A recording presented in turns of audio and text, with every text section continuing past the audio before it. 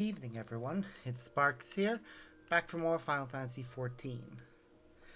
Yeah, I'm starting a bit later than I originally planned because I actually, after finishing Kingdom Hearts, I went and got some chores done, mainly laundry and food shopping, and conked out almost immediately upon returning home.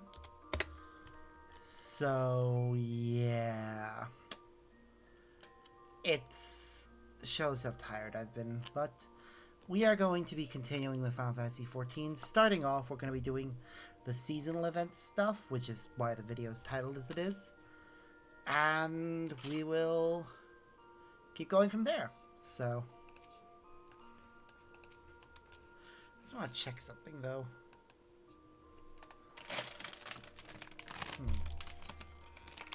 Chat log set. I'm just going to see...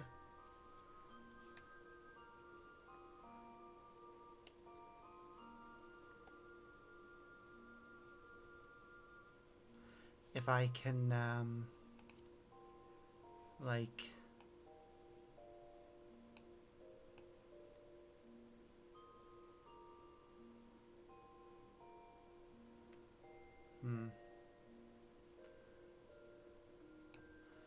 Nope.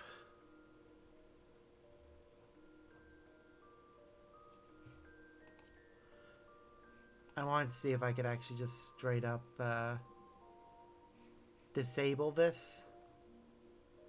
This doesn't show anything. Is there any way to do that? Oh, there we go. That's better. Just feels weird having it there on stream. Obviously, if I want it back, I just press enter and it'll come back. But yeah, we're in Ul'dah right now because this is where we need to be to continue with the seasonal events. While I'm doing them, though, because of the fact that I need to do my dailies still, I'll be queuing for them while I go through these. It should allow us to have a bit of action in between the long conversations. Also, the queues don't appear to be that long right now. So there are two quests. First, Kifik Jakia is looking a worried sister. Okay. Oh, if it isn't Sparks. It's been too long, my friend. And how fortuitous that you should appear now, just when I'm in need of help again. Pray, hear me out. See, my brother recently wrote saying that he wished to meet me in Ul'dah during the Rising celebration. However, the appointed hour has come and gone, and I have seen neither hide nor hair of him. I've checked all the likely places in the city, no avail, and beginning to worry. In too much trouble. May I ask you to help me find him? Sure.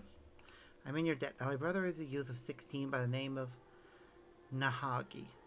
He recently became an adventurer, something he has aspired to since he was little. Being an adventurer yourself, perhaps you know of him if not crossed paths. I'm not familiar with the name, alas. Well, it would be too much of a coincidence, I suppose. At any rate, if he isn't to say, chances are he went outside on some business. To begin with, I propose we split up and make inquiries in case someone has seen him. If you can focus on this area, I shall speak with those in the quicksand. Afterward, let's reconvene by the entrance to the tavern.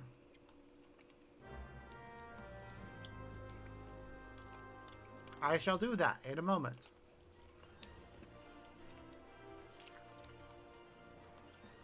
Nananji.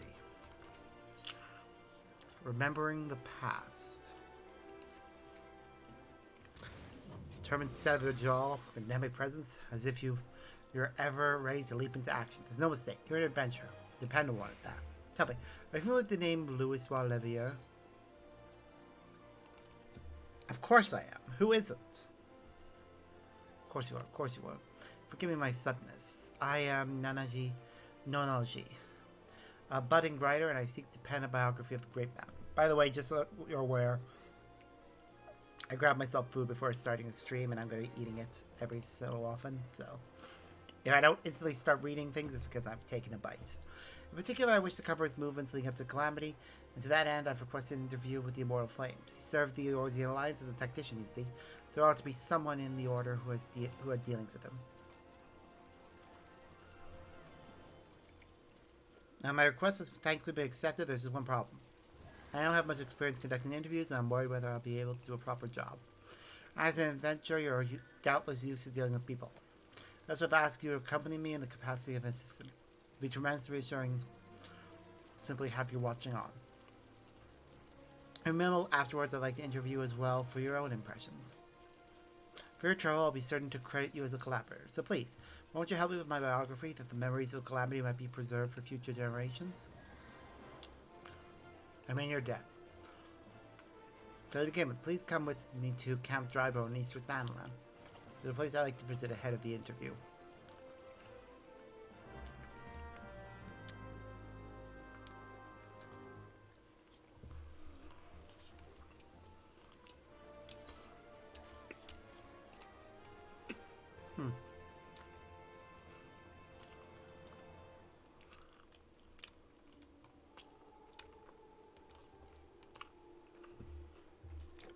Adventure, how may I assist you? Oh, no, I since he's doing some work for the Wandering Minstrel. Yes, sir, his client can point in the right direction to track the man down. That is, I'm afraid I don't know his whereabouts at present.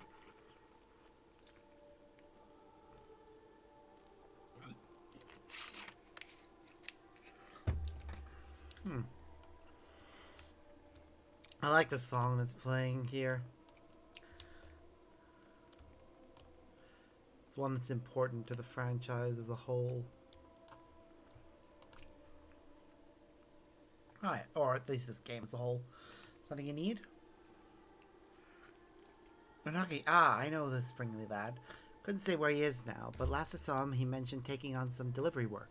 Curious one he is. Gets along with everyone well enough. It doesn't seem to like working in a team. What with talk of bandits prowling late, I can't help but worry. And I just had a thought, actually. Well, I have all of the things reduced so that I can hear other things better. Yeah, it was recommended to me that I boost the sound of certain things.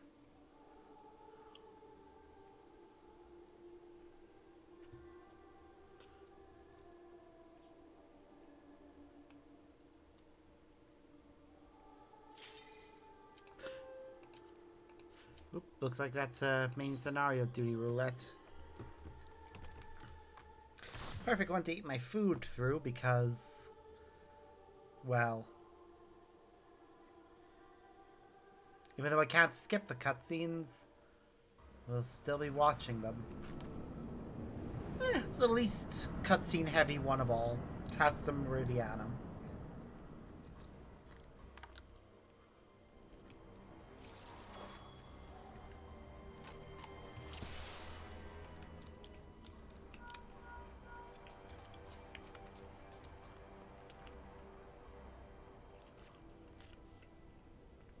Ooh, this is somebody's first time here. That's nice for them. Can they get moving? Tank?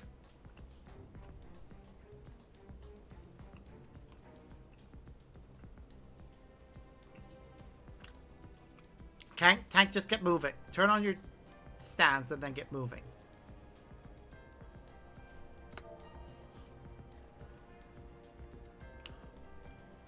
Wow.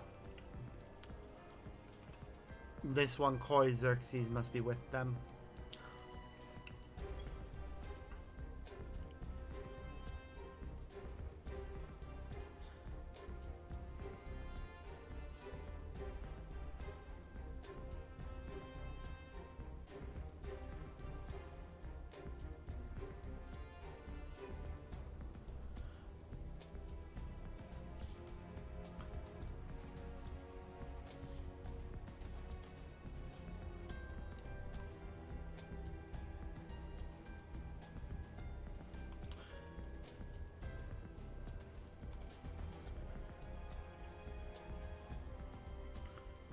Goddamn. We could get started without them.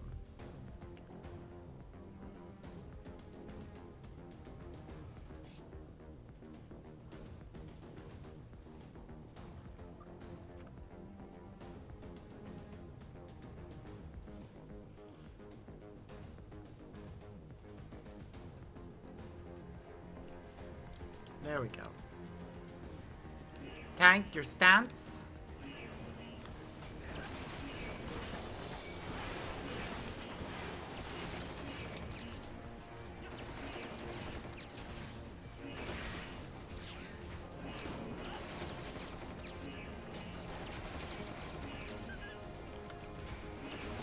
Seriously.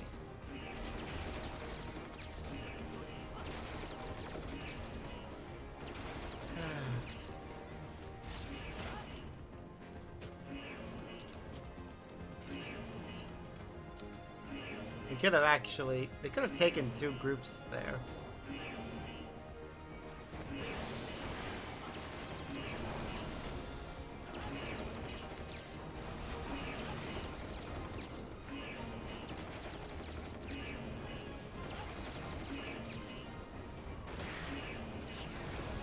Come on.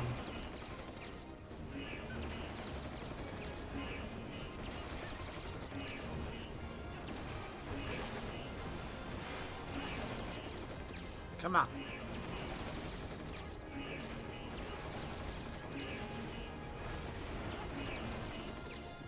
Okay, I actually don't blame them for going a little slower here.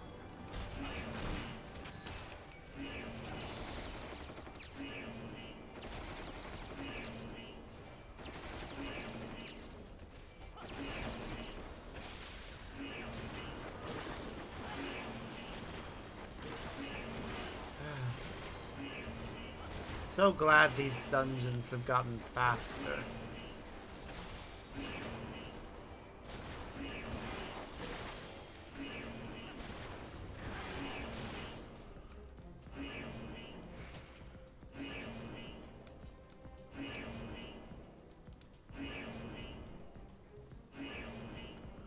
Ba-da-ba.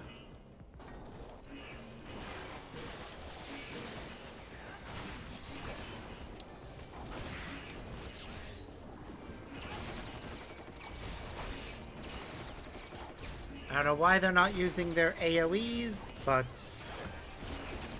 here we are. They have their, yeah, they have tank stance on.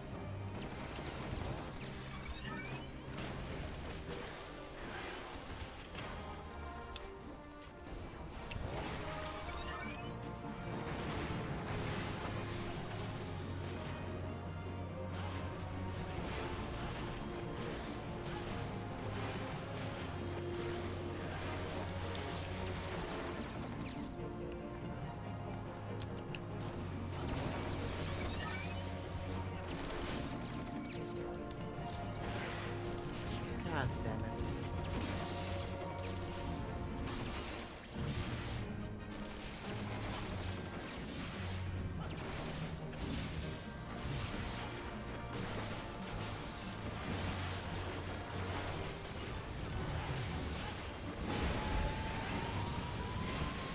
Oop. Aha.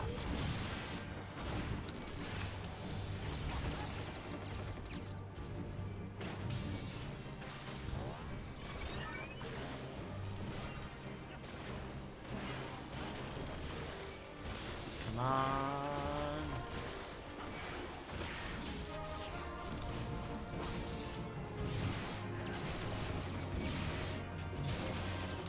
Seriously, tank? Can you use your goddamn AoEs?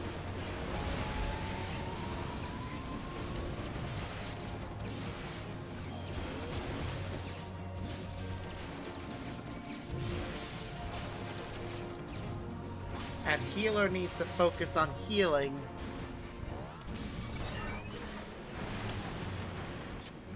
I know for some people this is their first time here, but still.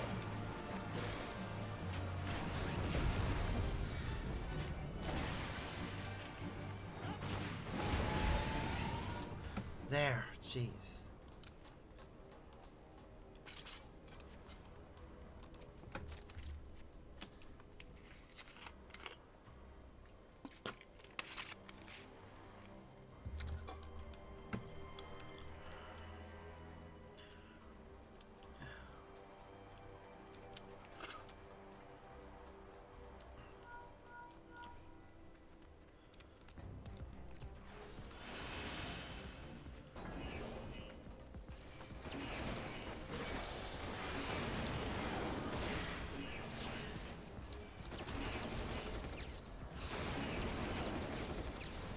So, this is gonna be slower than usual because not only is it somebody's first time, but it's very clear that they're taking their time too. Oh, and don't know how to keep aggro.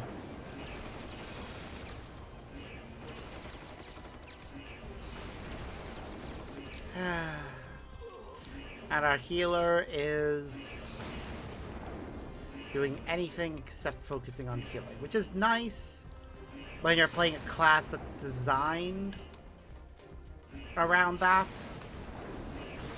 Like, if you're playing a sage, by all means, feel free to be more aggressive, but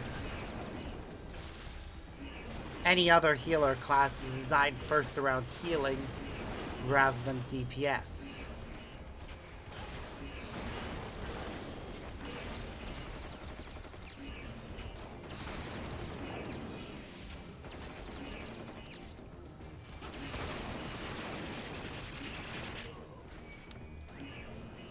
Alright, here come the Death Claws. And once again, the tank is gonna stop for them. Because Lord forgive you, actually focus on getting to the end of the level.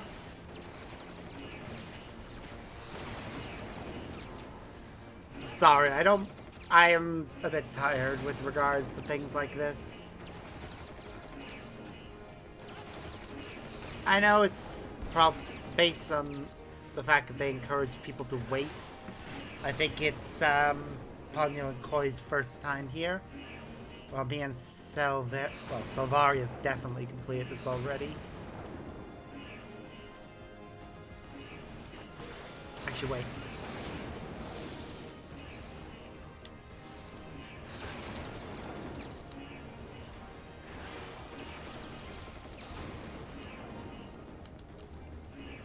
No, they've completed this already, so it must just be Ponyo. Ponyo's the new one, but they're playing with their friend.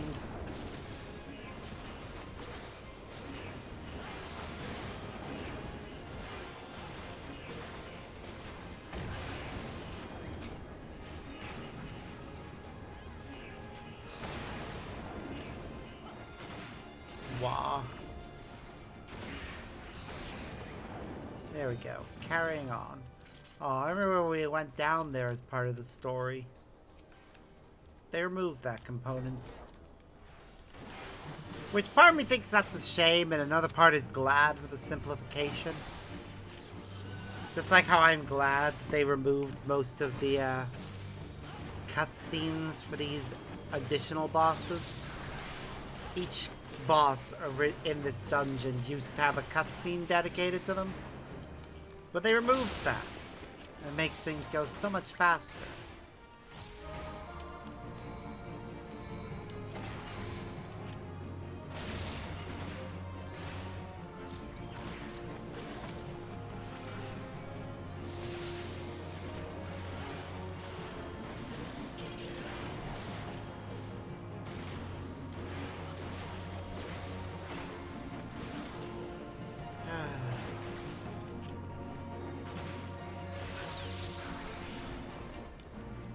Yep.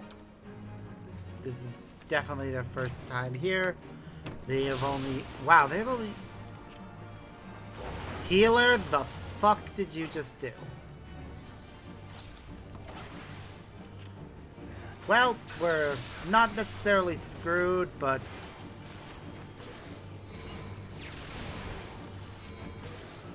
I don't know what the healer was doing that got them killed.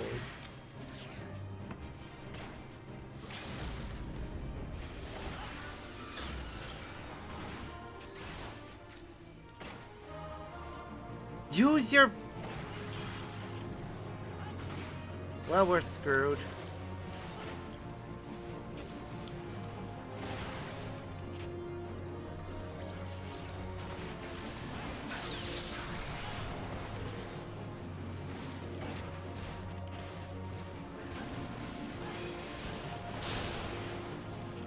Yep.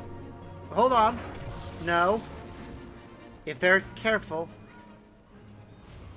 There. We just barely survived. And that is from somebody ignoring mechanics, because they were clearly standing right next to something. Somebody else appears to be... I guess you can walk back here.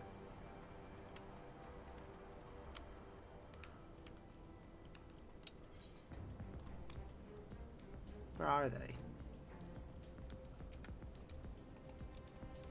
Oh shit. Silveria.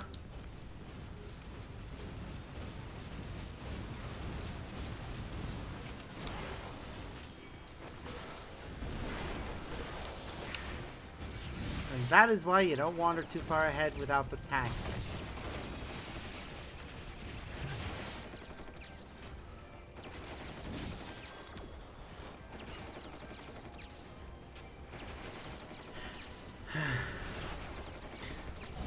I guess they were trying to speed things up, but they're part of the reason why that took so long.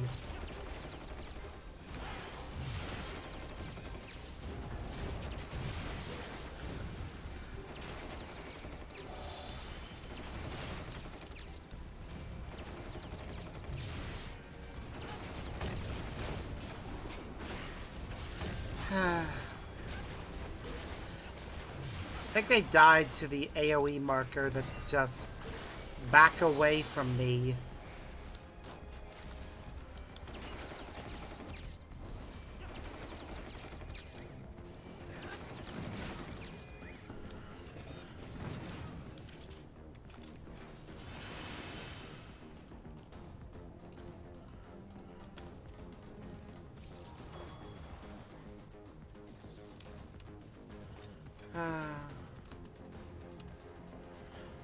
Come on, we're almost there.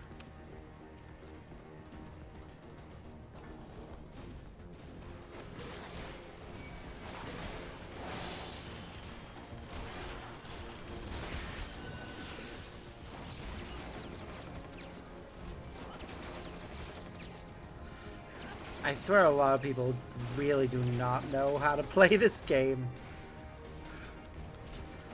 Even though the game itself tells you.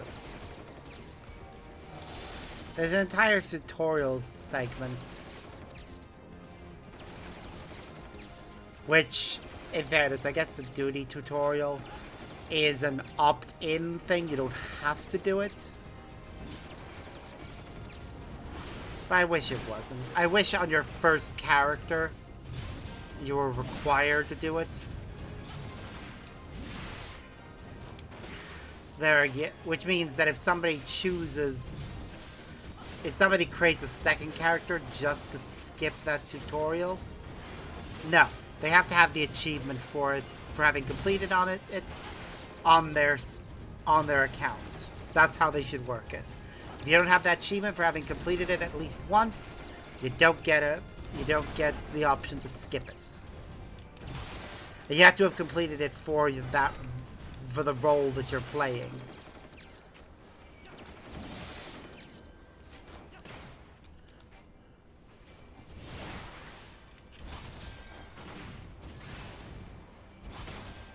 I'm not wasting my special powers attacks on this one.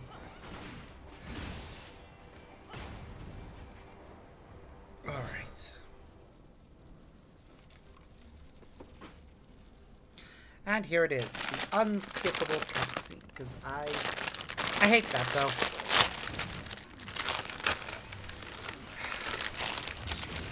Like, this is not a thing in later story quests.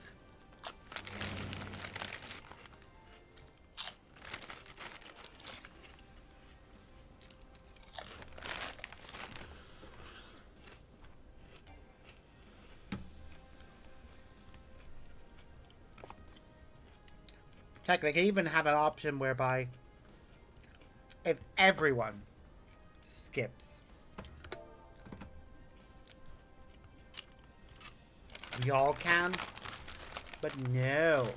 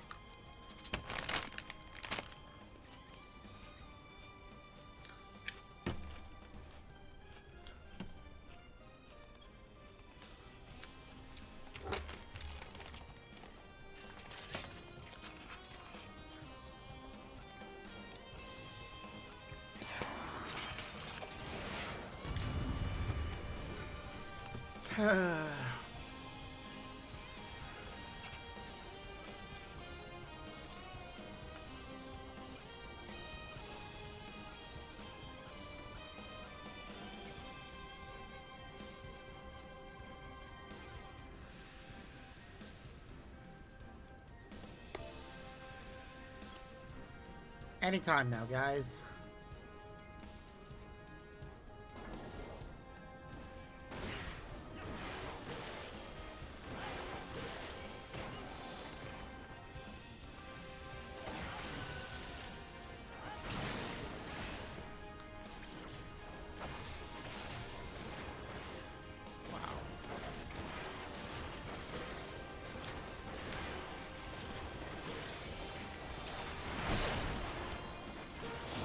Yeah, pay attention, people.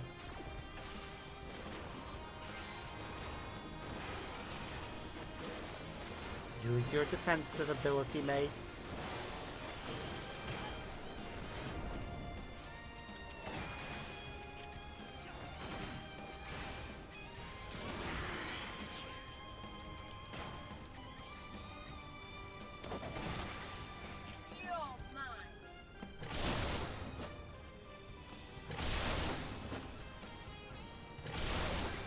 Seriously! My God. I know it's your first time, but... this is probably how my partner felt watching me with Zodiark.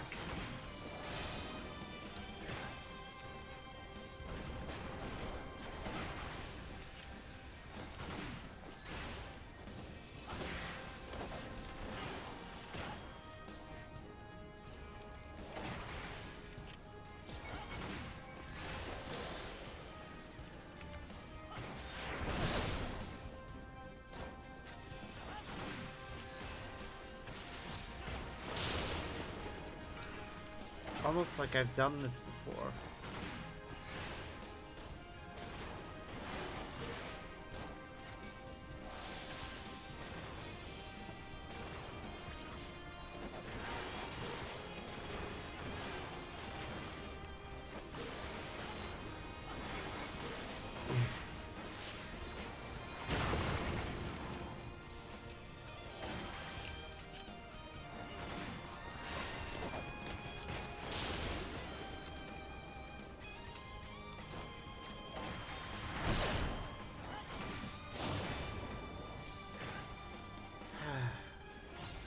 They'll learn. They'll learn. They always learn eventually. Or at least they should.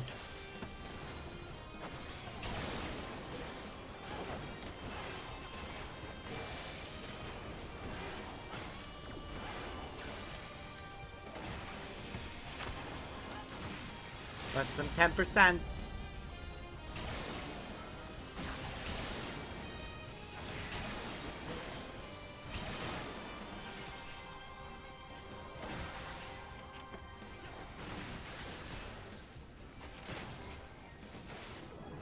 There we go. And we leveled up. Woo. I got the Bio Blaster ability. Gotta take a look and see how that works.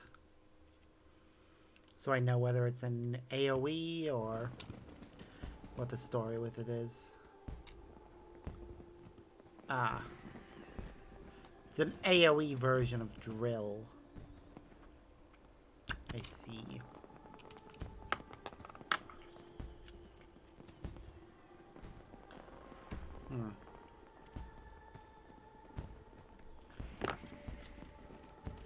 And damage over time, so it is useful. Alright, well, there's another person to talk to. And I'll queue for something else afterwards. So I can do a few business brand, best stay quickly. This says leads to follow, and incidents to investigate for the Harbor Herald. I see what apology. I haven't seen this. As a matter of fact, I've been working on my upcoming piece on the Rising. Just earlier, I was interviewing Everett Wandering Mistral, who's got another unusual venture in the offing. The Letter Forest, he calls it. If that piques your interest, I might get you go and see the man. He's at the Gold Court, over on the steps of Thal.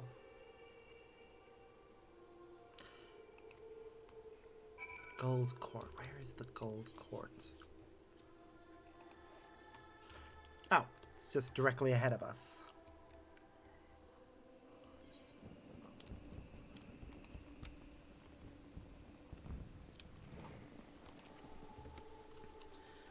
Greetings, friend. By your dauntless bearing, I assume you are an adventurer. How might this minstrel be of service? So, sister wishes to find him. Indeed, I have entrusted him with a task as to where he might be. As you may have heard, on the occasion of the Rising celebration, I am hosting an exhibit called the Letter Forest. I am invited to anonymously submit letters to this forest to express their gratitude and encouragement for one another, and all may peruse the letters at their leisure. Now, in order to collect missives from outside I've dispatched a chocobo carriage. Nungi is escorting said carriage. When he contacted me on Link Pro a while ago, he said they had emerged from the Twelveswood on their way back to Old Dock. Given the hour, they should have already arrived. I don't know what is causing a delay, but might I trouble you to look for them? I go myself, except I am needed here at present. I am truly grateful. In case it helps, the carriage was meant to pass through Blackbrush Station, so perhaps you could take your search to that area. Pray has nothing has befallen them. Okay.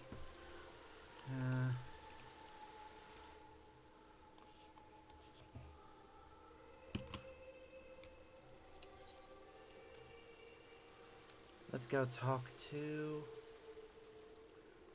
Keefy. Whatever. I can also queue for the next thing I wanted to do, which was normal raids.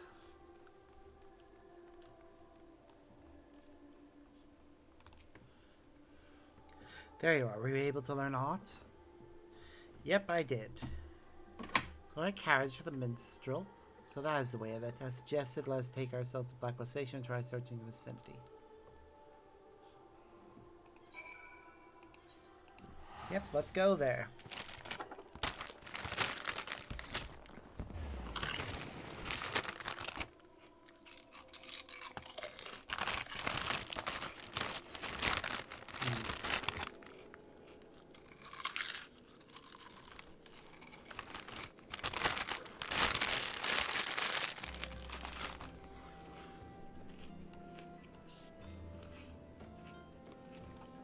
Enough of them. No sooner did I arrive, and this man came running out of breath. No venture, tank of 12. It's abandoned from the Quivering Mount on Chocobo carriage over by the clutch. He only had one guard, so the outnumbered. Please, you must help him. I mean, with me.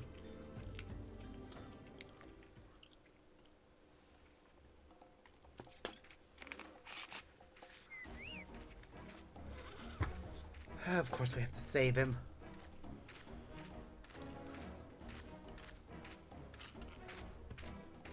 no end to them.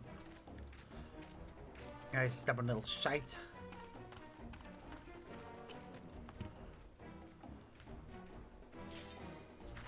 Enough, leave my little brother alone, or 12 is my witness you'll receive such a thrashing as you've never known. From this fearsome adventure here, that is. Of course, she leaves it to me.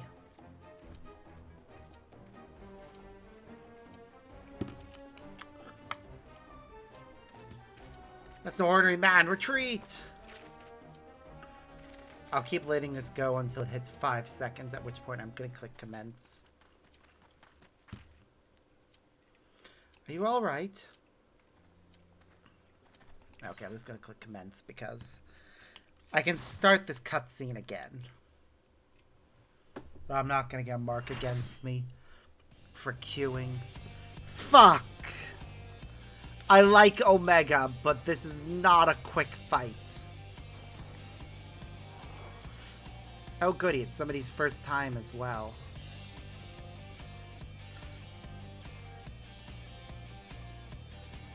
Do I have any food that can help? There.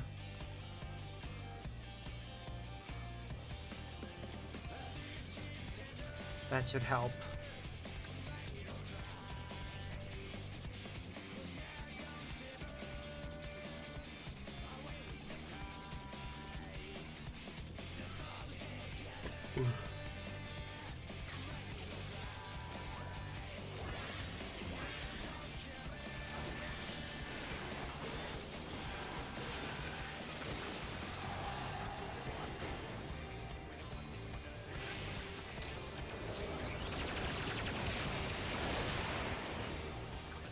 Come on.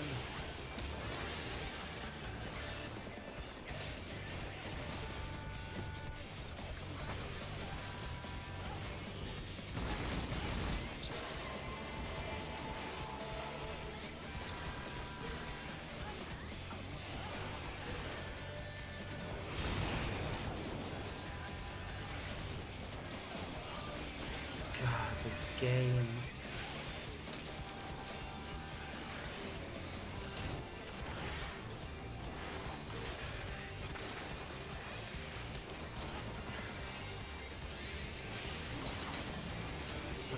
Starboard. I can't remember which direction that is.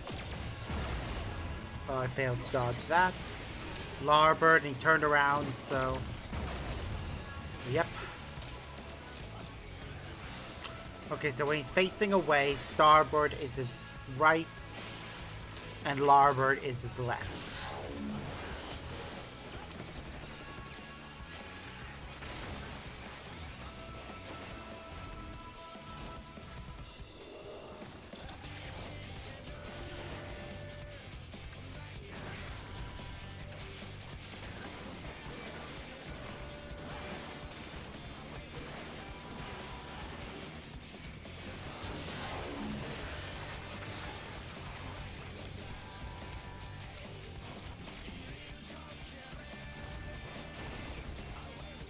Okay, we're doing all right.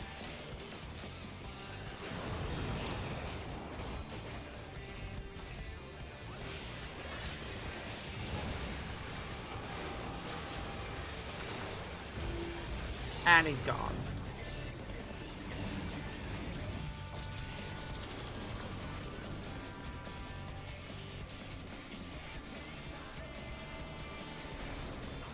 Fire!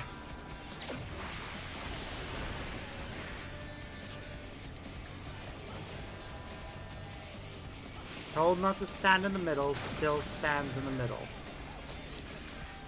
Like, do people just not listen? Oh, well, who am I kidding? Of course they don't.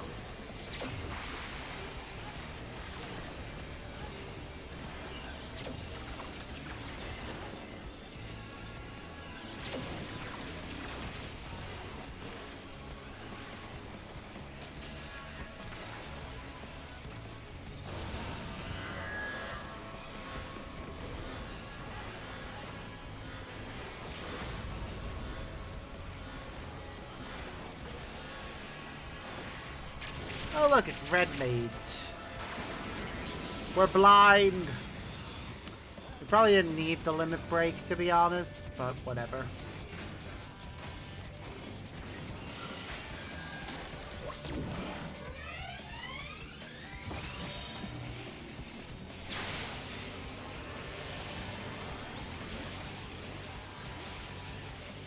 Everyone used their thing on it. Come on. We did it. Woo.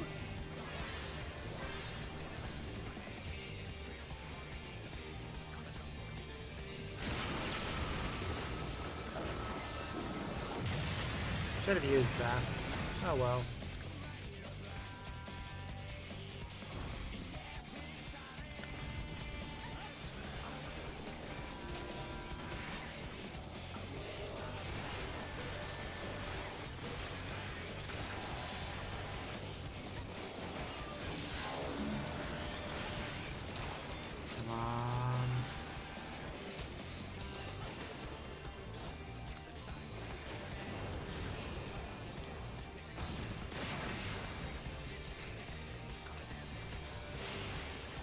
Doing all right.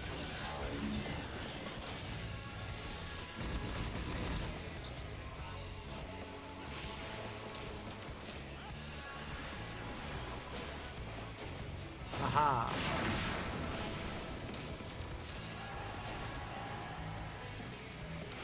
Oh, crud.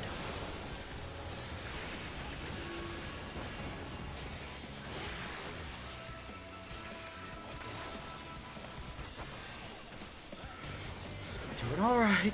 Come on.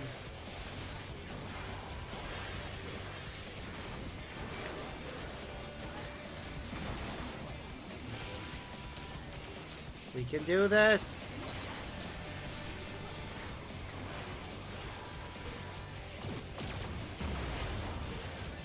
It's turned around and now it's doing Larbird.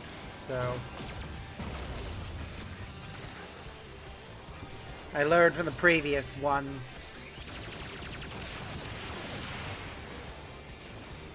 They always does one, then the other. But because it turns around, they're actually in the same direction. Oh, crud.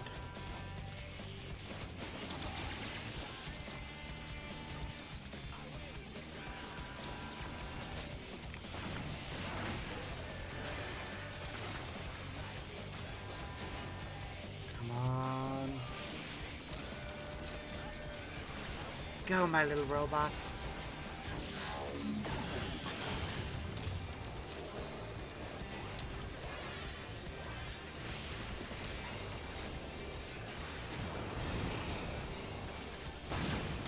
Aha. Fear my power.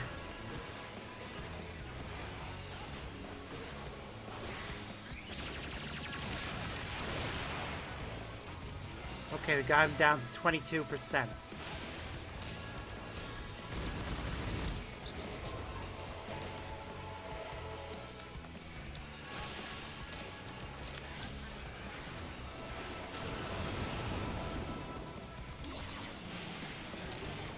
Larber, damn it! Yep, wasn't gonna make that. I said 0 chance.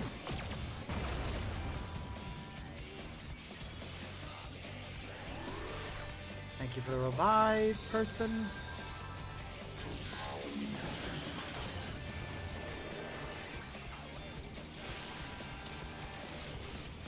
So now if the samurai can get a limit break off. Or not. The samurai would have made more sense, would have been more damage, but the red mage wanted to take it again.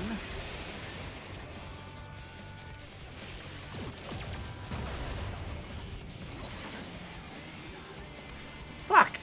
Change directions that time.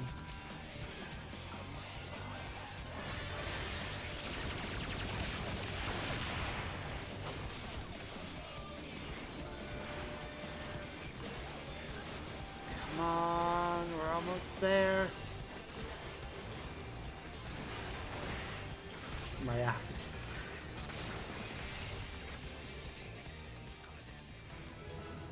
Yay, we did it. Now I can leave. I'm pretty sure I got all the loot I care about from this one, so yeah.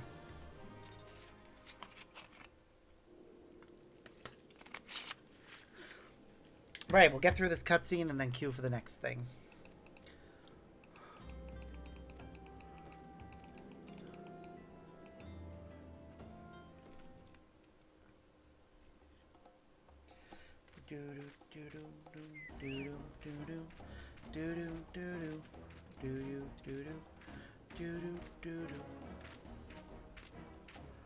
Damn it, there's no end to them. We have you now, you stubborn little shite.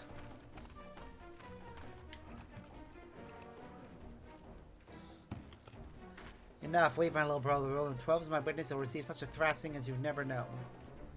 From this fearsome adventure here, that is.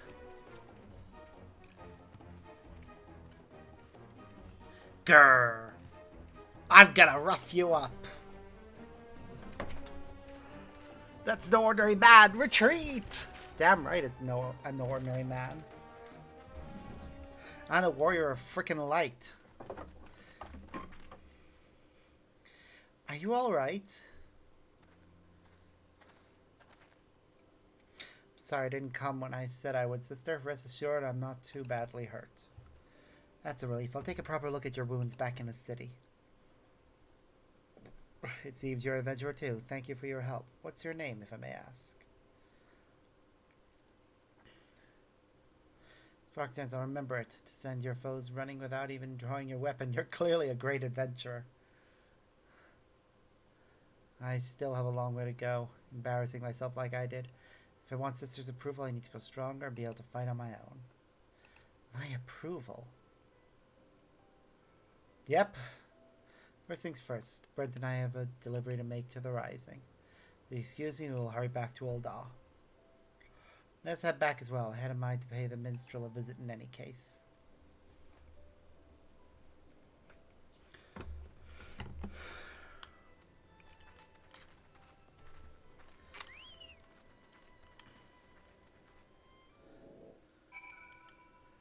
Ba-da-ba.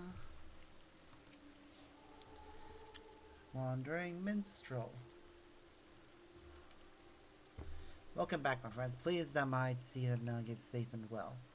Rising attendants inform me they now have all the letters. With this, we may proceed with the letter force as planned. Thank you.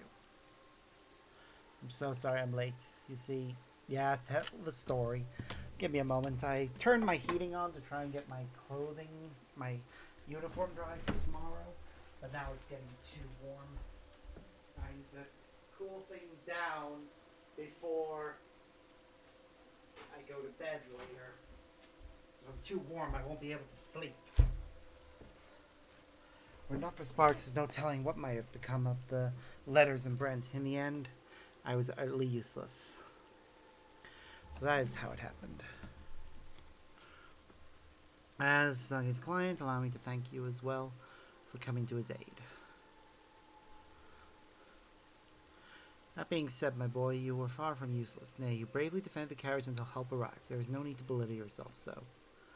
Well, Sparks didn't need to rely on anyone. Though he drove off the banks with nary more than a stern look, I couldn't hold a candle to him. I want to be able to deal with any problem without help. Otherwise, I can't claim to be an adventurer worth his salt. It'll take time for you to get to that stage without help. Tell me, all this time, have you been working alone, even for dangerous tasks? That's right, a worthy adventurer doesn't rely on others. If I'm to be the kind of adventurer you approve of, I must be able to handle anything by myself. I don't handle things by myself. My most dangerous stuff require 3 to 7 or even 15 other people to get done. You see.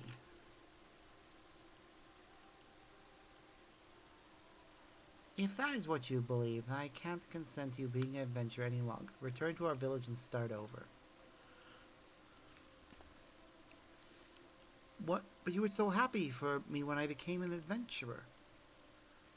I'm working so hard to succeed, to prove to you that I have what it takes, but now you've developed a grave misconception. Until you recognize what it is, I can't in good conscience approve of your calling. You can't accept this. If you wish to remain an adventurer, then you must win me over. It begins with pondering why you first embarked upon this path. Alright, sister, I'll think on this. Yep, she's trying to give him the kick in the ass he needs to realize that doing everything by yourself is not the right answer.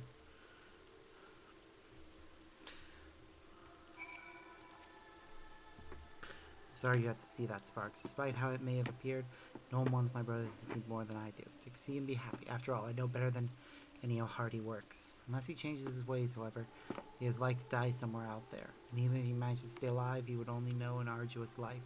That's why I didn't go out of my way to be gentle when dressing his wounds. If he could just focus on what actually matters instead, he obsesses about gaining my approval and comparing himself to others. Yep.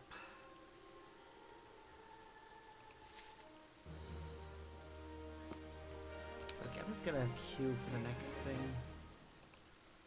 Let's see, main scenario, trials, leveling. All these other things take a bit of time, so I might not do them. I might save them for the morning before I go to work. Yeah, that sounds like a better plan.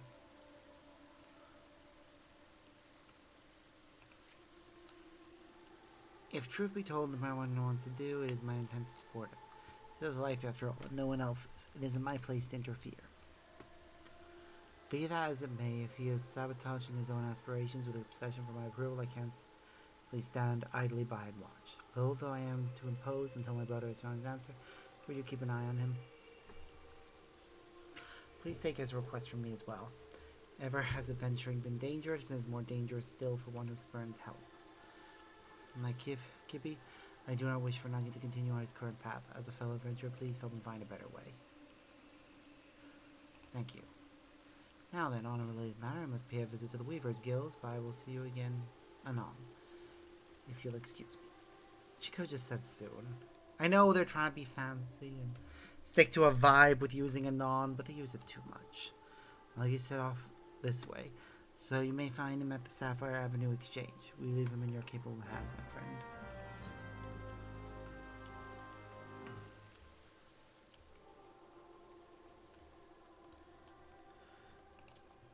Sprint combined with the class-specific, well, not class-specific, but role-specific ability. It is interesting that ranged classes get that one. Feels like one that would be useful for everyone, really. Because it's just a little speed boost outside of combat. Oh, it's you, Sparks. What is it? That's I'm sorry. This is really something I should be doing alone. Still, it's nice to have someone to talk to. Like my sister Baby, I'm pondering why I chose to become an adventurer in the first place. She's looked after me since I was no more than 10 after our parents passed away. She was already a reporter by then, and her work took her to various places, heard tales about adventures, and came to admire them. Upon learning of the full extent of the impending calamity, she took us to a village in the mountains where our aunt lived. It's desperate times like these that people need stories of hope, she used to say, and I believe she had wanted to remain in Gridania and continue her work, but she left in order to keep me safe. I was a burden to her then. I don't want to be a burden to her again. For that, I needed to show her that I don't need to depend on others, and I am a capable adventurer who can handle anything by himself. Wasn't mind, I can't understand what's wrong with that. Well, when in doubt, I suppose I should do what adventurers do and gather information. It would be good, I think, to speak with people like my sister, people who aren't adventurers but are familiar with them. Who no doubt would fit that description. How about the face of the Adventurers Guild? Of course, who else but Miss Momodi? Her capacity as guild representative, she's bound to have some valuable insight. I'll seek her out at once.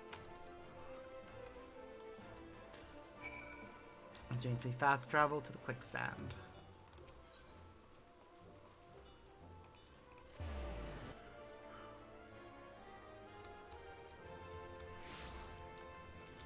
I will actually queue, though, for this.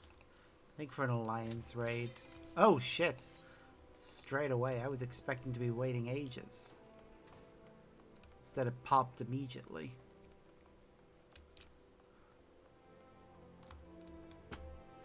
Oh, we'll wait to see if we actually are going on this. Don't want to start a conversation, only have to start it all over again.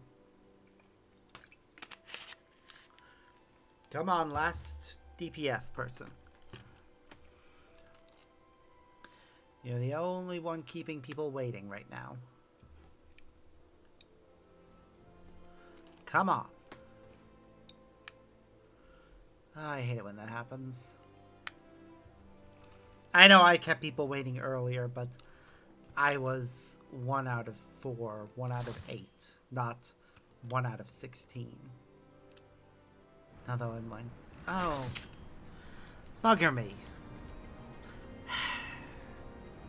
Another one I absolutely hate. I've gotten better at it since I learned how one of the mechanics of this first fight works. But still. Bugger it all, bugger it all. Why, oh why, oh why?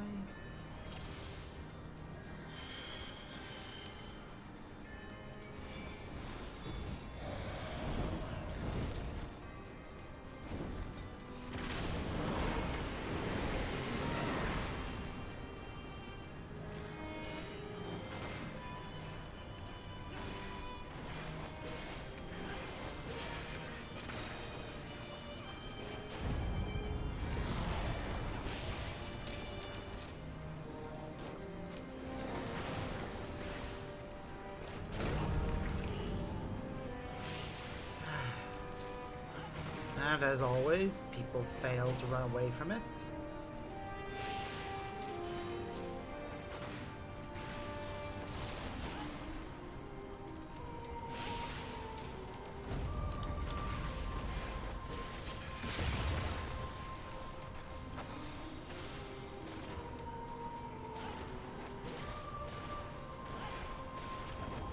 Come on.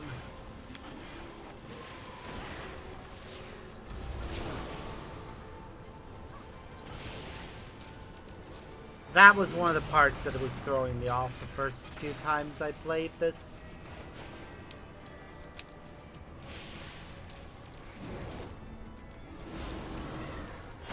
And this was a second bit.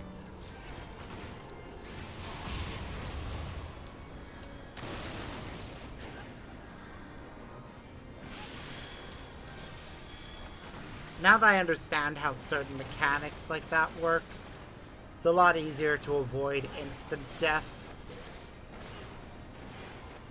Still not, like, still possible for me to mess up somewhere and die all the same, but it's a lot less common.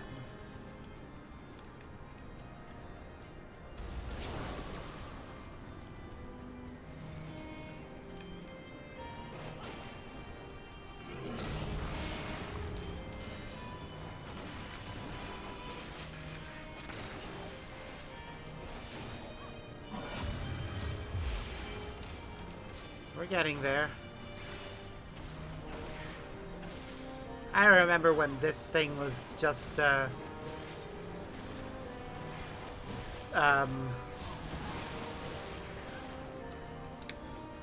was it? A randomly occurring boss in the overworld of a previous game. This is kind of what it is here. Like, its presence here is definitely a reference to that. And even its abilities are very similar to those of its previous incarnation. Fuck. I don't have sprint right now. So...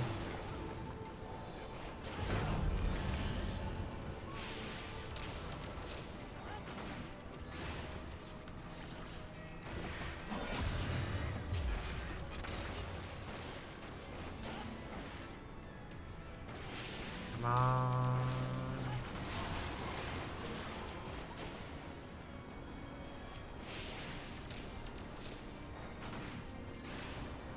Ooh, we've lost a lot of ground.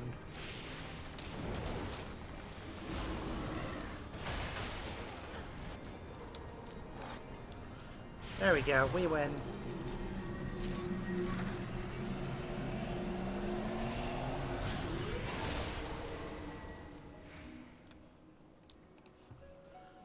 Loot that I don't need and don't want.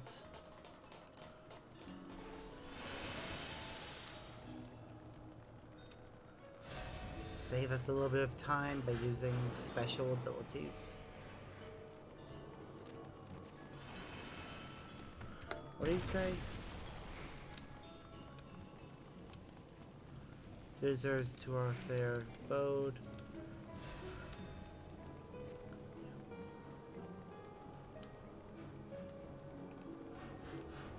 Yep. Ow.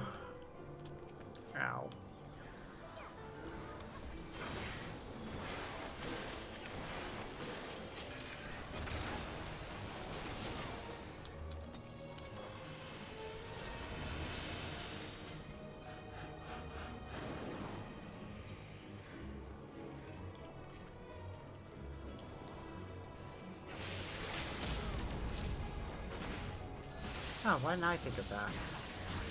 Ah, the 1 per hour thing has already used it.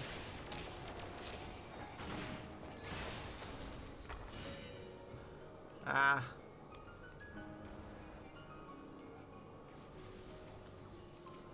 Oh well.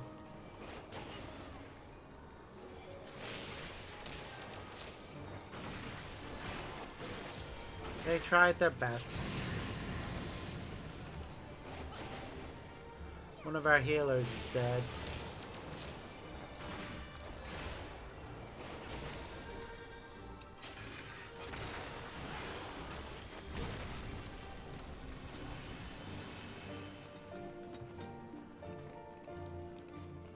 Do do do do.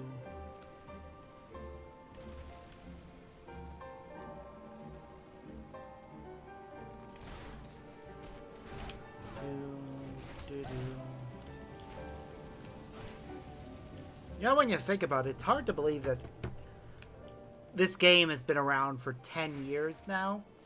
Or... yeah.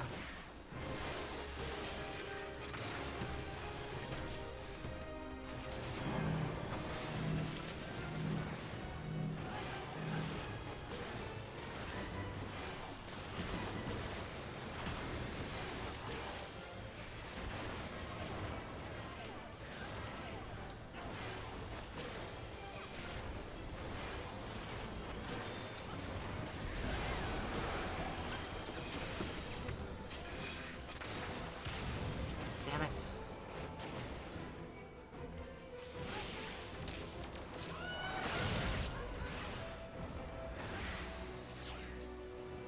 We faced this guy before in a different dungeon. It's interesting fighting a more powerful version of him.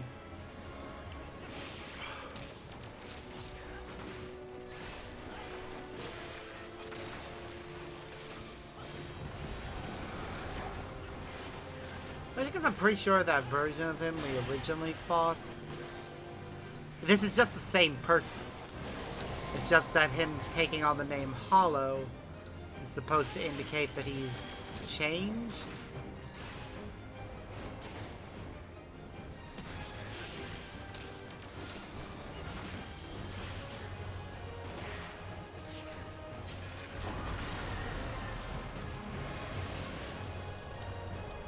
Okay. He's got a shield around him. We need to destroy the shield by destroying the things that power it.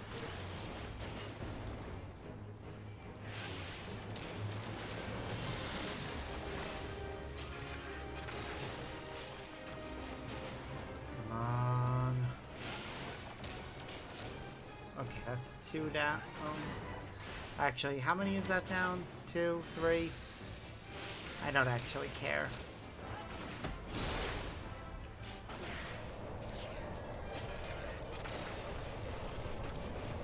He's doing something. There.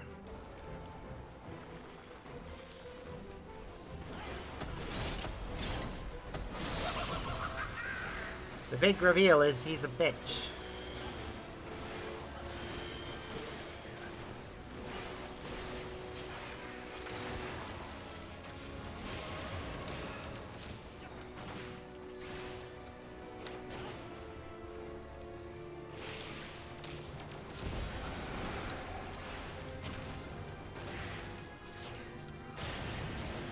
God damn it.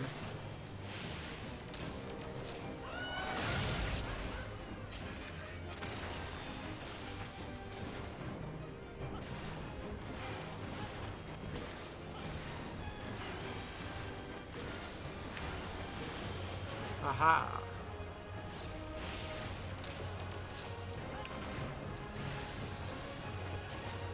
Come on. I'm pretty sure I'm in a safe spot right here. And we're nearly there.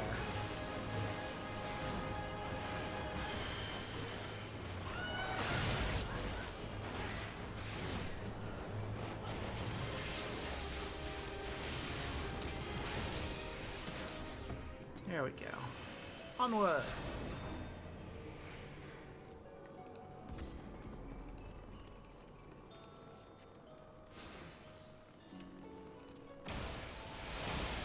Oh no. Lasers.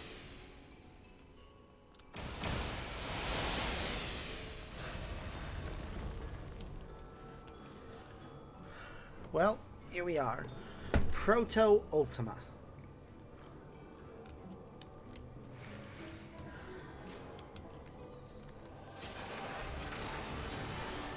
And just as the name implies, it is significantly weaker than the actual version of Ultima that we face in the main scenario. Even more so since the revamp.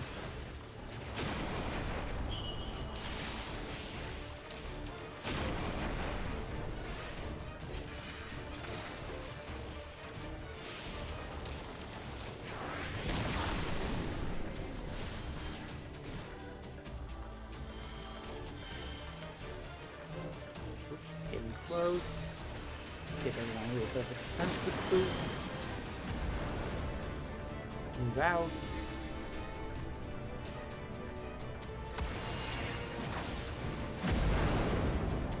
Move here. Yeah, don't be in the part around the edges. That's where you die. Why did that person stand still?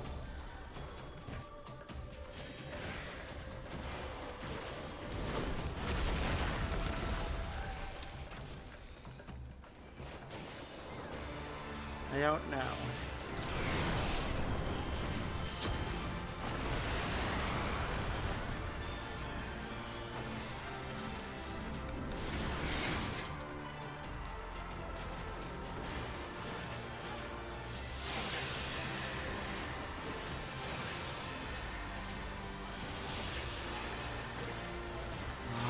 Defeat the collectors.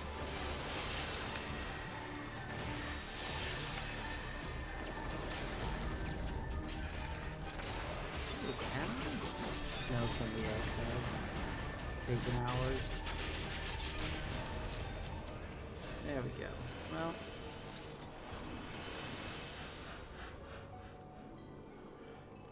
final two bosses.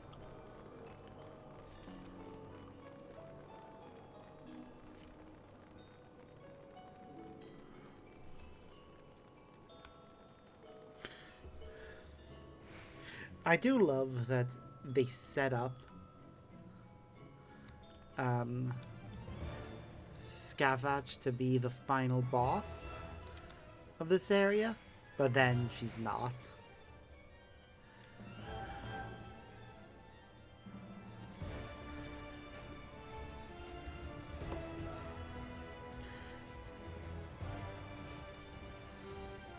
Like, she definitely gives off final boss energy.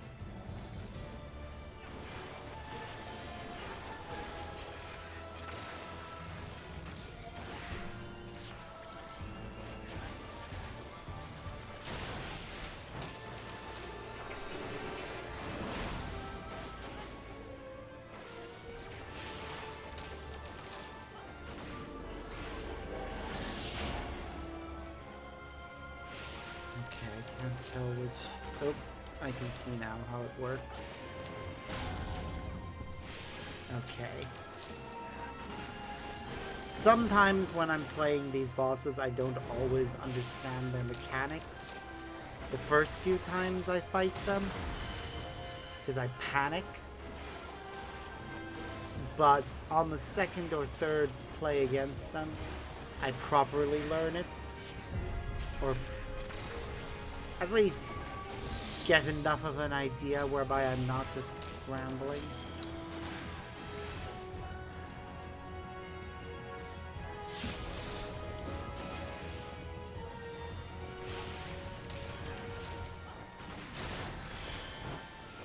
Aha.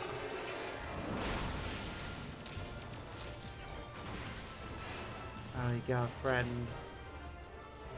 I do like the design of a friend.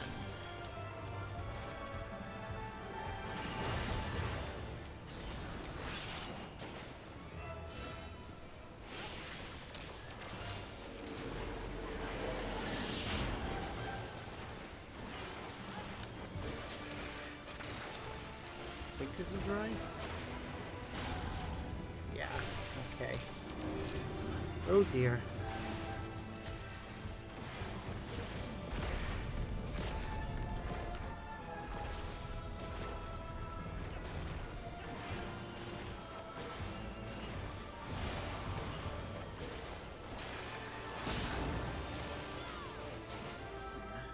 Ba-da-ba. All right.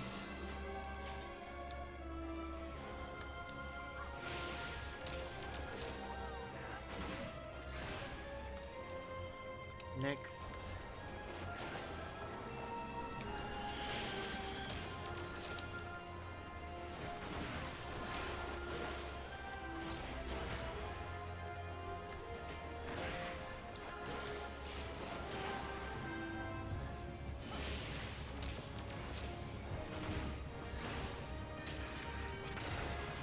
Ba-da-ba-ba-ba-da-ba-ba.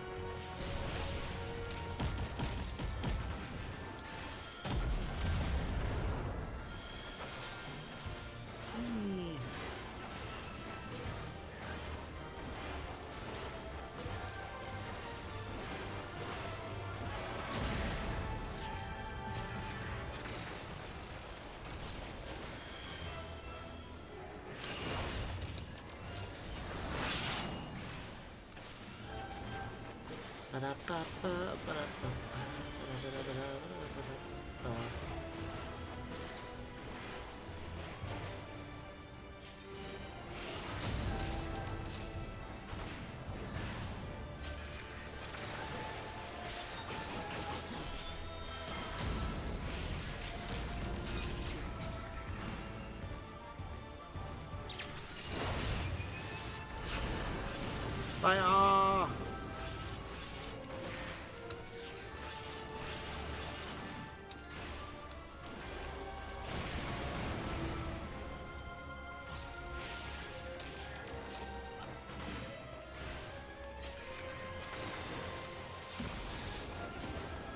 Aha. And we've nearly beaten her.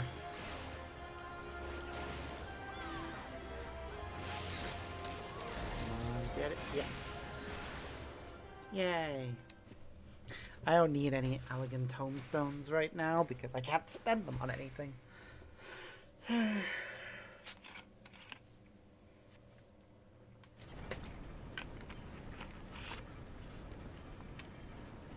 The fact that this room is a lift. Like, wow. Now the floor at the top has this little platform here. But then the rest is just this. Well, here he comes. The actual final boss, Diablos, who originally appeared as just a standard final boss in a previous dungeon, was elevated to this maniacal, conniving schemer. Like, yeah, when I first saw him in the previous thing, I never would have thought that he'd become what he actually became.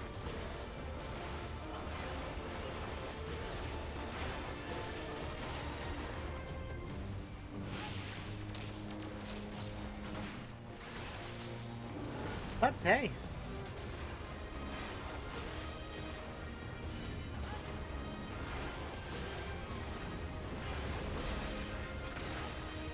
They managed to make him way more interesting.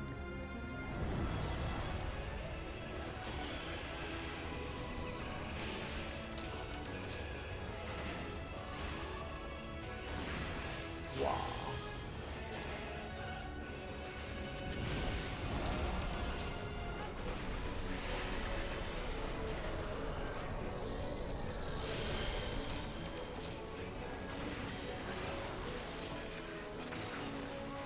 I don't know if I got the timing nice. Yeah, I got the timing right.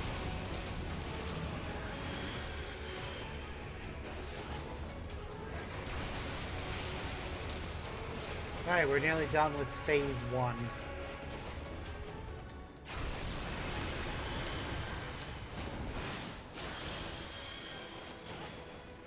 There.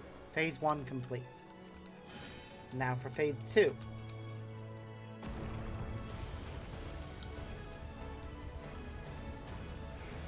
Phase 2 is... he's gonna try and kill us with this giant door.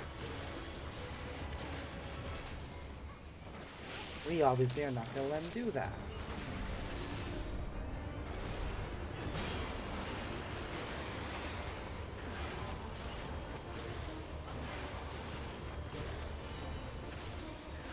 Haha.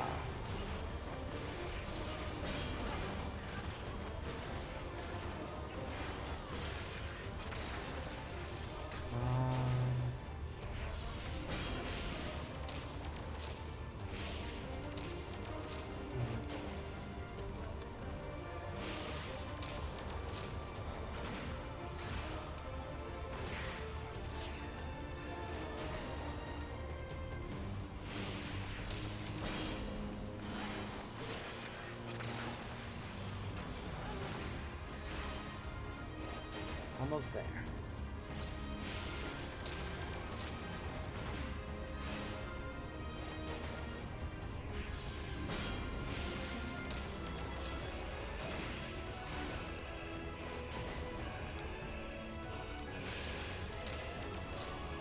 Yeah, that giant sphere there.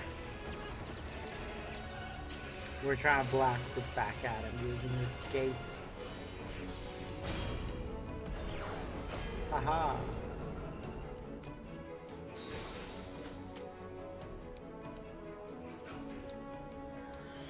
There he is.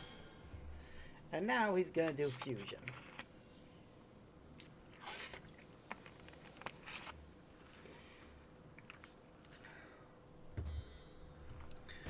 Fusion, ha!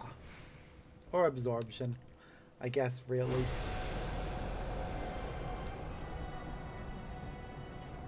And he becomes Diablos Hollow. Now, the only issue with this, we can't hurt him.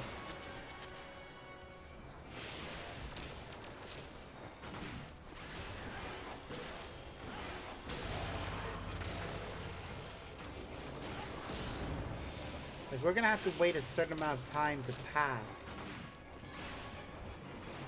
for his damage immunity to go away. Because there it is.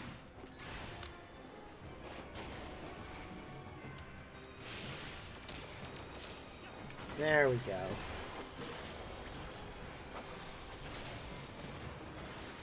It does bug me that he has that at all.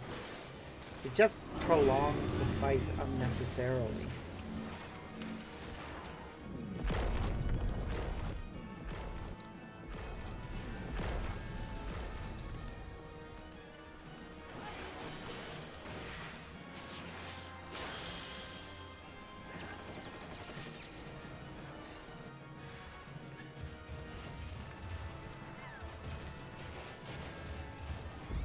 A certain number of us needs to help deal with this thing.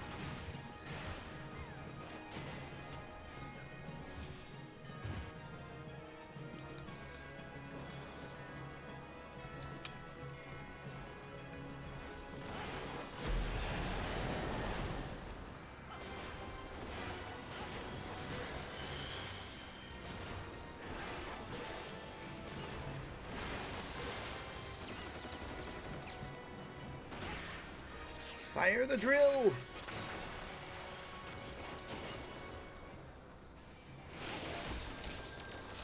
Next time I see him go to use oh, God damn it. This again?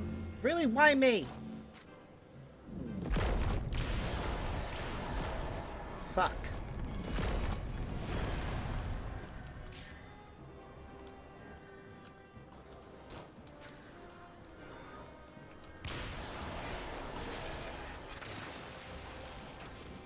We have no healers in our party right now.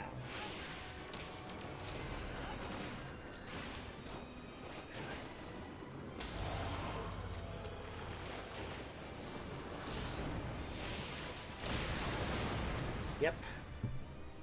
Because all of our healers are dead. So... revive the other healer, please. God damn it. This is not going well. All the healers are going down. Some of the parties are just straight up dead. Okay. Healer.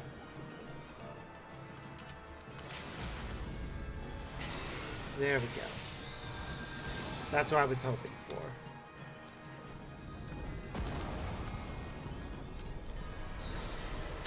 Oops.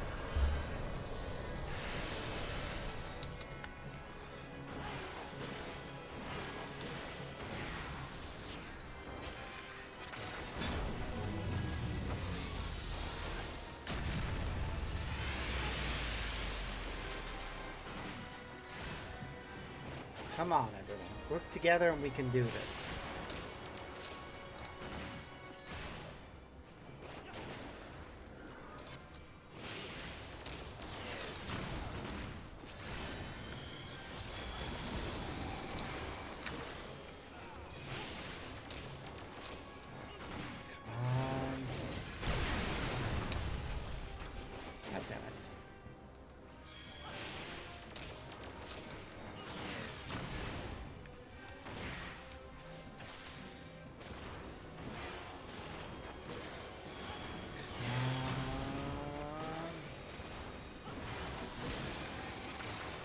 Almost there.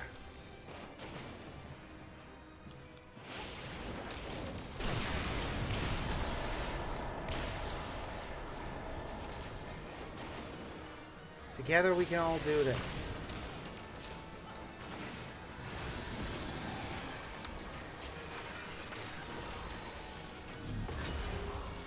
There we go.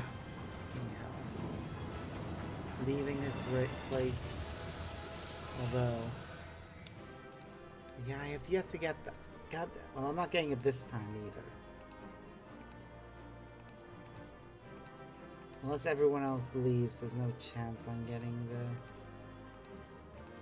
the minion. It doesn't look like they are. Everyone else wants it. Still, everyone else... oh, where's not something on? Everyone else could roll worse than me, so I should wait and see what happens.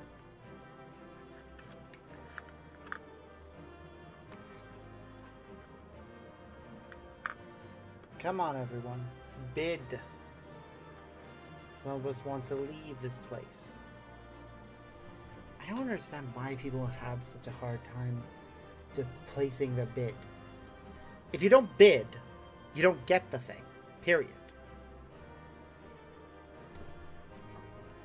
Thank you. I didn't get the thing.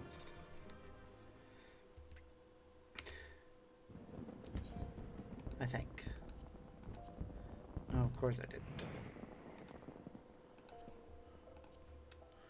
Need to remember to get rid of a bunch of stuff.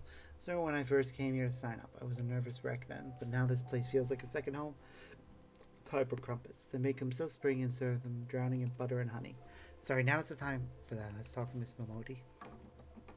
Yes, you go do that. While their conversation starts, I need to put some things away before we continue, actually. So give me a moment.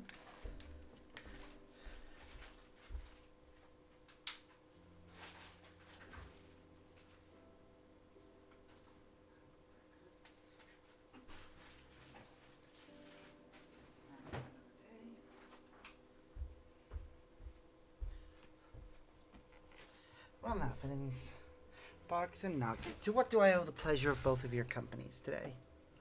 I was hoping to get your advice on a certain matter.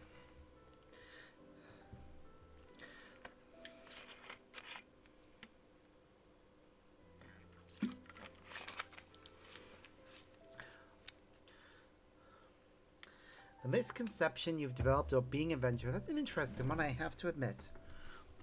I'd like to figure it out. I keep going around in circles. I thought you might be able to offer some insights.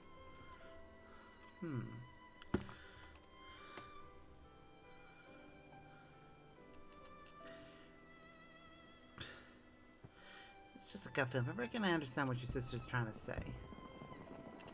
Tell me now, suppose you fail to get your sister's approval. Simply give up being an adventurer? Will it all become meaningless? There are fireworks going off somewhere. In-game.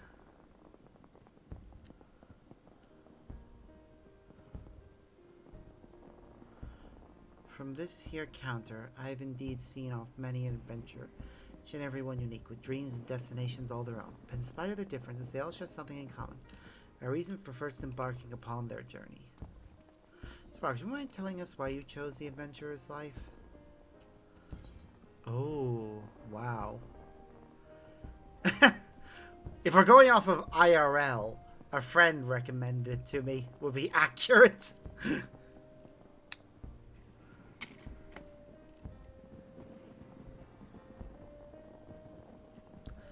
Is that right? How sweet. Keep that friend close now, you hear? Oh, I intend to, considering they're my partner. And you and I, what inspired you to become an adventurer? It's simple, really. I heard about adventurers from my sister and became infatuated with the lives they led. Like they want to be able to see the world while helping those in need. Then isn't that enough? Your sister's approval or no, you have a reason all your own.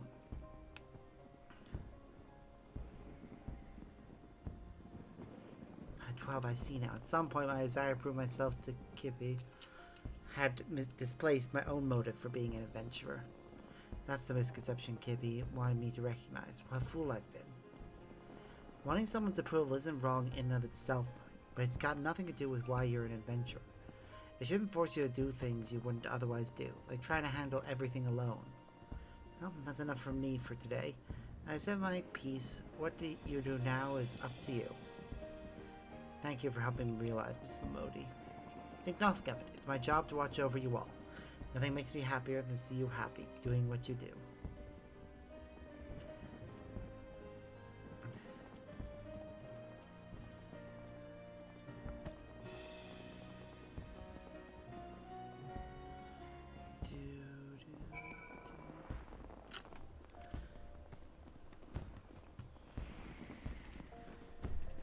Thank you, Two Sparks, for accompanying me. I think I know what to say to Kippy now. And loath I am to trouble you again, there's something else I'd like your help with. So you have the letters we collected in Laminsa.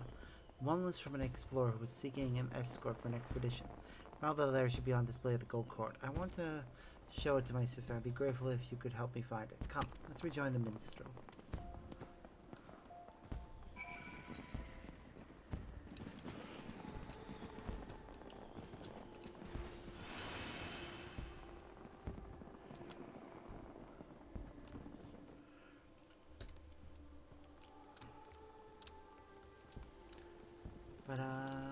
Hello.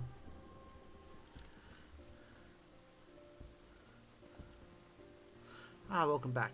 Dare I hope you were able to find the answer? Yes, I'm happy to say Miss Modi helped me come to a realization. When I go speak with my sister?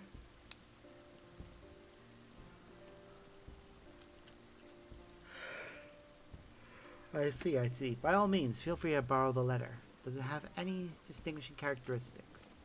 As I recall, there was a large drawing of a blue chocobo on it.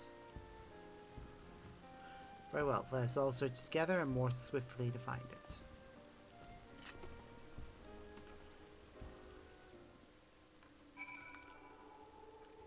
Letter with a blue chocobo.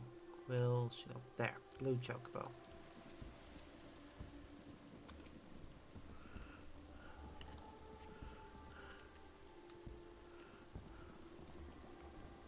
Whichever how pairs are during. Mine continues and I wake up to the sound of birdsong and lie down to sleep beneath the moonlight as I seek unblazed trails. Long ago, when an adventurer aided me, I was made to realize how alike we are. Deep down, we are simply travelers who thrill to make new discoveries. Thus do I write this letter now in hopes of recruiting such like-minded souls to join me on an expedition. If you would all share my desire to make the uncharted, I invite you to seek me out, the drowning wench in Limsa Laminsa. Eagerly do I await your coming. There, recruiting adventurers bears a drawing of blue choco. Must be the missive.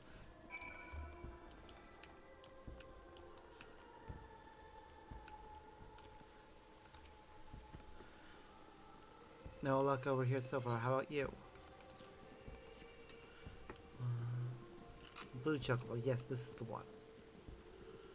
All that's left then is to talk to Kippy. Do you know where she is?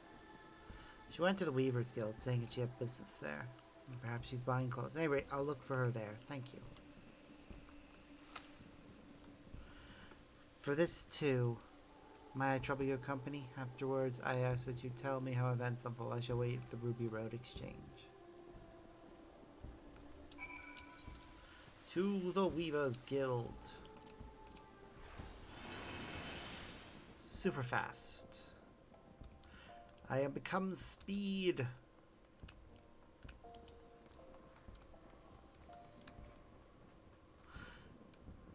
I can't remember how much it actually increases.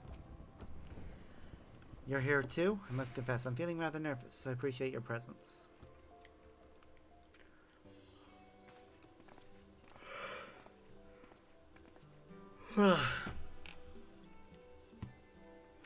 Oh dear, you came to find me. Apologies for taking so long. So, we're able to find the answer? Alright, to begin with, I want you to look at this.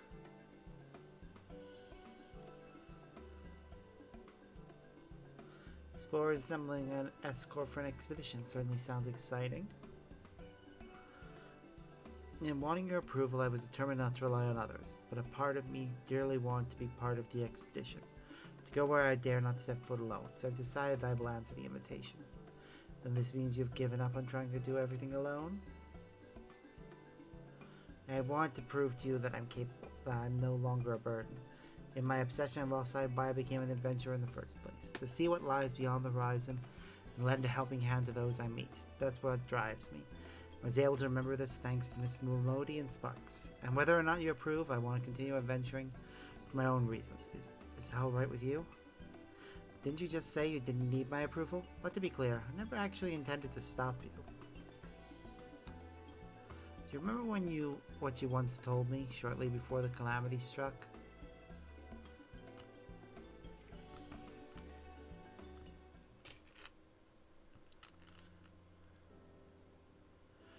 Did you interview adventurers again today? What were they like? What kind of places have they been to? You never get sick of hearing about adventurers, do you? Never ever. When I grow up, I want to be an adventurer too.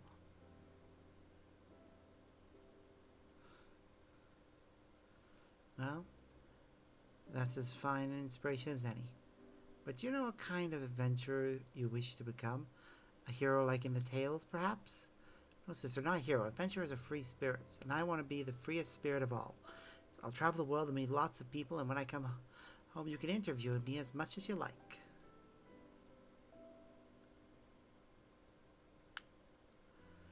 Aw, for that boy's spur and help my approval, I couldn't bear to see it. In order to bring you to your senses, I may have spoken a little sternly. As an adventurer, you'll experience no small amount of hardship. Choose your path because you want it to be free. So don't let yourself be shackled by expectations, be it your own or that of others. And instead, take things as they come. Aww. So long as you are true to yourself and recognize your limits, you'll surely find a way forward. And remember, not even heroes can accomplish everything alone. Relying on others doesn't make you a lesser adventurer. If anything, the freer we are, the more we need to look out for one another. And that, I believe, is the essence and beauty of venturing. Wouldn't you agree, Sparks? The hero needs friends as much as anyone. Understood, Kippy. I won't ever forget this. Knowing you, I expect you're writing the answers to the Explorer's petition in Limsa Laminsa. You'll be taking an airship, yes? In which case, I shall give these garments to you now. I had them made for you, thinking it was past time you had something better. Thank you so much, sister. Must thank you too, Sparks. You're the kind of adventurer I admire, and I'll keep on working hard to be like you. Couldn't have asked for a better person to watch over my little brother. I appreciate everything you've done for him. Look forward to meeting you again, be it for a story or something else. With that, we take our leave of you. Till next time. Aww. See your siblings off, safe in the knowledge that all will be well. Time to join the Wandering Minstrel and relate to him the tale's happy conclusion. Yeah. There's a fast travel thing nearby.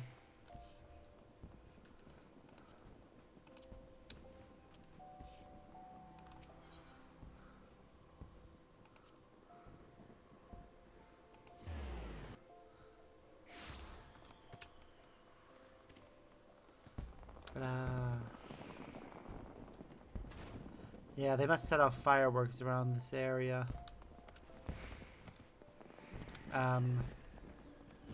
Around midnight. Eorzea time. Oh, that's nice.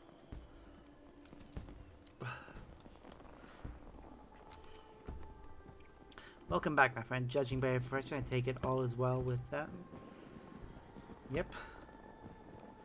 Pleased I am to hear it. When we first set out on our journeys, 'tis usually for the simplest of reasons. Yet as we make our way, those reasons become lost in the haze of motives, causing us to lose sight of what truly matters. In such time, if we can but remember what prompted us to take our first step, we will always find the strength to take the next. Nagi shall be fine. I am certain of it. My thanks for keeping an eye on him.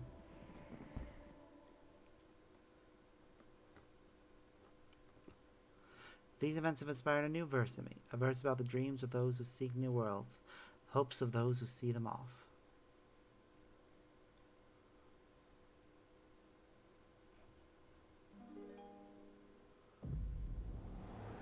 Ooh. Okay, Echo activated. What's happening now?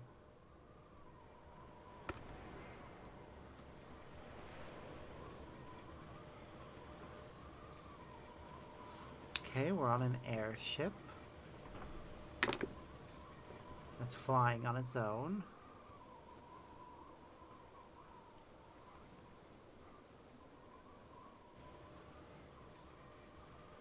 Greetings, Warrior of Light.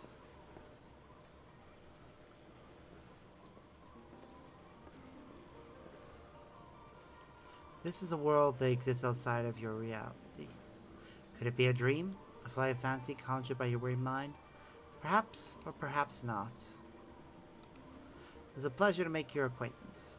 My name is Naoki Yoshida, and I have beckoned you here that I might express my gratitude. 10 years have now passed since the world was reborn from its ashes, since we set forth upon this journey. Countless things have happened during that time, and I have had the pleasure of meeting many an adventurer along the way. If truth be told, it hasn't always been easy. There are moments when I wonder why I must struggle so, days when I'm tempted to cast it all aside. But in spite of this, I always manage to carry on, and it is thanks to my wonderful comrades, and to you, our esteemed adventurers. But now I must have been regaled with tens of thousands of your tales. You usually share them with a smile, but even when it is with a frown, tell me that you're still enjoying yourselves. 'Tis no exaggeration to say that I derive all of my driving force from you all. From the bottom of my heart, I thank you. Ours is an unending journey, and nothing would make me happier than if we could keep walking it together. As you make your way, we promise that we will ever be at your side, matching you step by step. Now the time has come for this vision to end. Time for your eyes to open and this waking dream. Much time has passed since the world was reborn from its ashes. Countless souls have made this place their home. Every single one has left an indelible mark upon it.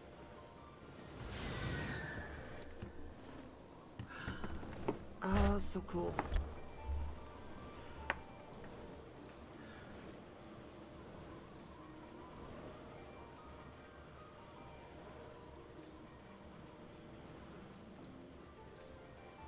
Together we have built this world, and it is our sincerest hope we shall continue to do so for many years to come.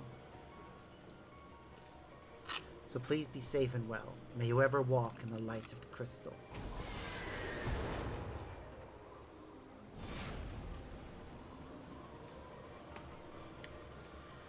Aww. That's nice.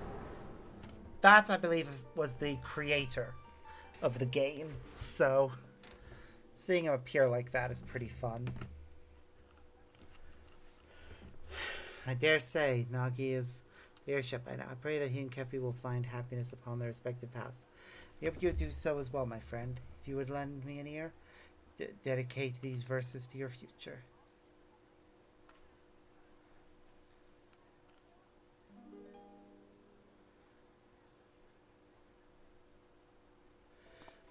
By morning light the journey starts, a trill of hope within our hearts. On westerly winds to river song, into the world where we belong. Oh, he's been given a nice outfit.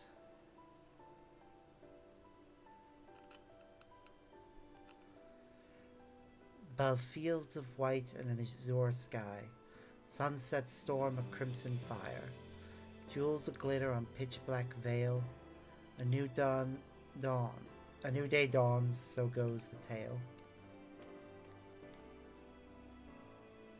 By eternal wind we carry on, boldly towards a golden morn, with memories as a guiding star, shining our steps both near and far.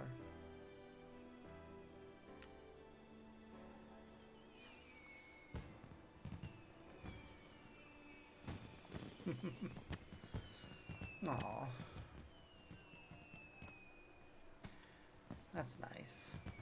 Where you will go, whom you will meet, what you will see, there is no telling what the future holds for anyone. You come what may, I bid you never forget this. The bonds you forge, the memories you make, and the footprints you leave behind, they shall one day spur you forward. So pray continue walking your own path. Wherever your journey leads, I shall be praying for your happiness.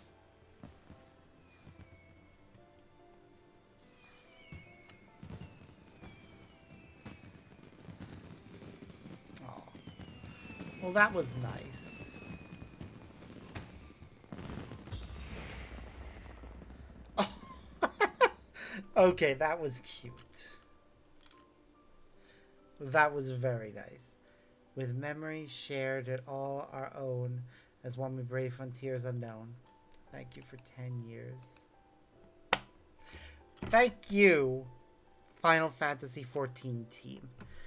It has been an amazing time playing through this. I haven't been with it for all 10 years, but still. I kind of wish I had. Also unlocked.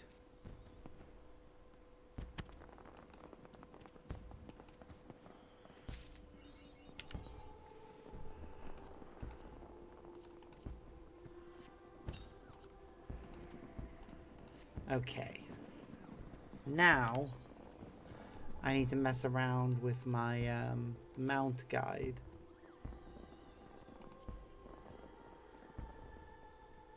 He's got a new one that I definitely want to add to my favorites.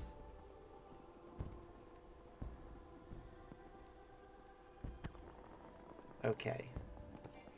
Oh, we can't do that here. We got another quest over here. I know I should get on with the main scenario and keep going with that.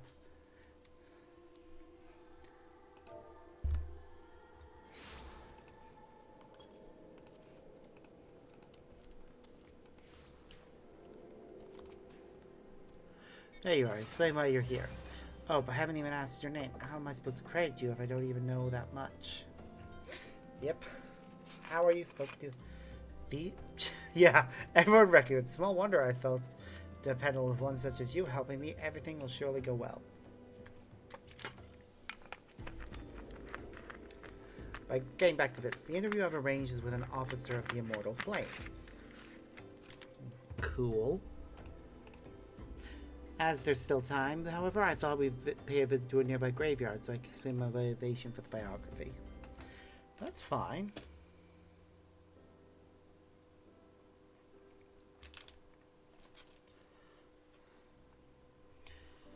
I come from a small village near the Cartano Flats. It was burned down in the calamity, and those who died were laid to rest here. My parents among them.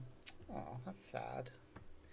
It's hardly an uncommon tale. After the dread primal emerged from Dalamud, it unleashed fiery devastation across the length and breadth of Eorzea. As much as the calamity had scarred the realm, it became just another event in the history books. Sorry, I keep trying to get comfortable, and the cover I'm using on my chair is making me sweat. Just gotta remove that.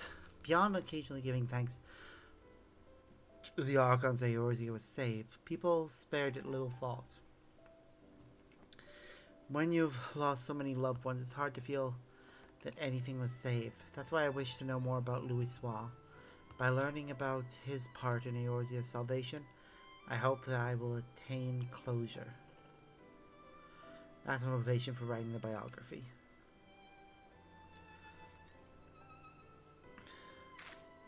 Now then, in preparation for the interview, let's review what is known about our subject.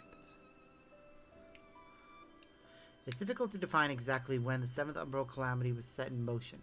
Many historians have pointed to the Empire's Meteor Project, which sought to bring Dalamud down upon Eorzea.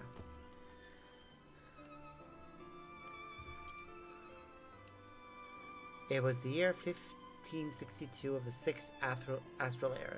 Seeking to combat the Imperial threat, Louis Soir founded the Circle of Knowing, an order whose objective was the preservation of Eorzea.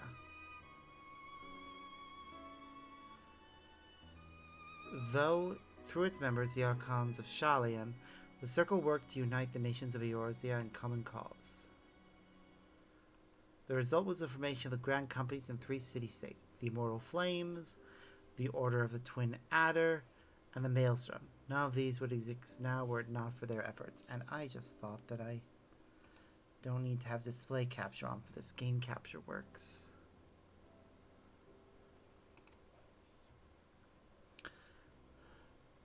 Game capture is better because I have it set so that it doesn't show the mouse. Then the year 1572, when the situation was coming to a head, Louis Soir himself made the journey to Eorzea in secret, engaged with each of the nations. What took place during that time is what I seek to learn in the interview. The man we're due to meet is the contact for the Free Brigade, uniformed of adventurers, and he apparently had Louis Soir's assistance for a mission. Ming Place is Highbridge to northeast. It's more or less time now, so let's make our way there. Cool.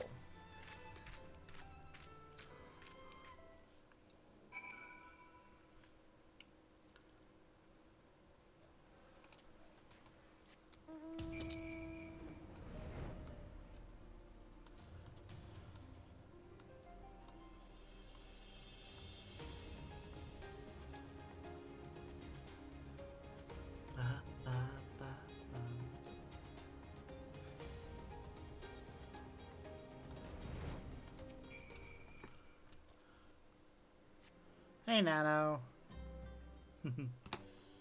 No problem. If you get the chance to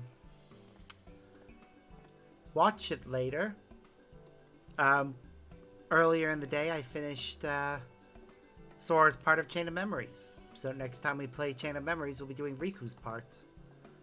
And then jumping into 358 over 2 days after that's finished. You're the ones who seek an interview. I must say, I wasn't expecting to see the champion of Eorzea. I'm Nanaji Nonaji, the writer who made the request, and Spark is kindly accompanying me for the interview. Can't thank you enough for taking good time out of your busy schedule to humor me. Come now, no need for thanks. Like everyone, I hold Louis Soir in the highest esteem. Yeah, it took me 3 attempts, but I was actually able to defeat Vexen, which surprised me. And while I did have to cheese it a little bit in that I made it so cards were restocking faster. I did manage to beat Marluxia. I only had to do the restock faster on the first part of the fight. Sorry, second part. The Marluxia fight is 3 stages. First with him without his vehicle, then with his vehicle, then on top of a giant nobody. Pretty cool looking one, but yeah. Oh yeah, Vexen's fight is awful. I did the first one to prove to myself that I could beat him, but the second fight I went, fuck that, and had a damage multiplier on because no. I'm not doing it again. The first one was hard enough, and the second fight has no additional mechanics. It's just the same fight, but harder. Because he has more health. So, yeah, no. If you wish to know about him, Holland Audrey is always glad to oblige.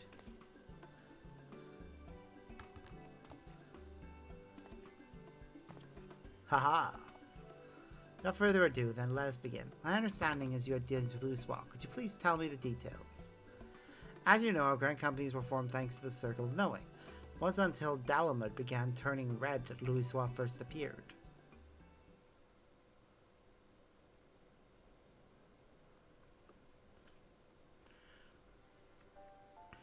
Louisoix began with the word that an elderly Elizan man had come to Gridania who held the key to vanquishing primals. Upon learning of this, I sent an adventurer of the Free Brigade to make contact with him. I had later learned that the Maelstrom and the Order of Twin Adders had done the very same.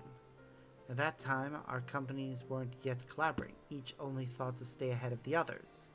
Ooh, I bet if you were playing as, if you had played the 1.0 version of this,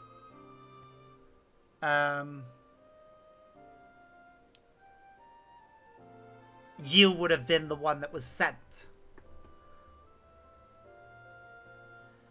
Yet Marluxia's first and third parts are fine. I had no issues with that. It's the second part I had trouble with. Because I actually ran out of cards. And had to keep refreshing to just get the one card I could still use. Which was really annoying. I mean, it was a 8 card, so it was a pretty powerful one, but still. It was annoying that that's all I had.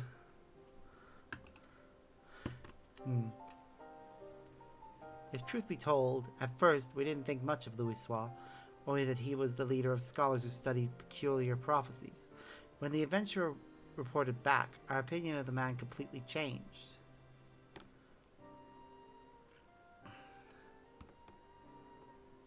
With his spellcraft, Louisoix had opened the way into Ifrit's domain. By the hand of dauntless adventurers, the Lord of the Inferno was brought low. Alas, many defeats preceded that victory. It was reported that countless charred corpses lay strewn in the bowl of embers. Now the mission also yields shocking revelation.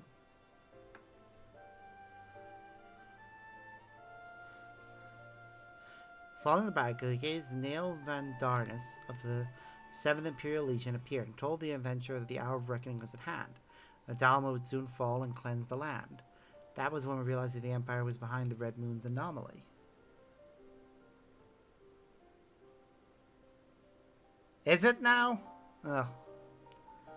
I haven't done anything related to Dark Road yet, so we'll see. So thanks to Louisoix, you came to be aware of the media project. Still, it doesn't seem like you had much to act upon. As you say, afterwards we scrambled to learn all we could about the project. And for a blessing, we had the cooperation of a Garlean defector, Sid Garland, whom you know well. He revealed the details of the project. They utilized a transmission tower to pluck Dalamud from the heavens, all for the purpose of purging us savages from the realm.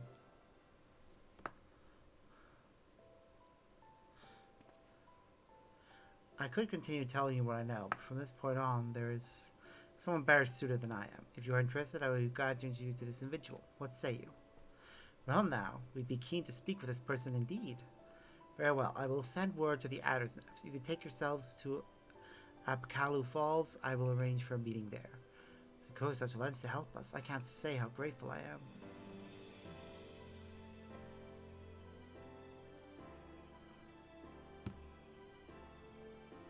Do not mention it.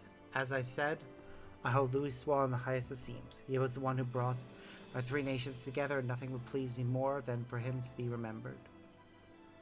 Well, it's past time I return to Uadal. I pray that the coming interview bears you fruit.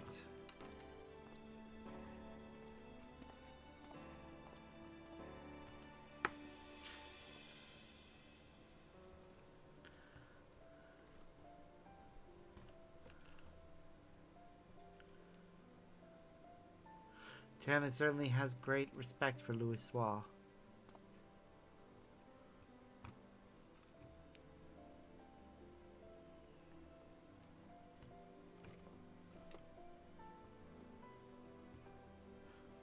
Huh. Wait. One moment.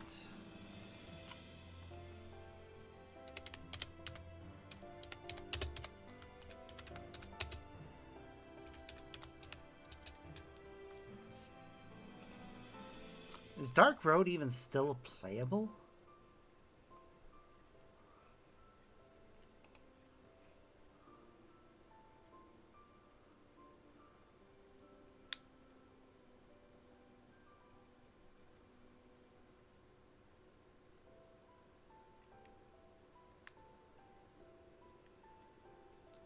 Alright, it's all offline now.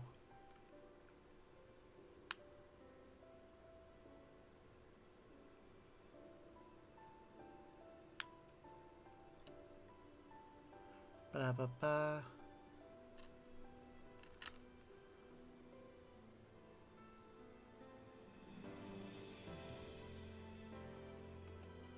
Must remember to get around to doing that at some point. Thanks to him, we have another promising interview. Come, let's head to Gridania, where the Archon has sojourned.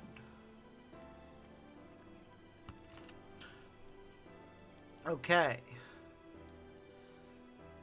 He's walking. I am fast traveling, because there is no way I am walking all the way there. Ba-da.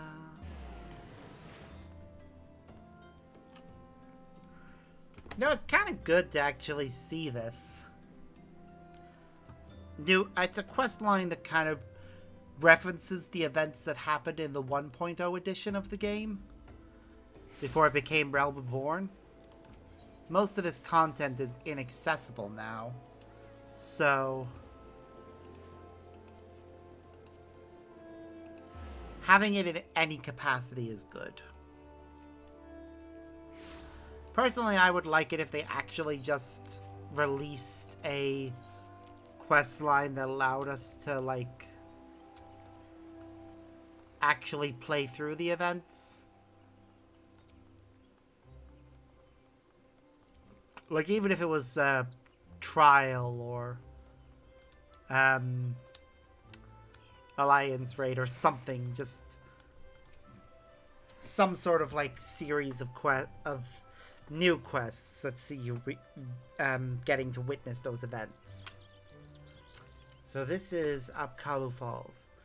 The conspicuous lack of the creatures aside, it's quite a beautiful place. Now, the person we're to meet should be along shortly.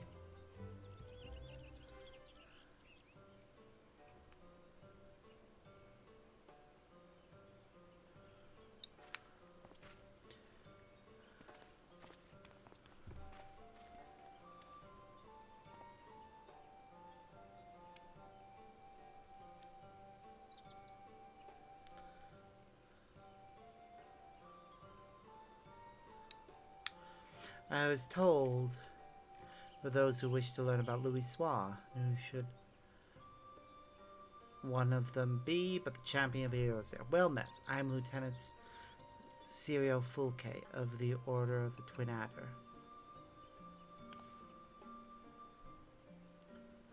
Hello. Imagine if I had that thing that we would have done it. Nana Ji Nonoji at your service. Thank you for sparing the time to speak with us.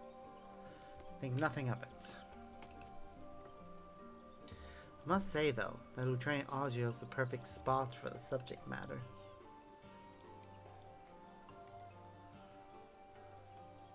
Louis Spall spent much time in ruination here in days before the calamity, we Ugarians, being somewhat reserved by nature, first assassins kept their distance.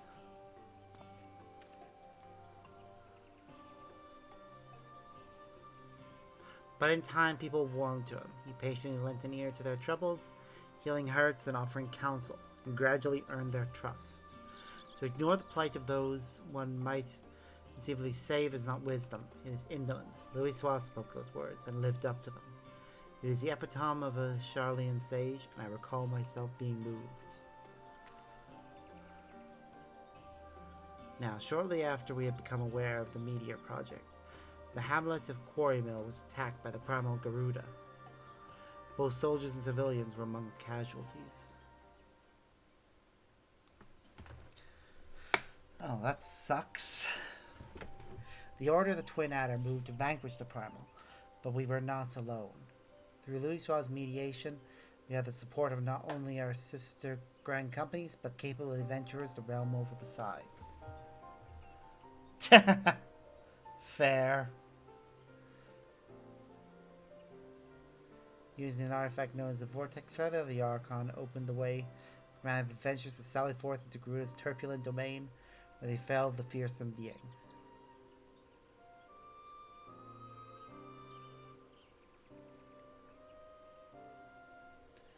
Upon her defeat, however, the Primal's dispersed ether did not return to the land. Instead, it was absorbed into the Red Moon Dalamud, where the Empire constructed a new base in Mordona. The Elder Seedseer saw the need for decisive action with a proposal, the formal reformation of the Orsian Alliance, which had for so long lain dormant. Nice. But yeah, no, I get it. This part of the game is a bit slow. But in fairness, it's nice hearing the story that I actually... doesn't get talked about as much in the main story.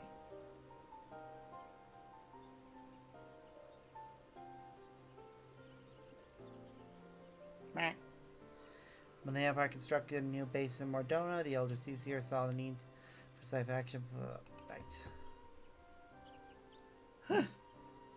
The initial response from the other nations was lukewarm at best. They felt that the burden to be borne by each party was excessive, and they were loath to do aught that would place them at a disadvantage against their rivals. That's fair. But the revelation that a lunar transmitter had been erected in the Imperial base prompted a change of heart. The tower controlled Dalamud's descent. If it could be destroyed, then the Meteor Project would be forestalled.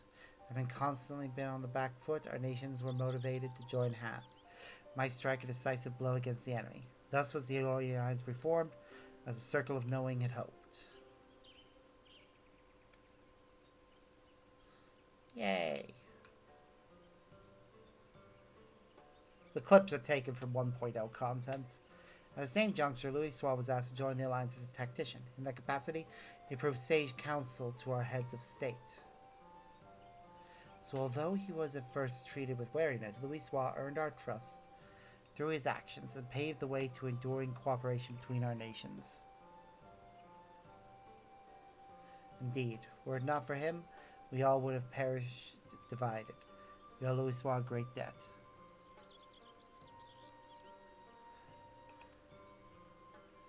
Now then, I expect you might be interested in hearing about the operation to destroy the lunar transmitter. But for that tale, I would recommend you seek out another, a decorated soldier who actually took part in the operation. Although a hardened warrior, she is quite friendly and should be glad to regale you with her experiences. Shall I send her word on your behalf? No problem, Grim. Hope you have a good night. I'm going to be going for at least another 2 to 3 hours. Very well, if you could take yourselves to Maelstrom Command in Limsa, I shall see to it that she knows to expect you. With that, I shall take my leave. I pray that the biography is a success.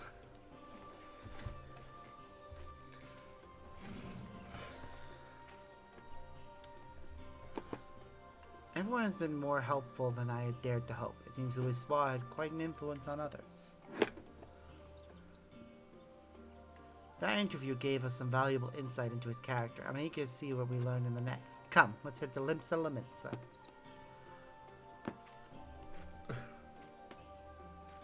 You go ahead and walk to the airship. I am going to go ahead and teleport there. Because again, no. Let's make sure I go to the right place, yeah. Well, one of the missions took us outside of Ul'dah. These ones are keeping us inside the city itself.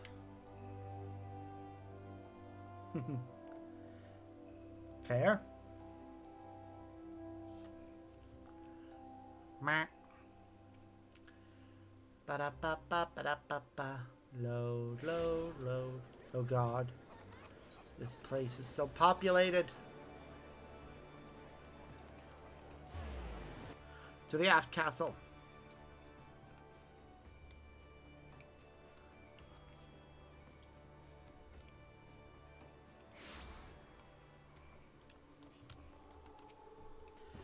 And there it is, Maelstrom Command. Shall we then?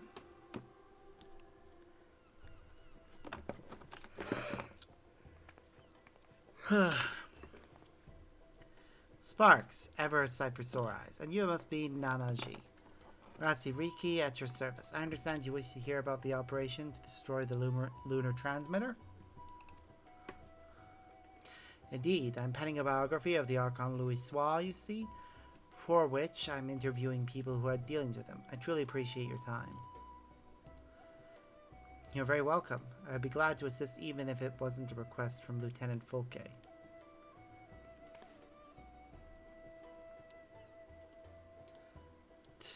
Everyone doing their respective salutes.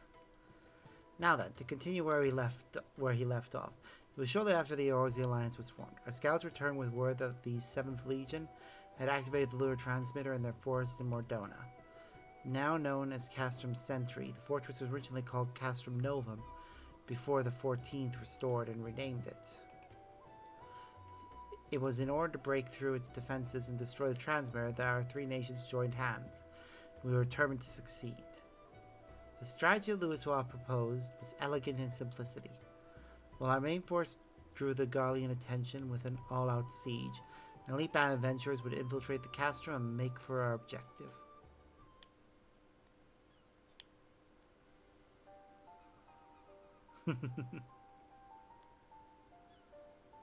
We had entrusted adventurers with ridding us of the primals. Now we entrusted them with the very fate of Eorzea. I still remember the operation as if it were yesterday.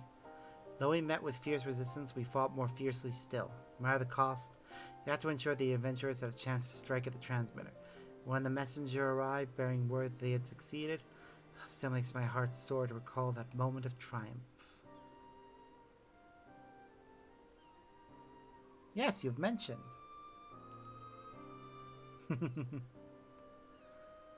That day we learned that by standing together, the people of Eorzea could oppose even the might of the Empire.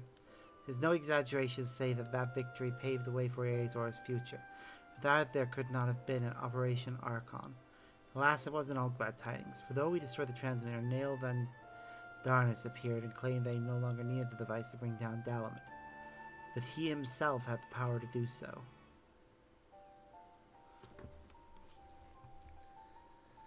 So long as Van Darnus lived, the threat of destruction remained, and so, branding him an enemy to all life in Eorzea, nations of the Alliance undertook a desperate manhunt. At length they located him in Kurthus and set their greatest warriors to hunt him down. Leading that formidable band was the adventurer who they called the Warrior of Light. Though no records remain of the fierce encounter, one thing is certain. At battle's conclusion, Nail Van Darnus was brought low.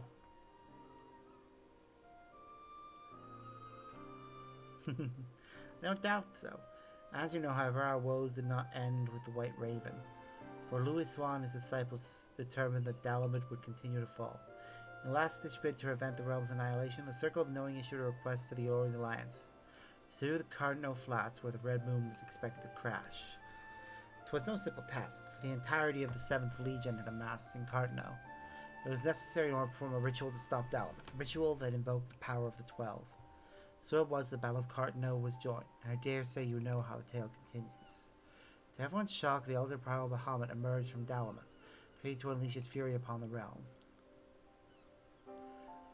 Though all were witnesses, Louis initiated the ritual, none remember what came past afterwards, neither what happened to Bahamut nor why the realm was reborn. The haze had flickered memories of calamity, but people remember events prior to that moment, yes? If so, do you know if anyone was near Louis during the battle? Someone may have spoken with him? If someone was near him, I'm afraid I do not know. He was atop a rise for the ritual, lies a good distance away on the front lines. My apologies. Please don't apologize. You shared a wealth of information. I couldn't ask for more. Well, if you're satisfied, then so am I. With that, I shall return to my duties. I look forward to reading the biography when it's finished.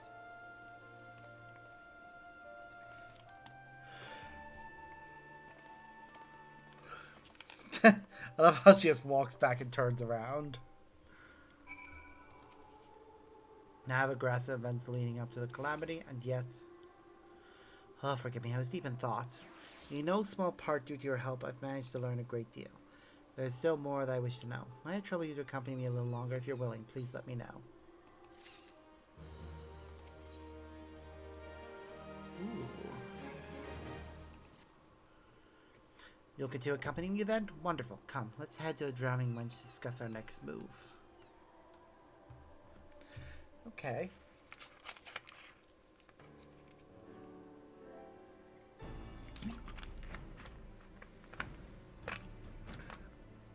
Our research proceeds apace so far.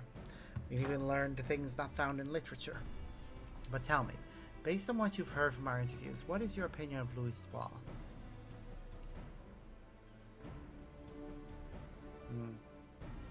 He had a difficult task. Indeed, from an imperial invasion to rampaging rivals, Neil Van Darn's scheme, he had to contend with the toughest of problems. What struck me was how grateful the interviewees were to Louis Suave for bringing their nations together in cooperation. It was nothing short of necessary for our survival, yet in knowing this, I can't help but wonder. In his capacity as tactician, it seems to me he had done more than enough by devising a plan and facilitating its execution. He went far beyond that, risking life and limb on the front lines for a land not his own. Perhaps he needed to be there for the ritual. Perhaps he felt a sense of duty. Even so, as noble as it is to desire to help others, what good is it if you end up sacrificing yourself? What was it that compelled Louis Suave to go to Cardinal? I went through his mind as the battle unfolded. I would do his biography justice. I feel I need to know these things. Yeah, that's fair. If Louis Suave had people near him at the time, perhaps he shared words with them in his final moments. Words that could provide some insight.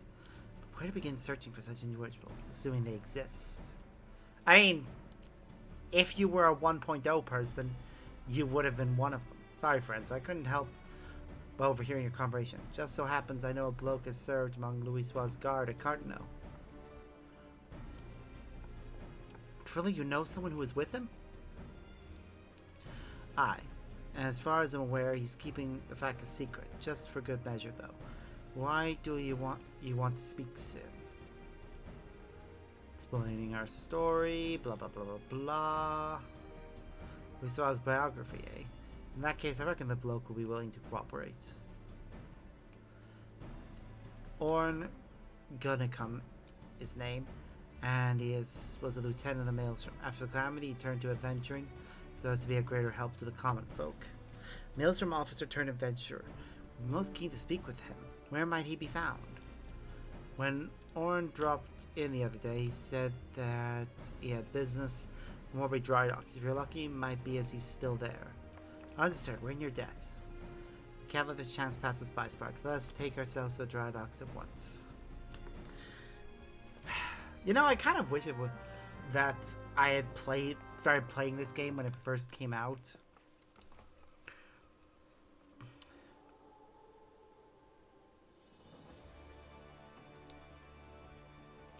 I really do.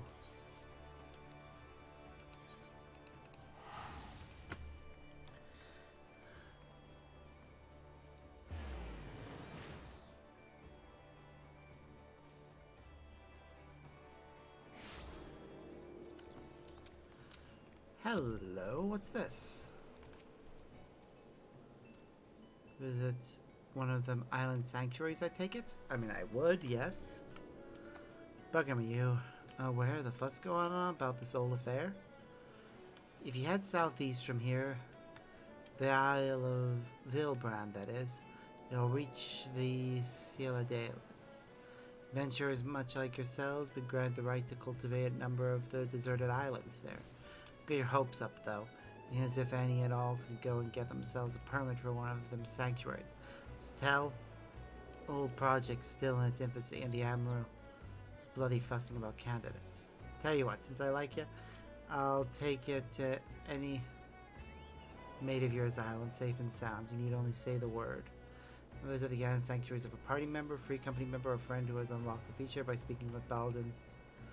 Unable to visit an island sanctuary, the owner has forbidden access. There's no one on the island in question, or if the island is maximum capacity. See on the acquaintance homeworld if you wish to visit their island.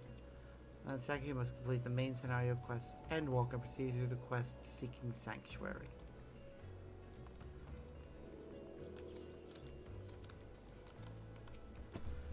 Right. Where could Orm be? In hindsight, we should have asked what he looks like. His name was just he's a Midlander, but I'll nothing for but to make inquiries. Let's split up the task and meet again here. God damn it.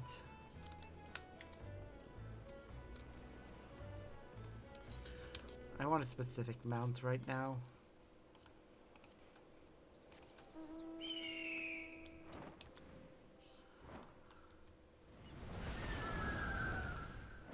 Oh, it's so cool.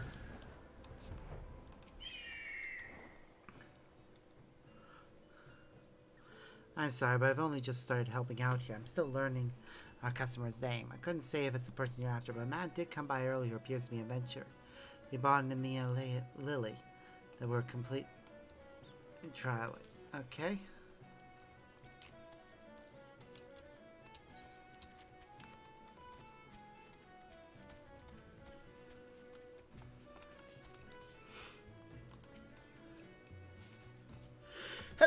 Oh. Orn, as it happens, I spoke with him just earlier. He said to buy flowers or to a vendor. Not sure where he is now.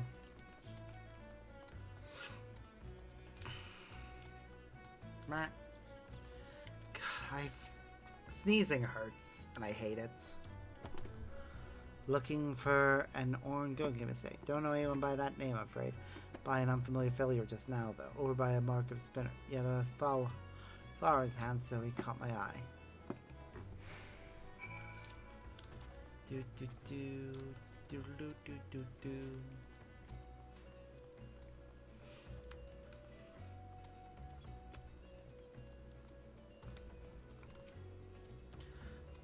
Ah, Sparks, were you able to learn anything? So a man who could be Orn bought into me lately, then went to the mark of the spinner. If we hurry there, we might find him. Let's go. Somebody who he was talking to might have been able to help. Let's go Mount Roulette. Woo! Flying. I love flying. Hi.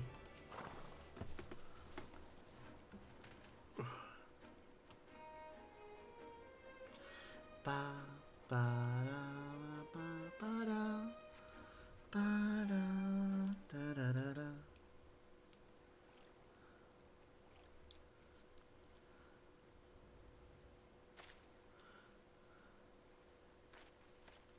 Ah, we got here ahead of them. Somehow.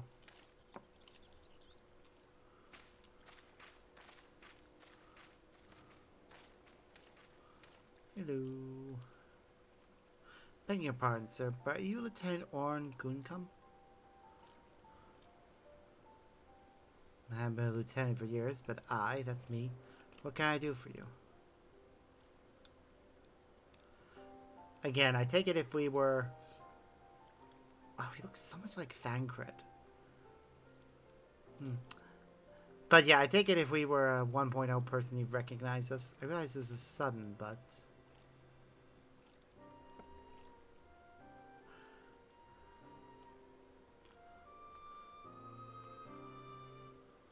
a shame there's no way to get that 1.0 thing afterwards. So you're writing Louis Suarez's biography and want to hear my account to someone who was near on hand at Cartno.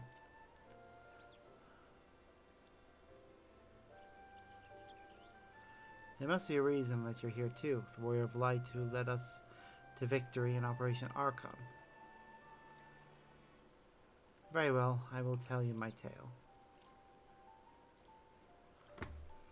Now then, where to begin?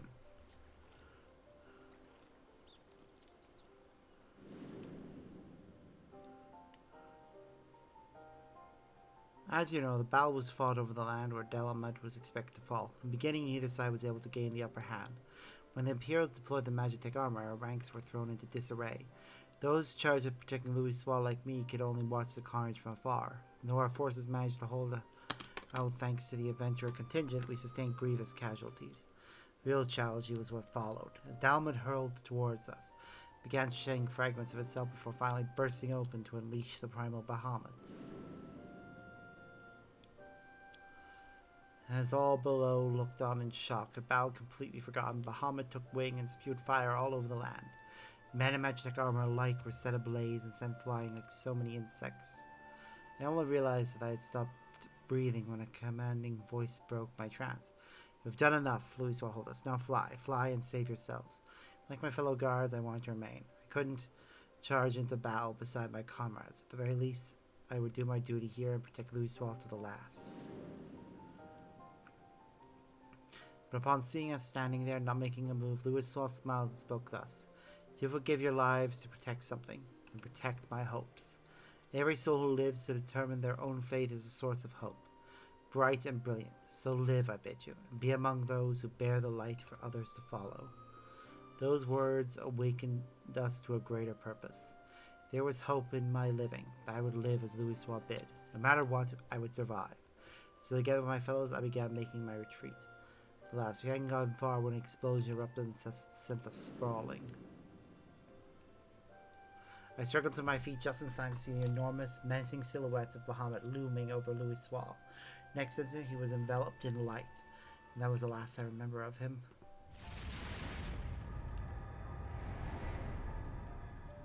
Him completing the ritual. Louis Suave's final moment. Amidst that light, he looked to be smiling. What he was thinking in that moment, I couldn't say, but one thing is certain. We, all of us, are alive, thanks to him. Following the calamity, it was reported that Louis Suave defeated Bahamut about the land's miraculous regeneration. Do you believe this is the truth?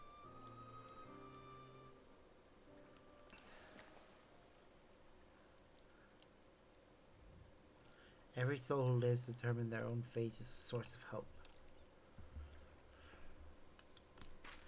It's a nice sentiment. What we've learned has reaffirmed my belief, Sparks. The belief that Louis Suave was not an all-powerful savior one reads about in tales, but merely an ordinary man. But that man never forsook Eorzea. No, he stood for this realm to the last. He and countless other brave souls, and saved it from becoming a scorched waste. Against unimaginable adversity he fought, and the cost of his life paved the way to a brighter future for us all. The least I can do in return is tell his story. Spreads his message that where there is life, there is hope. Yeah, that's a nice sentiment.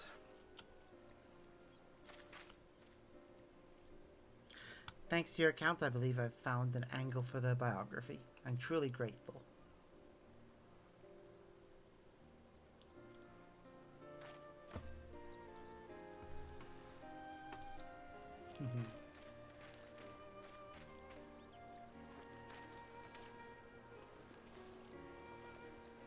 Aw.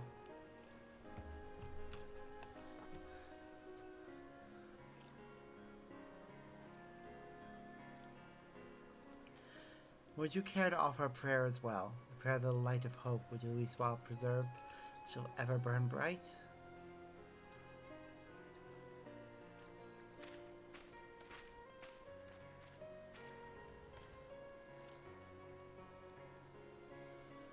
Aww.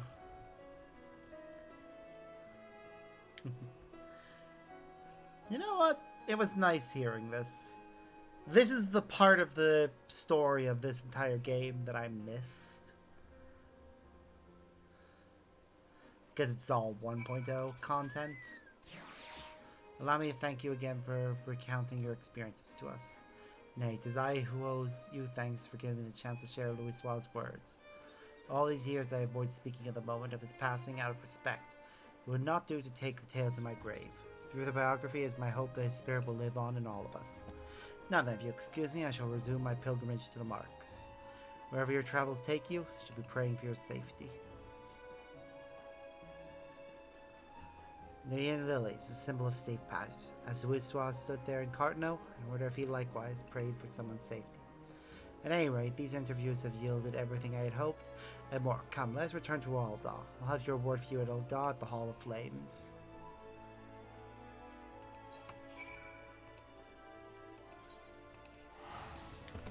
Yay.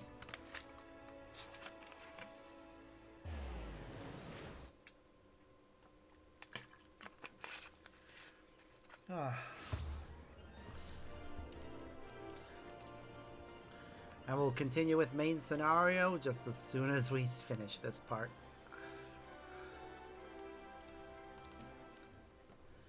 There you are. Ended up troubling you longer than I intended. It was a truly fruitful series of interviews. How fortunate that we could hear from those who lived that fateful time. While I still have many questions, their biographies begin to take shape in my mind. I also feel as though I have attained a measure of closure. Louis Wall fought simply as one of us. He made the ultimate sacrifice that hope might endure. This I've come to realize and appreciate thanks to everyone's heartfelt testimonies. Now then, last but not least, I'd like to ask you for your thoughts on something. According to Orn, Louis Wall smiled in his final moments, as he was enveloped in light. What do you imagine he held in his mind?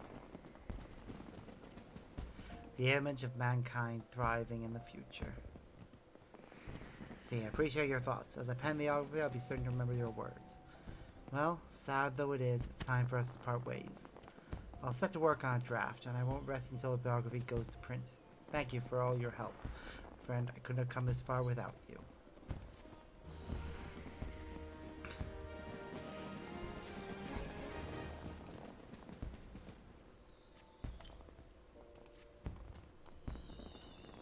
Cool. Portrait elements.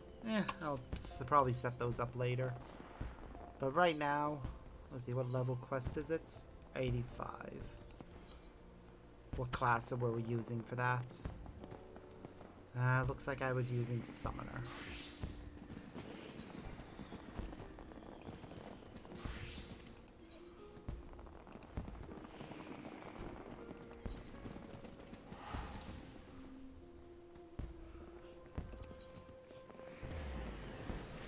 Ooh, and we can fly in Thavner as well. Nice. Actually, come to think of it, I've been meaning to set up my portraits.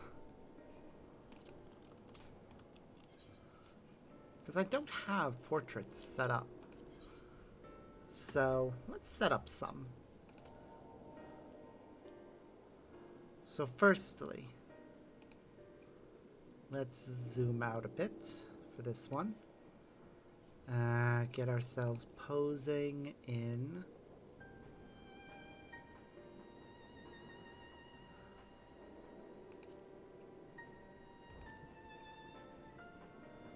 Nah, I don't like that one.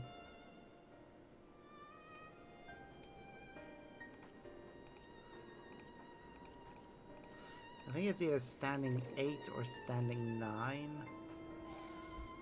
Yeah, standing 9 is the one.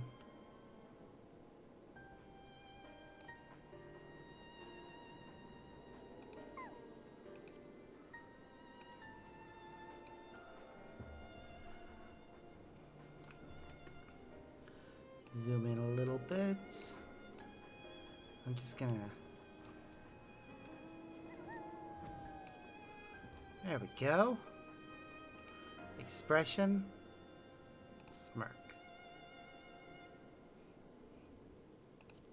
Pause motion. We'll change the background to...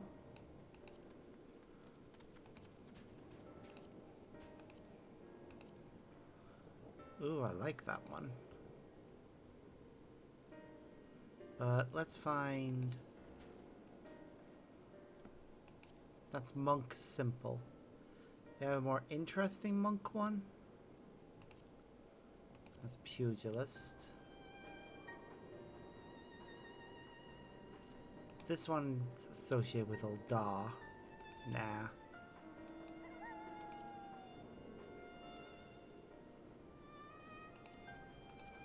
They have a more interesting monk one, seriously. Nah, leave it alone. Frame. Let's see the end of an era frame.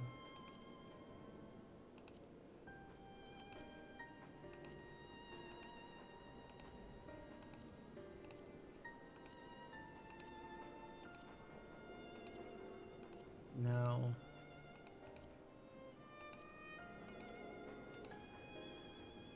Ooh. I like how that looks with the outfits and the background.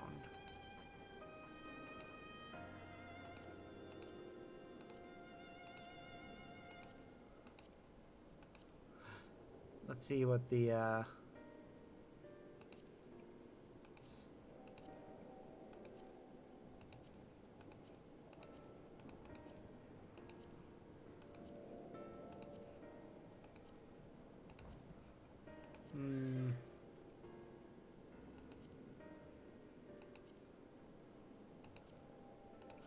Where's the DPS emblem?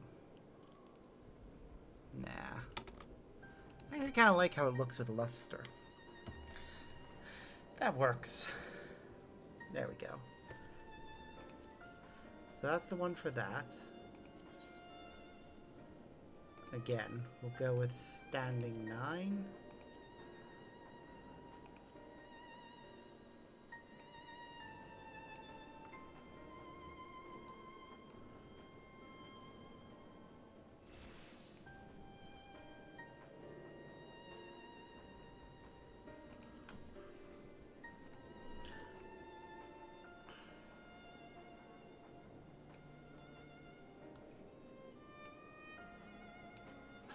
That'll do.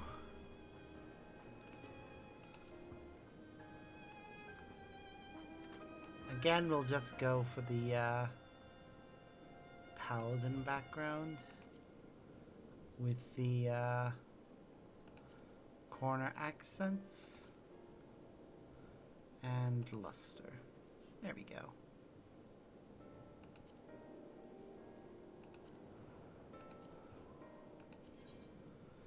Ugh. I'm just gonna standardize this.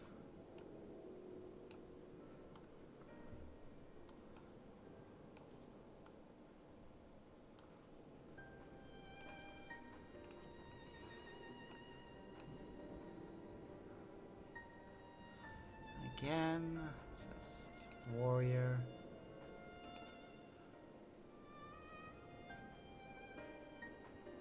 Corner accents, luster.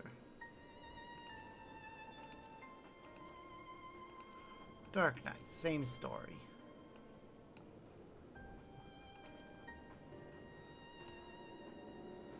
It's nice to simplify it just a little bit. Yeah. Nope.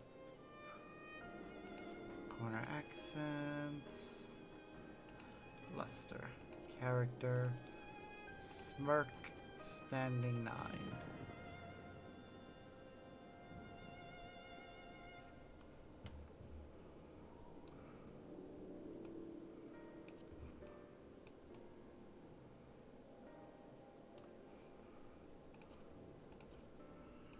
Okay, we'll just deal with the first ones. Really, I should actually deal with the ones I'm going to be using, which are technically Machinist is one of them, but Summoner,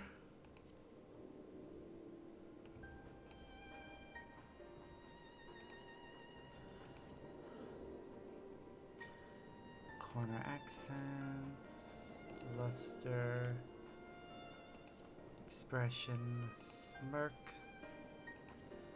Standing 9.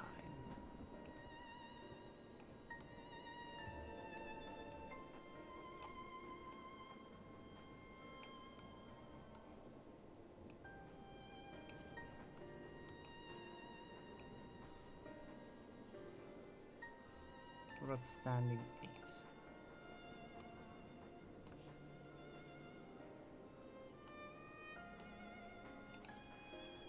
That looks a bit better to me. So we'll go with that. We'll also mess with the one for Reaper.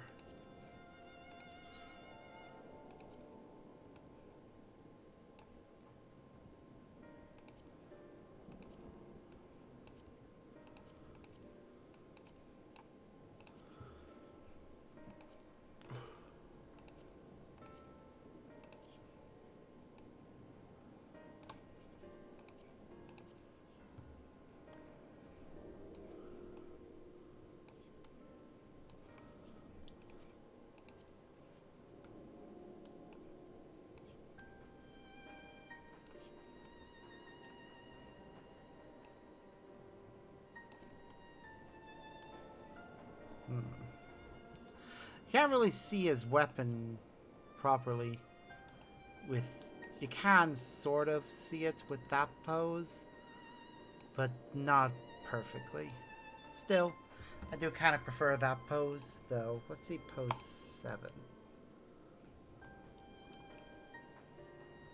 No. Doesn't really fit him. Nah. Posing dramatically with our weapon drawn is much better.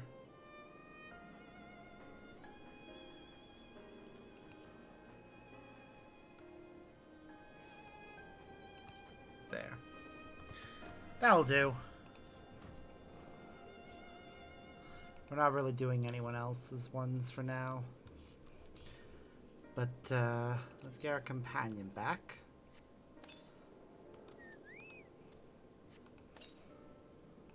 Feed them. What am I looking for? Oh, right. Summon our carbuncle.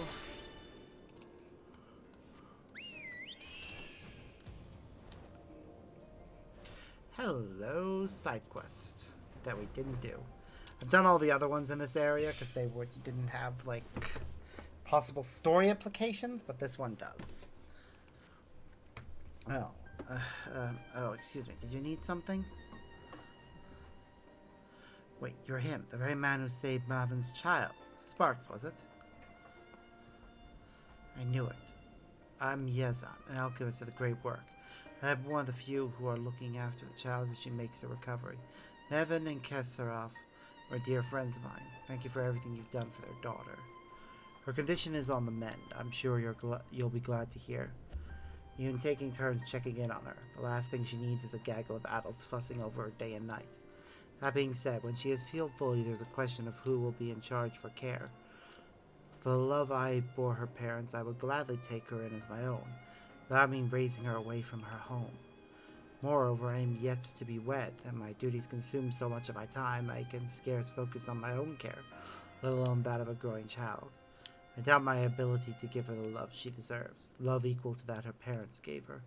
She deserves better than that, so I've considered finding someone more suitable, least I can do. Truth be told, perhaps the best option. Even so, although I was born here, much of my life was spent at the great work. I feared I haven't the foggiest idea who to ask, even if I had the time to do so. You, however, seem to be well loved among the people here. Could you ask around in my stead? It would be a much more effective use of my time to prepare medicine for the wounded and sick. I apologize for urging much more task upon you, but I would trust no one else with it. When you finish, come to my hut to the south of the settlement and we can discuss any potential parental candidates. Okay.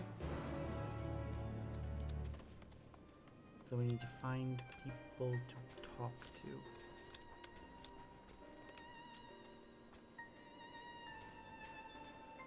Okay, so here's Weary Resident. A child, eh? None dote over quite like Yazan. I understand alchemy is an unmerciful trade for a parent. Still, there's no one else that comes to mind when I consider the question. I volunteered to take a room myself, but with the chaos of recent events, it's difficult enough to see that me and mine are fed and clothed. I know I'm not the only one facing such hardships either.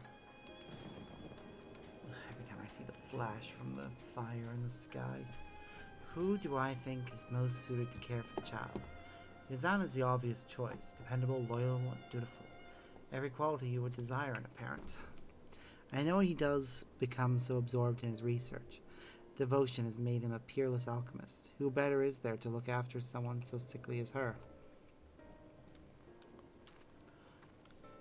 So far, they're just saying that he should take her.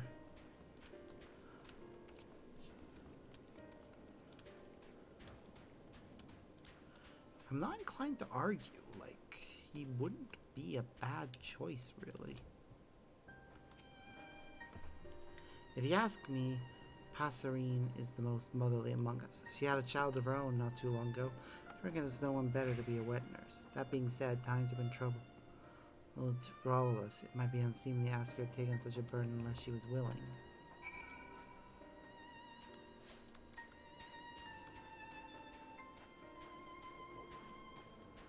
Ba-da-ba-ba-ba-da-ba-ba.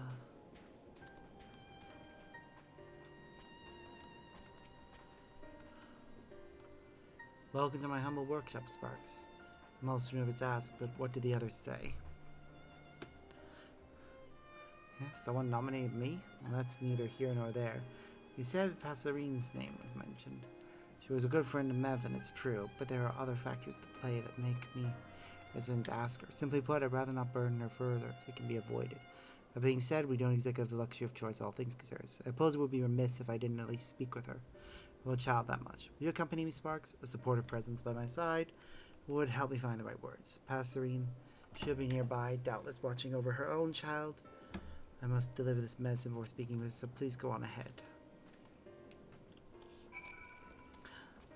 Am I about to play matchmaker? That would be fun if I am. Aww. She's looking after the baby right now.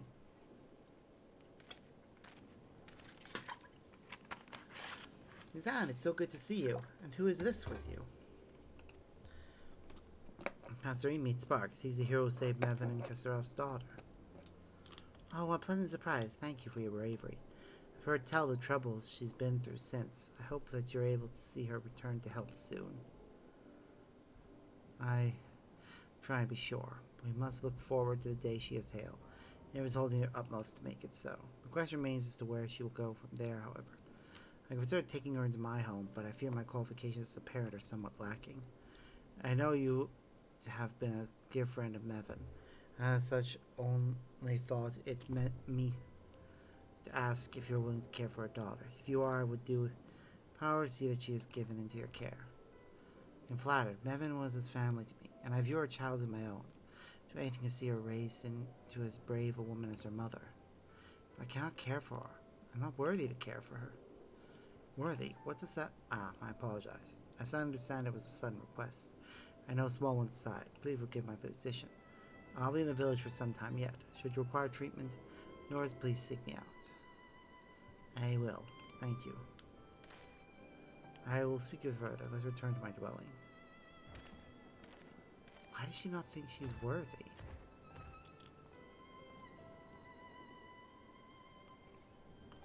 That's weird.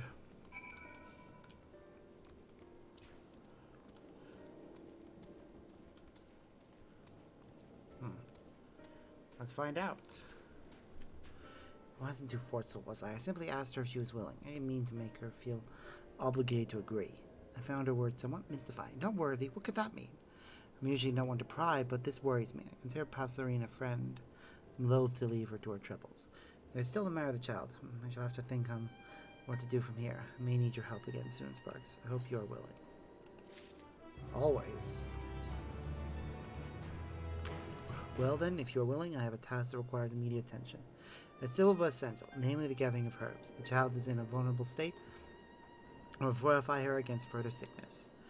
There are also more wounded in this village than I had anticipated, and my stores have begun running low. It would be best to replenish them while time affords us an opportunity. Can I count on you to help me?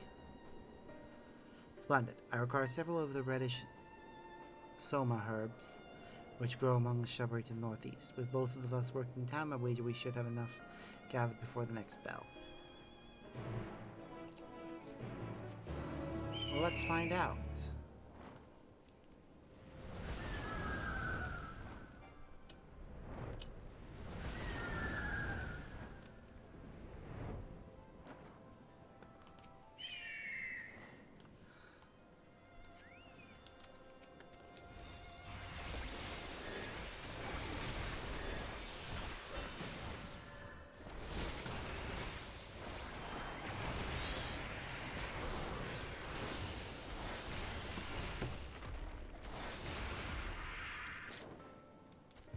Okay, so that's one.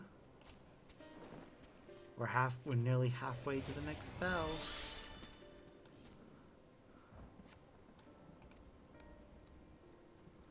No enemies spawned there. Good.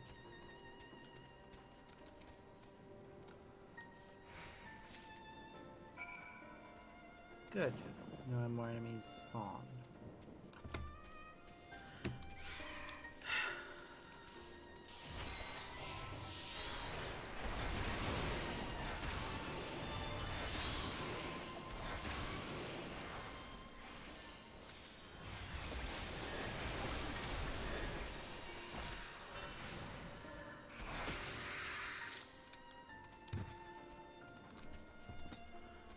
I saw the creatures emerge from the bushes. Fell them before I had a chance to be frightened. I'm glad you survived unscathed. If that had been me. Anyway, did you manage to find the Soma? Yep.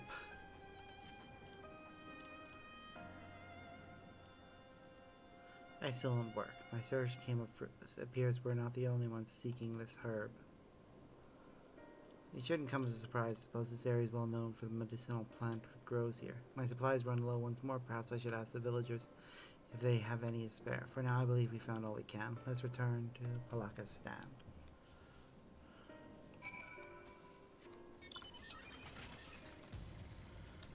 So glad to be able to fly.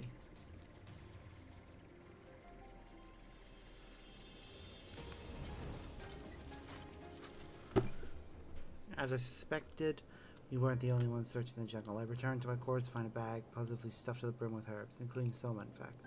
Asking my colleague who delivered this bounty, and they told me it was one of the Arcasadora's stewards. I believe I know who it is. Her name is Sula. A shy one, but obviously kind of hard. I spied her eavesdropping during a conversation with Passerine. Poorly, I might add. I apologize for asking more of you at the end of a trying day, but would you speak with her for me? Offer her thanks for the herbs and perhaps find out if she knows anything of Passerine's trouble. For my part, I'll begin synthesizing the meds at once. Sula should be somewhere nearby. I pray you have a productive conversation.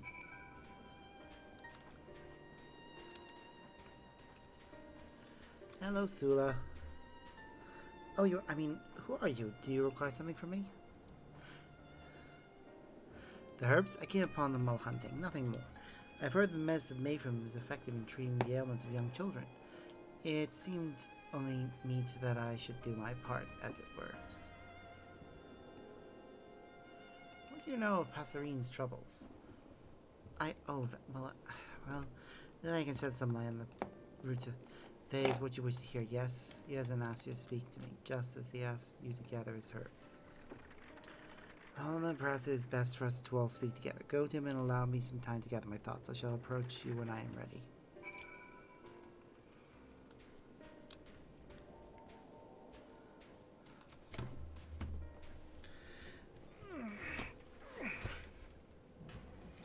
You're just in time. I've only just finished designing medicine. So, did Sula tell you anything of interest? Well, I suppose I can hear it straight from her. I appreciate that you felt it fit to include me. First, I owe you an apology. I was thinking out of concern for Passerine. I know what it is that weighs on her mind. You see, that is what you want to know, yes? The story is troubling to hear and even more troubling to relate. Before I tell it, you must promise me that you will be her strength in the days to come. Of course, anything to help a friend.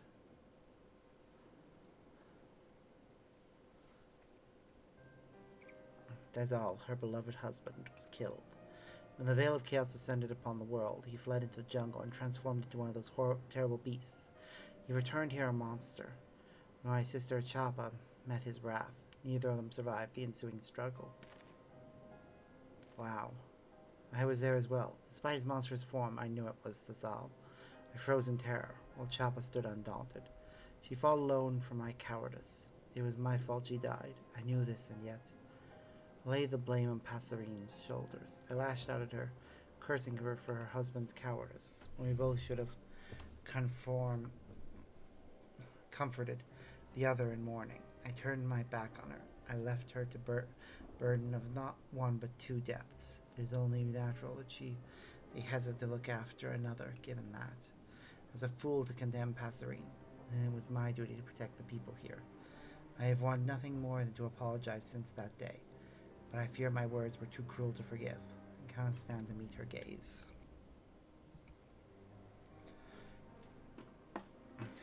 It was a difficult time for everyone. We often lose ourselves in moments of crisis, but as long as we find our ways back, we are worthy of forgiveness. Chappa would agree, I'm sure. She wouldn't blame you for what happened, nor would she want you to blame yourself. Passerine doubtless feels the same.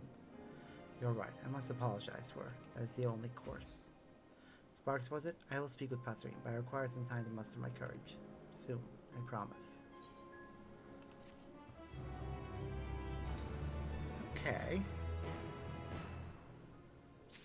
Yeah, it's been a difficult time for everyone.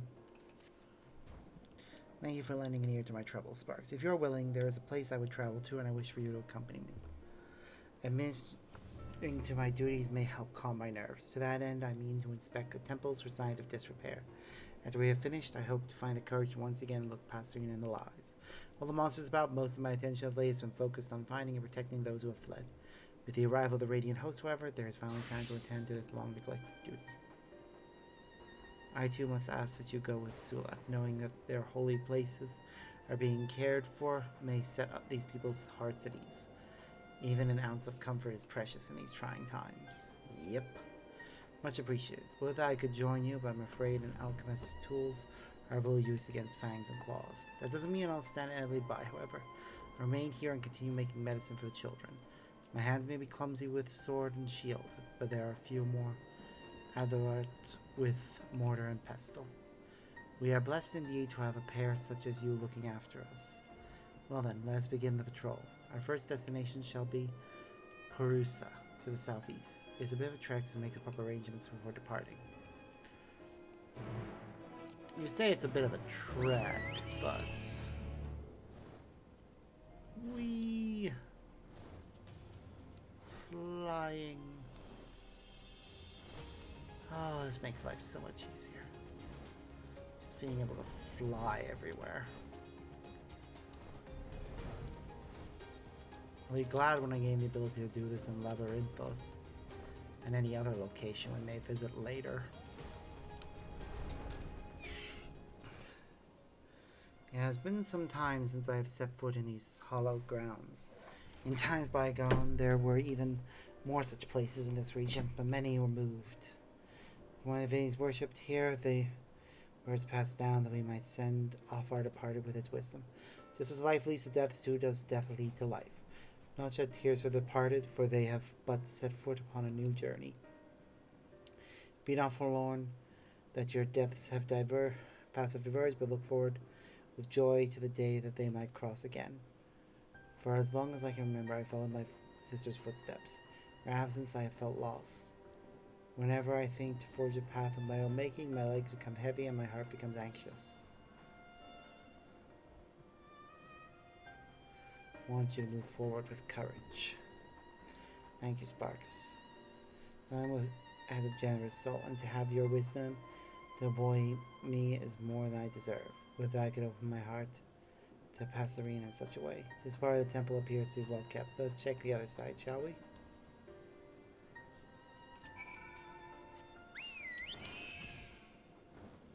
Just trying to avoid enemies. That's easier when we can fly. I mean, this temple looks pretty well kept. I don't see any signs of damage anywhere.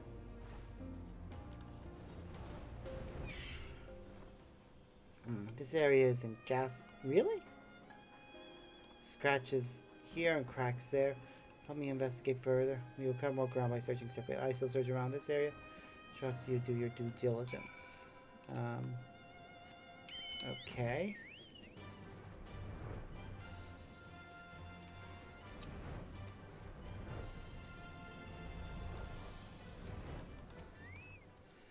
Again, I guess it's not obvious. The stones here are crumbling and fragments of them lay on the ground. It would be best to replace them. Okay.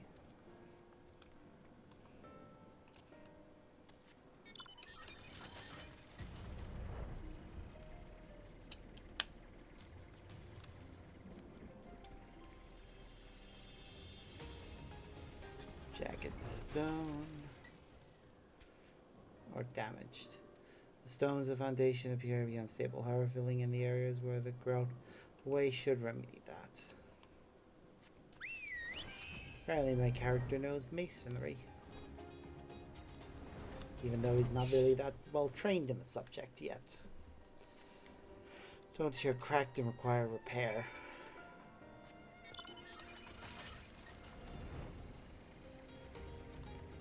Sula. I finished. Was as bad as it looks. I see. This may have been the site of a battle or some other horrible conflict. I must do what I can to see it repaired. Though this temple may be remote, the devout do come here on occasion to offer their prayers. Thank you for helping me today. This has helped me forget the crisis that plague us and remind me of simpler times, when we would look after the roads and protect the pilgrims on their journeys. I ever looked forward to setting out on patrol with my sister by my side, but I must find a way to manage without her, to set foot upon my own path. My first step must be to abolish the Passerine. Even if she may refuse it, no more distractions. That being said, if you are by my side, it may be all the easier for me to find the right words.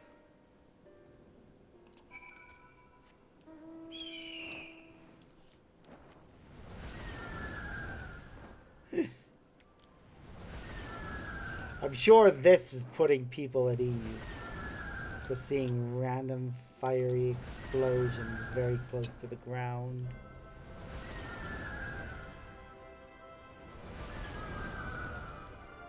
Ooh, this one even has its own song. I know this song appears elsewhere in the game, but it's nice to hear it while we're riding on this thing.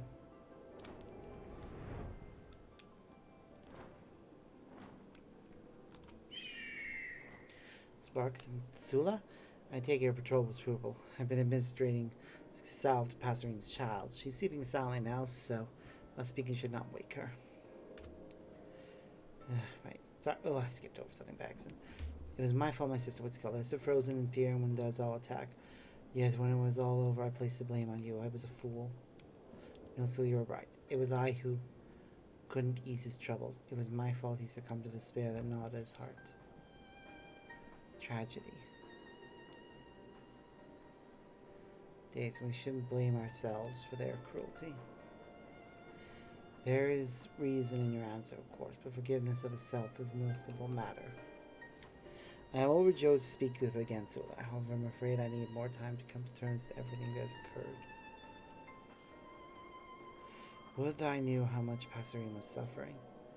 I could have been there to comfort her. Perhaps there is something I can do now, something to set her upon the right path. Yep, this is the last part of this. It is plain that Passerine is not yet ready to forgive herself. I'm at a loss as to what we should do. Do we leave her be, or is there some way we can help? I, for one, will not stand idly by while she suffers alone. Perhaps if she had something to remind her of her beloved, she would more easily accept his loss. Passerine never did have a chance to say her farewells. Sparks, I'm afraid I must ask for your aid once more. Will I have it? Of course. It appears I shall be in your debt again, but it is well worth it. Throughout the chaos, most of us fled southwest to the bridge. Let's retrace those steps and we may find something that belongs to Dazal. Pick up anything that catches your eye and we can share what we have found once we reach the bridge. Thank you for all you've done for Sula thus far. Spirits are already much improved for your efforts. Let's hope we can affect the same change. Joy is joy in baubles, so it isn't inconceivable that he may have dropped something as he fled. Spy anything glittering in the brush, it wouldn't hurt to pick it up. Great, so we're going to look around. I do want to get on with the main story soon, but completing all these side quests is important for making sure that when the time comes and we're able to unlock more new content, like anything relating to beast tribes, we'll be able to. In fact, come to think of it, that's under reputation, isn't it? Yeah, Realm Reborn. Heaven's Word.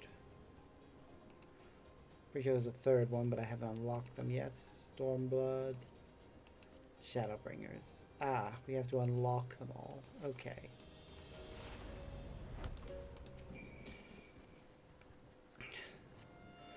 The other good massage caught your eye and closer inspection is just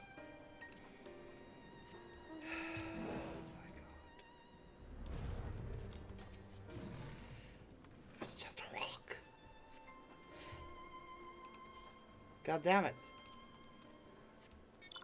What am I, a freaking magpie?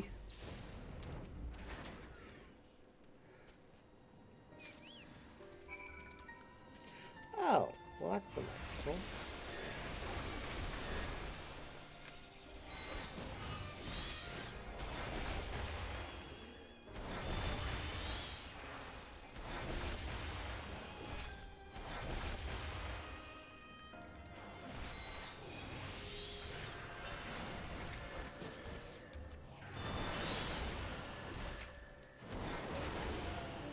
There we go.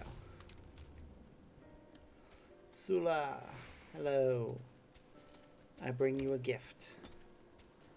How goes the search? I found this necklace among the underbrush, one of Dalsdale's favorite, but it seems to be missing a jewel that made it shine so brightly. Sign your hand. Why, this is it. Fair jewel I spoke of. Make an excellent team, eh? Cannot give us the password as it is. We must repair it first. Dallas will be able to lend his expertise in that respect. Let us return to the village and speak with him. Yes, let's. Ba-da. Ba-ba-ba-ba-ba. God, seeing the sky like that is scary. Also, we're on a flying T-Rex. Because, yeah, T-Rexes can apparently fly.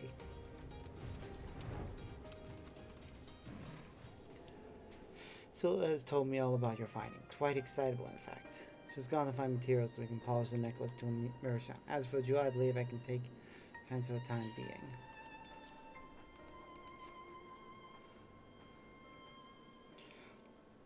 This repair should prove simple enough.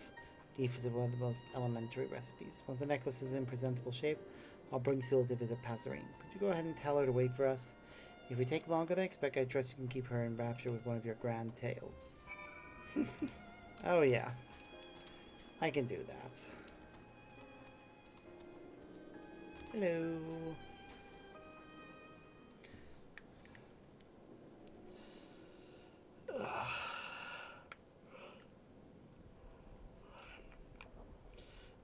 You have something for me? I don't recall asking anything of you. Passerine, I would like you to have this, please. This is Dazel's necklace. Oh, he was so proud the day he bought this. How in the world did you find it? I had naught but memories to remind me of him, but this, sight of this makes me feel that he isn't so far away after all. There's nothing I can do to change the past, but I can work to help give us both a brighter future. The least I could do. I could not have done it without the help of these two. Thank you for this gift, truly, and for your wise words. I see now that you're right. We mustn't let the tragedies of yesterday keep us rooted in place.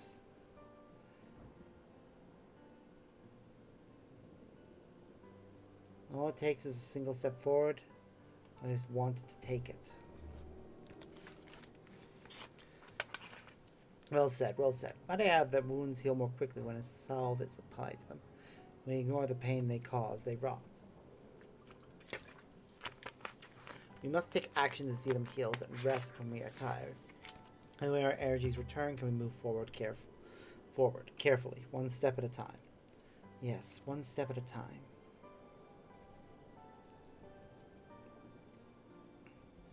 Yazan, if it isn't too much trouble, could I help to care for the child?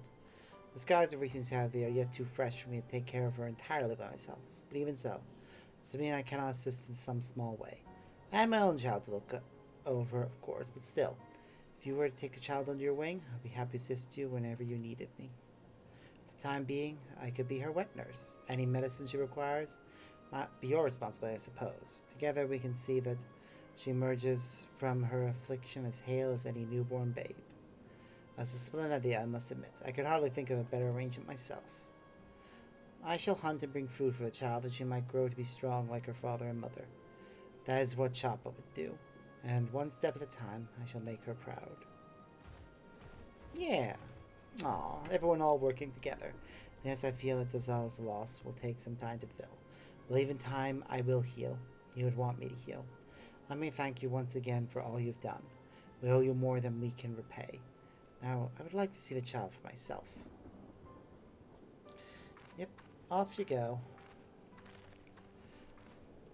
I'm not one for the subtleties of conversation, but I'd say that went as well as could be expected, wouldn't you? Now, come back to my workshop. There's something I'd like to give you.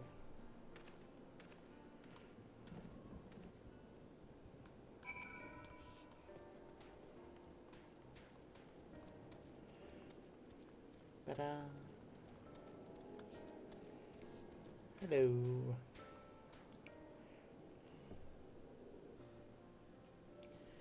Truth be told, I had already resolved to raise a child myself, but the prospect of having a helping hand is comforting indeed.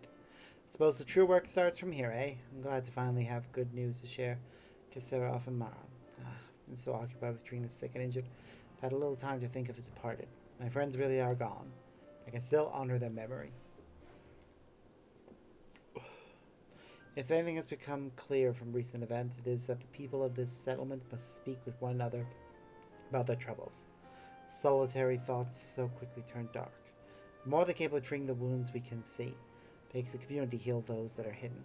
I admit the latter prospect may take some time for me to become accustomed to. You'll find a way, as an alchemist, a friend, and a father. Well, there were more than one of me, eh? Luckily, I know more than a few concoctions that will give me the vigor of several men, and you'd have the energy to brew them. Regardless, I apologize for dragging you along all this time, even though I doubt we would have arrived at such an amicable conclusion without you. So, I retract my apology. Although our parents are no longer with us, I must do my utmost to raise their child in a way that will meet with their approval. I owe my friends that much. Yeah. And with that... I'm sorry. Another one? I thought we were done. A budding adventurer. Asper, just the man I was hoping to see. Now that I've had the opportunity to speak with more of the people here, I realize their plight is even more dire than I imagined. Recent crisis caused the flow of supplies to grind to a halt, and people can scarcely meet their daily needs. This would be the case even without the influx of refugees. One way we might alleviate this is to requisition a shipment from Yeldamad, but the process takes precious time. I fear that many would starve before we see a single sack of grain. All this is exacerbated by the lack of able-bodied fighters. The wounded are many, and there are few who have the strength and skill to guard us from the beasts lurking in the forest. Freddy and a host would give their lives to protect us, and have, but every day more of them are injured. Bravery alone is only worth so much in the face of overwhelming numbers. While I am much appreciative of your help so far, I'm not so naive as to think that you will remain here indefinitely. Had we another of your skill to aid us, we might at least stand a chance to weather the worst of this storm. However, my time with the great work was spent largely in solitude, and the people of this village know of little beyond its walls. But you've been to the furthest reaches and back, yes. Do you know of anyone else who might lend their stout arm to these humble folk?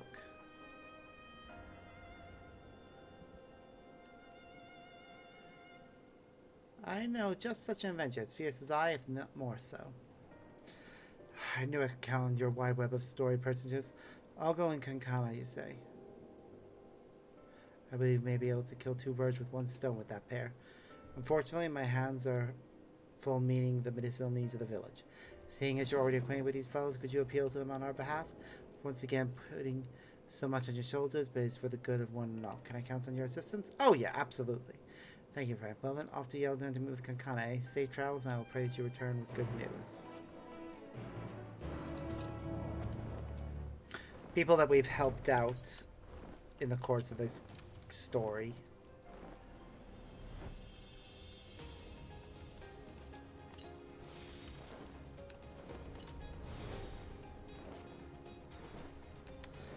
God damn it.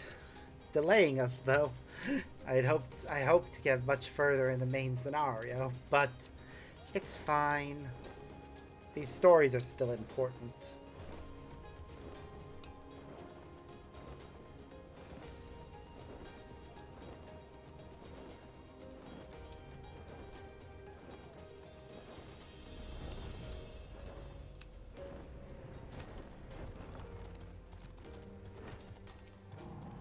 Hello.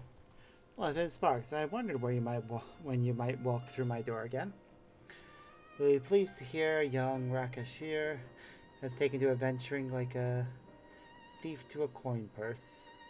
He is more than capable enough to assist me on my less arduous tasks. Indeed, his future is bright. However, as much as it hardens me to see you, I sense your visit isn't entirely motivated by curiosity in our affairs, yes? I see. I did not know that Palaka's stand was beset by such troubles, but I suppose I shouldn't be surprised, all things considered. Naturally, I should do all in my power to help. A few words to the right people, and the merchants will have a shipment of supplies ready in a matter of bells. Inform the Yezan that aid is on the way, and for much less coin than the merchants would usually charge. This chaos has gripped all of Radazat-ham, and it is only together that we shall find the strength to release ourselves from it. If you require an adventure, then look no further. The supplies require brave souls to defend them, correct? I offer mine. I will await you at the gates. Wait for me, I'm coming too! Of course.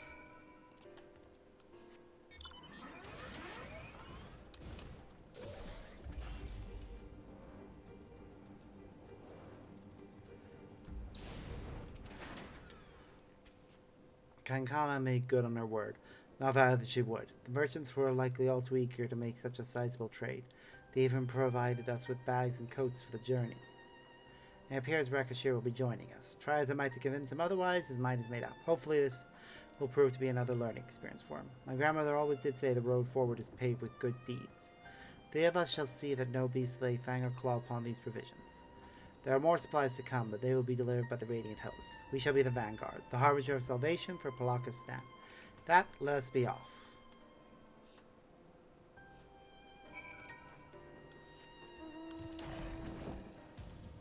Oh yeah, this one. I mentioned how, okay, when it's on the ground, the purple things just sort of sit there.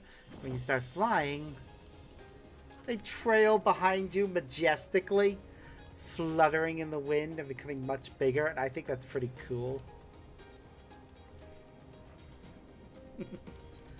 Alright, where are we rendezvousing anyways? Looks like right to the north. So she's getting far on her own. Oop. Random meteor.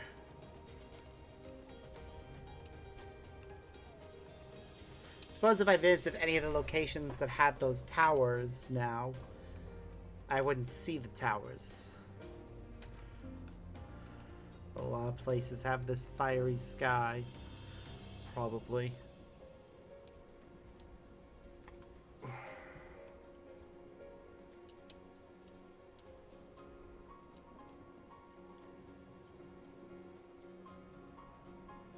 Oh, look. They're fighting something. Well, guess what?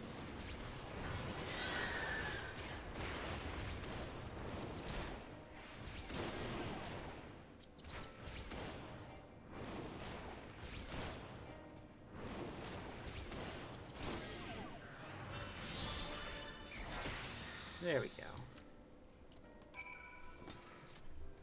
Hello. That was a splendid display indeed. Your bravery never ceases to impress. See such a fierce warrior. They say he's every bit your equal. Trono's so easily impressed. Well, Sparks indeed formidable adventure. Our teacher has many great deeds to her name, and more yet to come. Now, the village is not far. Let's march, and I challenge any monster to approach. Hold on, you forgot the supplies.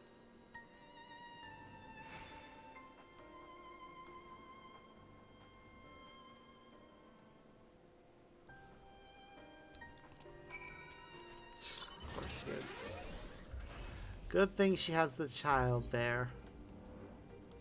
I really need to remember to get the onion needed to upgrade that.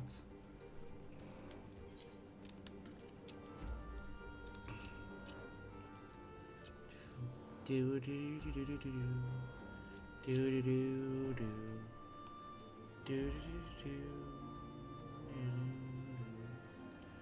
do do do.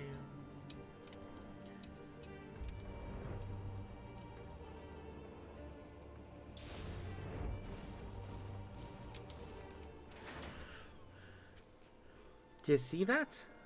Look how quickly the beast succumbed to the flurry of blades. In no small part thanks to this brave Arcasadora.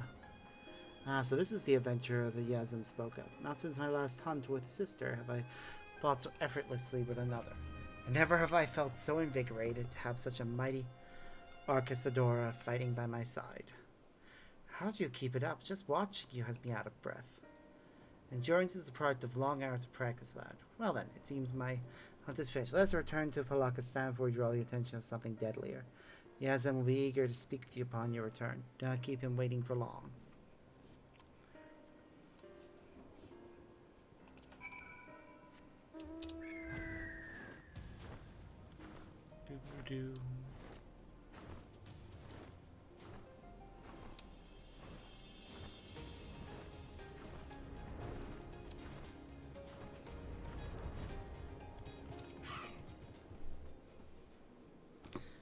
But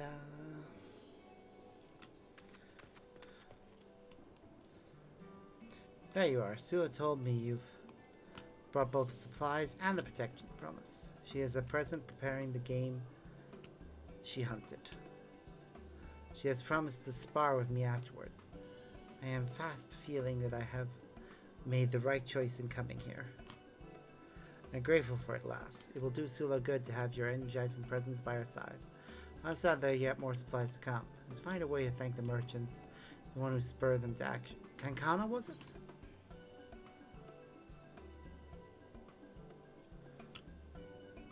She'll spare no effort to see Radazhan rebuilt. It seems we found a reliable ally, thanks to you. Oh, teacher, don't forget, we should ask about the journal we found. Of course, I was just about to mention it. The beast Sula and I that was holding fast to this. Perhaps you know who its owner is. This by the Manusia. Yes, I do in fact know who penned this journal. They were dear friends of mine.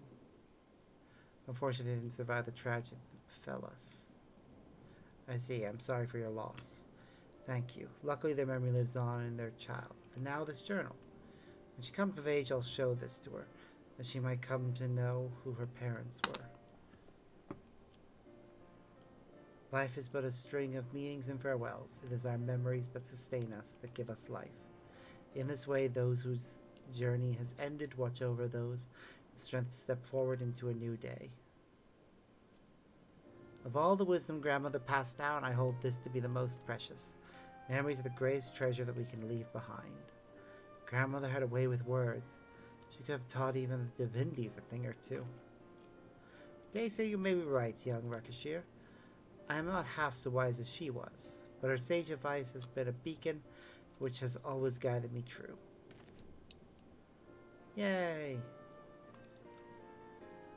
Okay, the camera angle tells me that we may be reaching the end of this. Truth be told, I first accompanied you here to repay a debt I owed, as grandmother would have won. I see now, however, that fate intended for me to be here. In Sula I have met a comrade in arms, and in Rakashir I found a capable and eager student. For all their sakes, I must strive ever to be better than the day I was before. I should take up the art of dance. The fierce display of the second Sagumi compelled me to set down my spear and take up the katana. The grace and deadliness with which the dancers throw their weapons has a charm all its own. Some measure of peace has returned to the Matanga. I believe my skills will put to bear use here. An adventure must court challenge, after all. My teacher has a daring spirit. Yes, slightly reckless, but worry not, I'll make sure she doesn't come to harm. Have you listened to a single word I have said? You have no notion of the danger I must brave daily. For now, you should be content to behold great deeds and learn from them. No wager your adventures will soon take you far from here, Sparks. Rest assured I shall safeguard the people of Palakistan in your set. Look forward to hearing tales of your exploits. Well then, the first order of the day is to attune to the Aetheryte and gather information. Jot this lesson down, young Wixir, for these are the fundamentals of adventuring. Come now. Our lack of supplies was weighing heavily on my mind.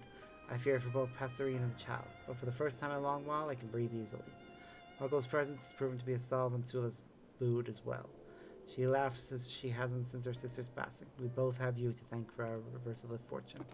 Neither party had bed from Uncle's arrival. The delivery of the journal was an unexpected boon, and last proved to be vital in raising the child. When she gets old enough to understand its contents, she will come to know the deep love her parents bore for her. A love so steadfast that will shield her from the world's cruelty. Of course, I intend to tell her all about your partner's salvation as well. But for now, there is work to be done. For both of us, I'm sure. Wheresoever your travels may take you, don't forget the friends you have in this corner of Daphne. Lastly, be safe. If you die before I can repay the debt I owe you, I'll hunt you through the 7 hells until the ledger is balanced. See, it doesn't come to that, eh? Assumes I'm gonna end up in hell for some reason. I mean, he's not wrong, but still.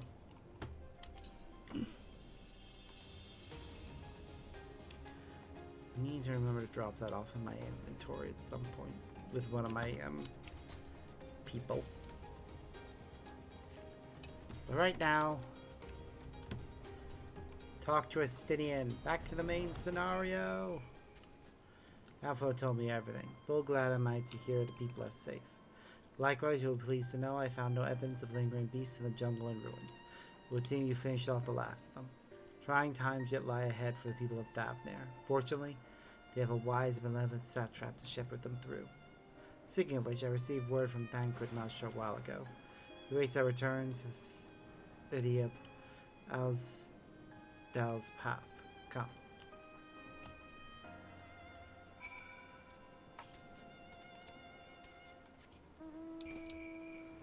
Alright, the thing that was blocking this bridge is gone. And we can just enter it. Oh no, it was a different bridge that was blocked. Can't summon our mount here, which is a shame. But oh well.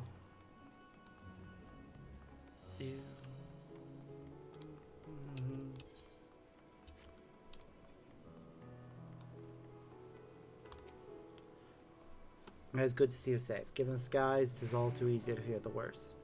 I'm pleased to report that we've succeeded in quelling the threat here in the city. The beasts have all been felled, the citizens are safe for now. I've also heard from the Radiant that an important proclamation will be made in the city square. Said no more than that. Might you have any idea what this is about? Sylvitra is finally coming out from behind the curtain. Suppose we too should hear what he has to say. Make I do to then. Before that, it would appear the word assembly has not yet reached all the citizens. If anyone along the way seems unaware, we'd best enlighten them. Yep. Which means we should walk over there to make sure we don't miss anyone. Sprint. I do wish the sprint either had a longer duration or a shorter refresh timer. Are the beasts all gone? I've been hiding. I'm too scared to go out and look. Oh, that's a relief. I thought one of those beasts was going to eat me. I wonder where Vershawn is. He's the slowest runner. I hope he got away. Who with the other people from the palace? Maybe I'll see him in the square. Wait for more. Search for more townspeople. It'll mostly be children, probably, who are hiding. Hey there. Leave me be, please. I swear to you, my flesh tastes absolutely terrible. Oh gods, what are you doing? Scaring me like that. If we're quiet, those beasts will find us. The square, you say? So a satrap was killed. With my very eyes, I saw him crushed in that creature's maw. Oh, such terrible carnage. Is there someone else who would lead instead? Whoever they are, if they say anything to sully the memory of our beloved satrap, let them regret it. Well, I hate to tell you this, but, yeah, this is not gonna go well.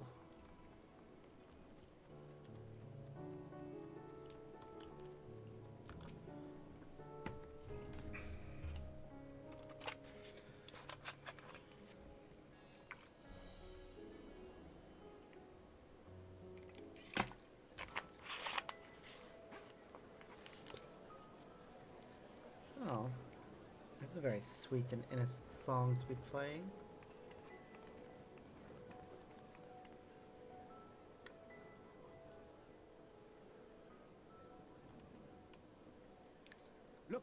Someone's coming.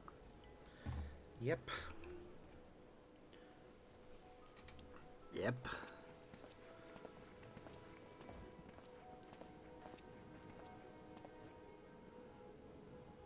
People of Razathan, it warms my heart to see so many brave, resilient souls before me. Mm-hmm.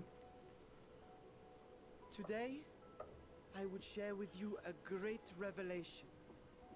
But before I do, I must make a humble request. Do not be alarmed, nor avert your eyes. See the one I unveil for who he is, and know that he means you no harm.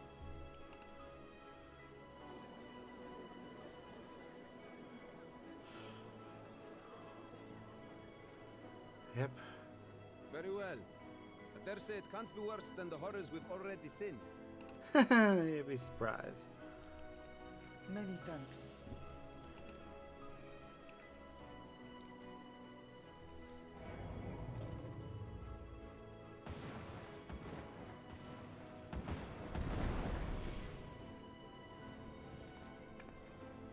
A dragon!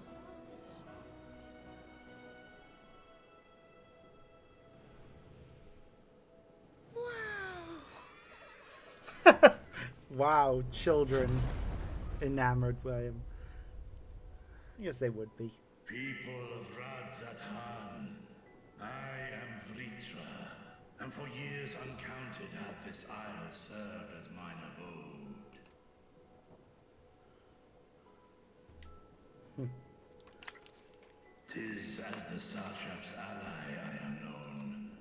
Today, I would reveal the truth unto you.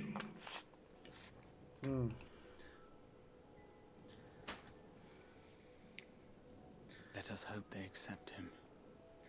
And I hope they do. They should. He served as their protector for hundreds of years.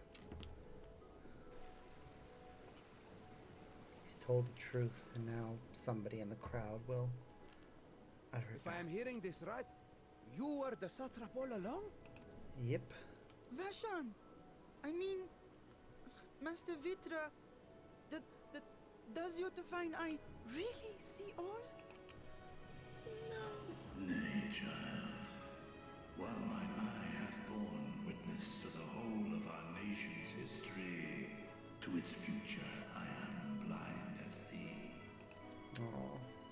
Countryman, calamity the likes of which we have never known is come to Favne, our home.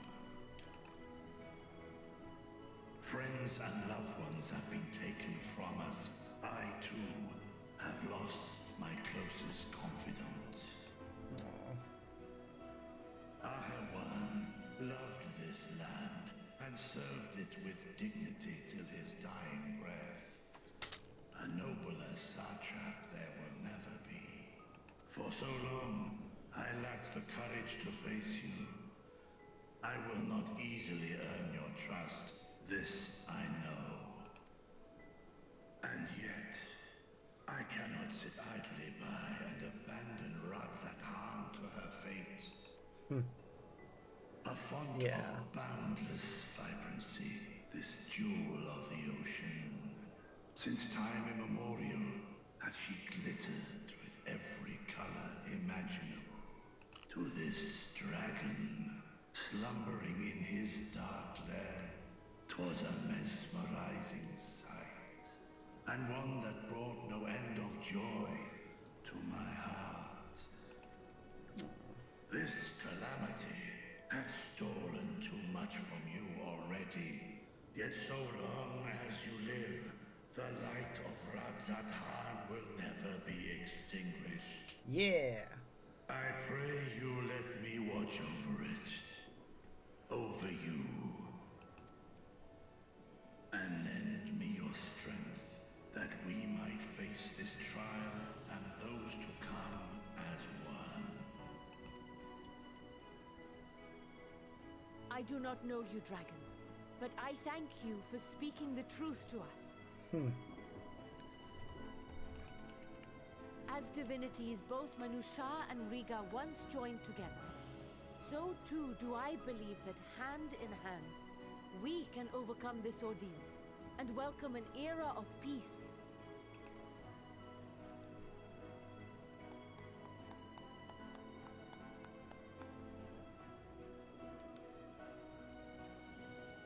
A sight that would have surely brought a smile to Azael's face. Yeah. Shame she didn't make it to this point. Indeed.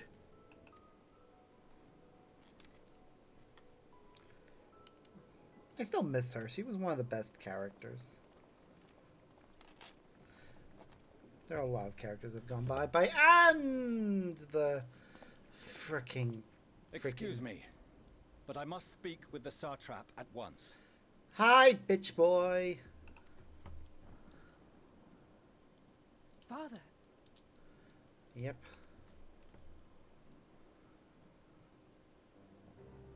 You have suffered dearly of late, yet you must endeavor to look beyond these losses to the future you yet have. On behalf of the Forum of Sharlayan, I come with a proposal by which you, the people of Radzat Han, might be saved. Oh wow, they're I say actually trying to again, help I people must outside speak of with your Sharlayan. Satrap. I beseech you, take me to him with all possible haste. Right over there. I am Satrap here. Speak thy proposal. All present shall hear and judge.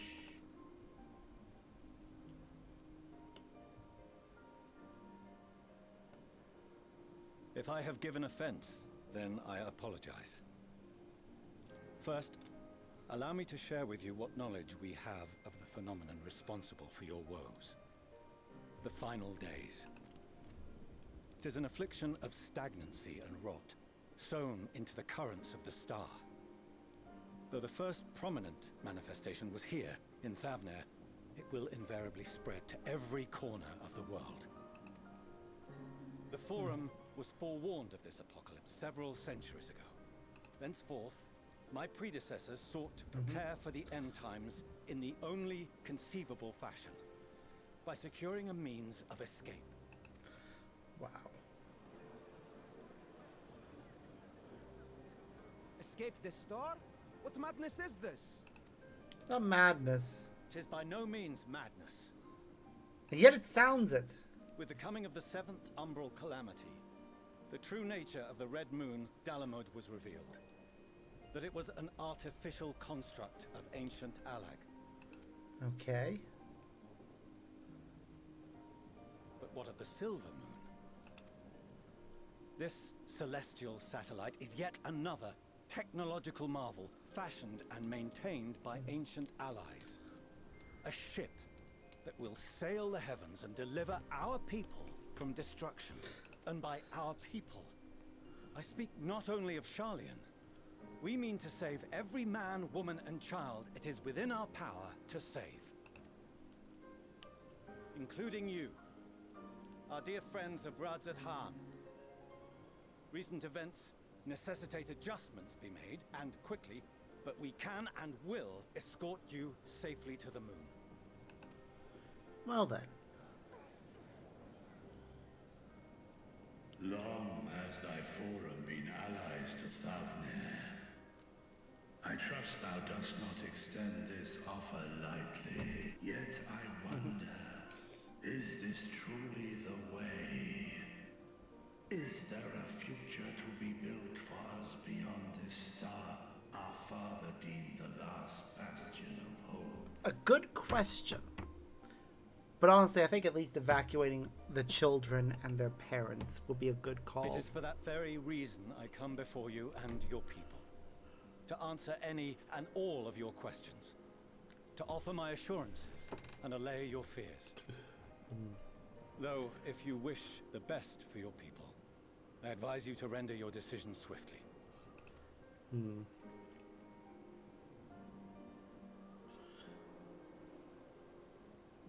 Show our friends to Megaduta. They are to be received as honored guests.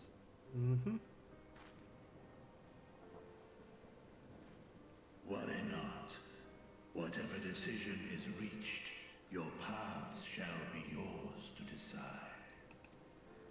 Yeah? Until then, heed the warning of these brave heroes. Guard your hearts against fear and despair, for it is within such fertile soil that the seeds of blasphemy find purchase. The phrasing of that comes across so religious. I do find it funny that they've chosen to refer to the horrible monstrosities as blasphemies.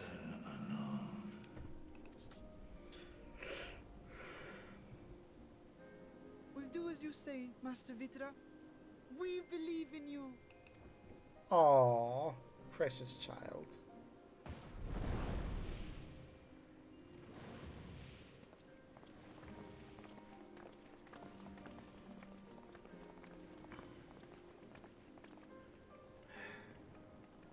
Oh, one of our other friends is coming out this way. Hi. Oh, you're still here. What a relief. What is it, Nahana? Nidana, what's the Nidana? matter? Has something happened at Palika's stand? No? Oh, no, not that I know of. I just hope to hear your thoughts on a theory of mine. All who undergo the transformation are drained of their ether, yes? What is it then that gives these beasts the strength to carry on as they do? Good question. Logically, they must be drawing upon an alternate form of vital energy. That put me in mind of our earlier conversation, when I tried to explain the essence which many confuse with ether. Okay. Akasha. Yes, I remember. The unseen gift bestowed from on high. Mm-hmm. An energy influenced solely by emotion. Huh. Yes, yes. In this instance, negative ones set Akasha into motion, thereby infusing the beasts with vitality. I posit this as the mechanism by which the beasts are born and sustained. Interesting. Ah, do you still have that flower? Yep, I do indeed, and it's changed color again. Oh, shit. Oh, shit! It's dead. It's as she If we feared. accept that it once shone bright by drawing upon Akasha, influenced by the thoughts of those nearby, then fear, terror, despair, negative emotions so powerful as to suffocate it, permeated the air in this place. Yeah. Clearly. The flower just disintegrated in my hand. The forces which drive the final days may be beyond our ability to perceive. Hmm.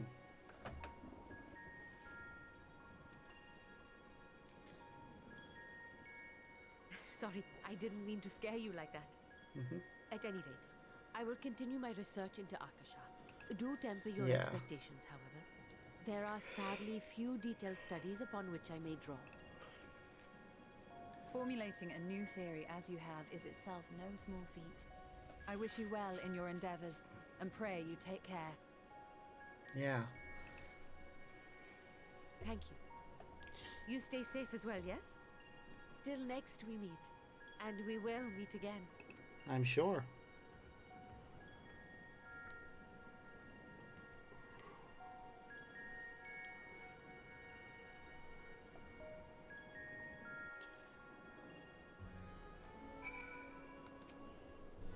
As far as we have come, after all the horrors we have seen, there's still so much we don't know about the final days.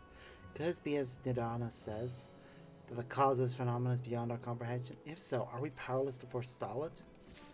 I don't think so.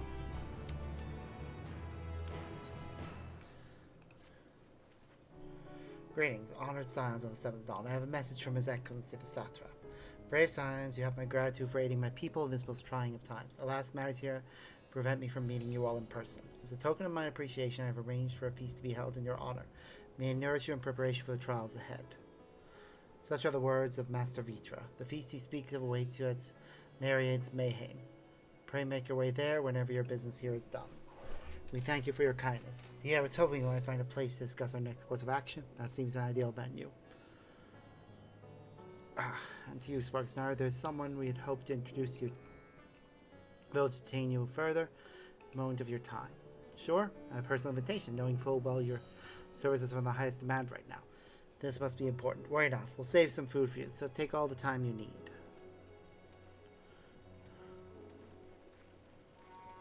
Thank you, friend. Whenever you are ready, please join me in the Aetheryte Plaza. I shall go on ahead. Okay. Be right back. I need the toilet pretty badly.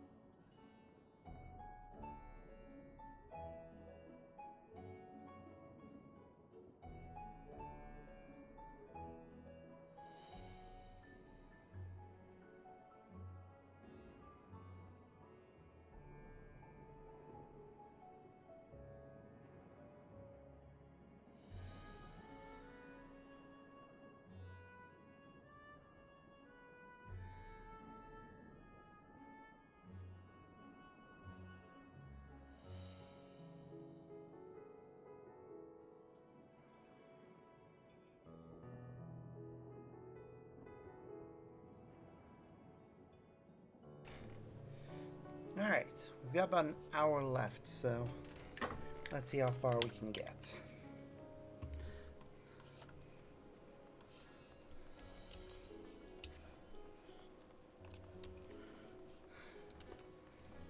There's this right here, so if we use it.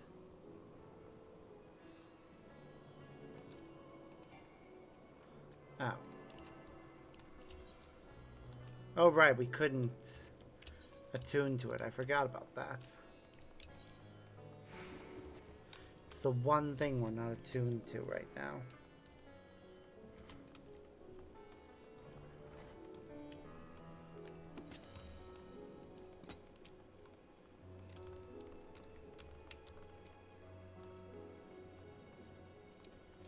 I wonder if completing this will get us the ability to. Actually, right, you see there has been restricted to a select few ever since the tower first appeared. We sincerely apologize for inconvenience, but it was deemed too dangerous to permit the free movement of visitors at a time of emergency, a risk we could not take. In light of recent developments, however, the Satra has decided that such restrictions would only hinder our efforts to combat the final days. As such, I would encourage you to attune with Aetheryte before proceeding along the corridor. Thank merciful God.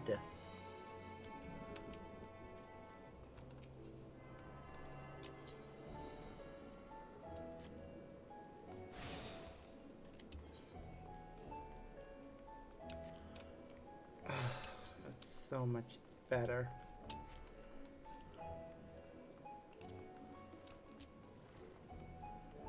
Being able to teleport here whenever we want will be a lot better.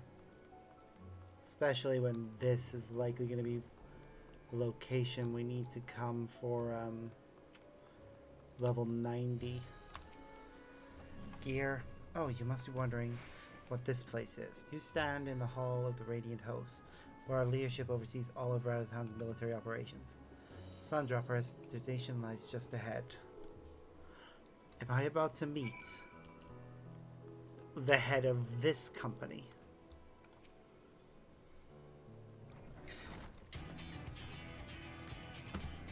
Welcome to Sundrop. Without further ado, allow me to introduce you to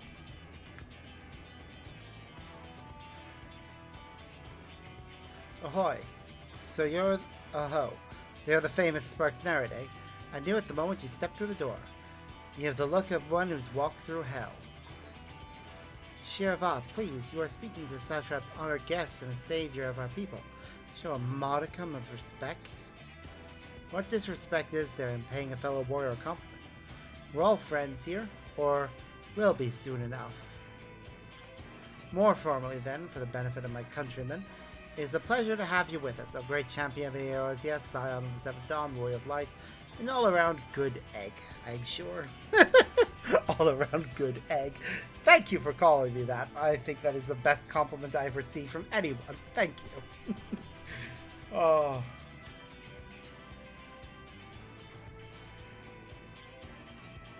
This talk of eggs reminds me I'm late for dinner.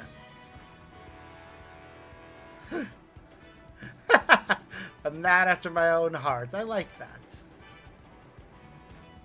Don't you worry, I'll keep it short. There's just a thing or two we'd like you to remember. First of all, about the room you're standing in now. Razon welcomes delegates from other lands to oversee trade and diplomatic dealings. There are military matters to discuss, which is why all these officers are stationed here in Sundral. I imagine you're more than familiar with each of the nations they represent, yes? Yep. You got representatives from Doma. Pleasure. Aldon Alamigo. Wow. Love the armor on the Aldon representative. Limsa Laminsa. Love your armor too, damn. They sent only their most fashionable soldiers, I see. Gridania. The Alamigan is just wearing a standard outfit, the same with Ishgard last, but never at least Ishgard. They are the eyes, ears, and mouths that bridge the distance between Ravzatan and their respective homelands. We've used this brief respite to share the details of our plights with our overseas counterparts. Wouldn't you know it, all of their leaders requested a few words from you specifically. You're a man in high demand, eh? And so would you mind regaling us with your own account? Indulge us before you indulge yourself.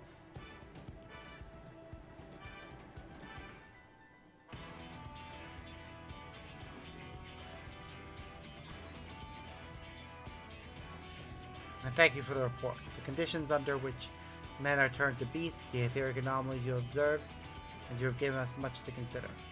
It is concerning that the first transformation apparently occurred before the skies turned red. It's contrary to what one would expect. Thankfully, the information you conveyed to Lucia upon your return from the moon has already proved invaluable.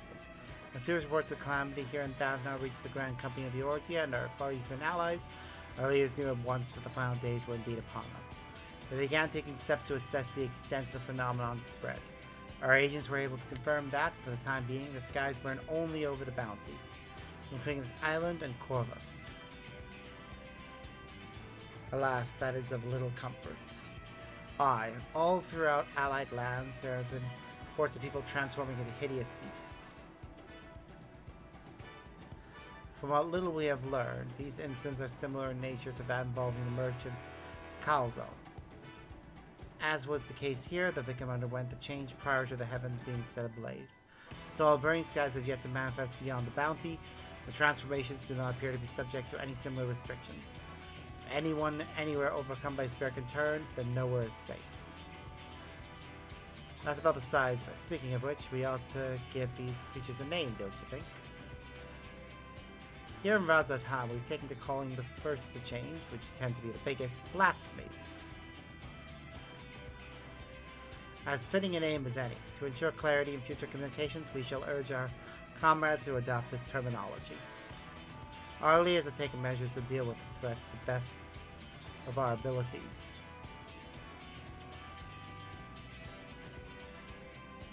Aye, each nation has assembled their own group of elite soldiers to put down these so-called blasphemies, and they spawn as and when they appear.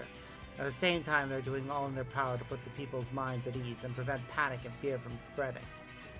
That said, brave souls with the strength and fortitude to fell these terrible fiends are not easily found. Just so, and it is for that very reason that we turn to you. Pray lend us your strength and help us to slay the blasphemies that plague our homelands. Gladly. Now, you don't have to give your reply before dinner. I should also mention that each blasphemy seems to possess wildly different characteristics. Works well against one may serve you poorly against another, so before you go rushing off to save everyone's day, have a word with the delegates. They'll tell you what to expect.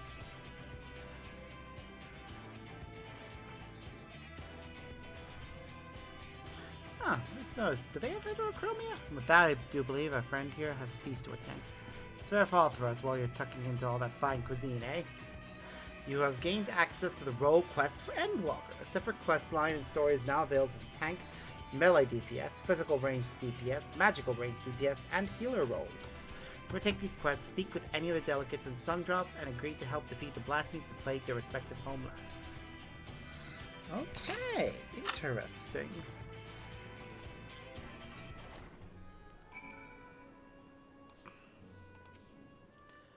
Pray forgive Shirabat her rudeness. She can be a bit boisterous at times, but it's simply her nature. Wait, she? God damn, does this game constantly make me question things. Anyway, my apologies for keeping you from your hard-earned rest. You'll be rejoining your companions, yes? Do you know the way to the Mehane? I have a terrible sense of direction. Truly a remarkable weakness for such a well-traveled adventure. Anyway, you can use the Aetheryte or go by foot via the Aetheryte Plaza. From there, cross Sand Bazaar and continue down the pass. You'll find yourself right in front of the Mehane. Whenever pray request the drink of your choice. He says that tonight it's on the house. And with that, I must return to my post. On behalf of all the remaining hosts, I thank you and your friends once more for lending your strength and courage to rise out in our time of need. We should endeavor to fight the good fight to the end, though we might honor Ahawan's legacy and serve Master Vitra well. Remember that your efforts will not be in vain. Off they go. Okay, interesting. So, my Lord Sparks, I have awaited your coming. Phenomenon wherein men turn to monsters. Pains to say that Ishgard has not been spared. A dread blasphemy has appeared in the Holy See. To compound the people's horror, the beast resembles a dragon. It is imperative that it be vanquished without delay. To that end, we have begun assembling a hunting party. Given that fear and despair may turn our allies against us, we are being stringent in whom we choose for this duty. Yet while we have confidence in the quality of our knights, the mission benefits from the presence of a battle mage, one who can stand unflinching in the face of our fell quarry. It will be hard-pressed to find an individual who fits that description better than you. Will it lend us your strength and skill? You can count on me. We're in your debt. Just a moment while I relay the good tidings to command.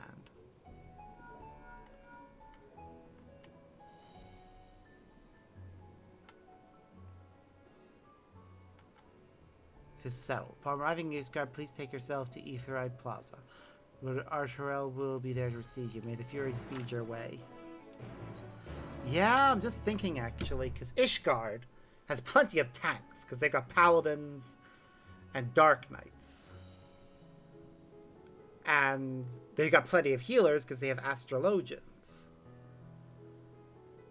And they have plenty of melee DPS, because they have Dragoons.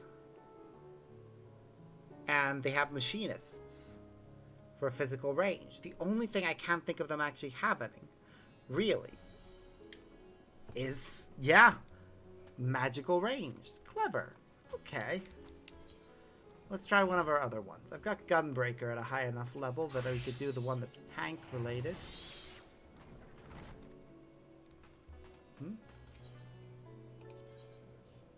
Oh. So we have to be level 85 to start any of these. Which means the only ones I can do right now are the healer and melee DPS ones. I can't do any of the others. So I need to level up Gunbreaker and Machinist the most right now. I need to focus on using my dailies for that. If you are ready to lend us your aid, I'll apprise you of the situation. We receive reports of a creature believed to be a blasphemy stalking the streets of Alamigo. Troops have been assigned to track and slay the beast. They are likely to be casualties. With most of our healers posted elsewhere, we had thought to position you for aid. I would be glad to help. Once again, we're in your debt. We shall inform Commander Aldin forthwith. My comrades of the Immortal Flames will be glad to have you watching over them. You see, as they've been no sighting of any blasphemies in our land, we have joined our Alamigan allies in their hunt for the fiend. Trouble is, the majority of our own healers are working day and night to treat the tempered Imperials captured it. For that reason, we too will be glad of your help. Your presence alone will be a great comfort to the troops, I'm sure. As time is of the essence, I ask that you make your way to the Alamigan quarter and report for duty. Commander Aldin is overseeing the hunt, and he will explain all upon your arrival. Grant you strength. Okay. Again. Ul'dah, if it's Ul'dah and Alamigo working together, Ul'dah has pugilists and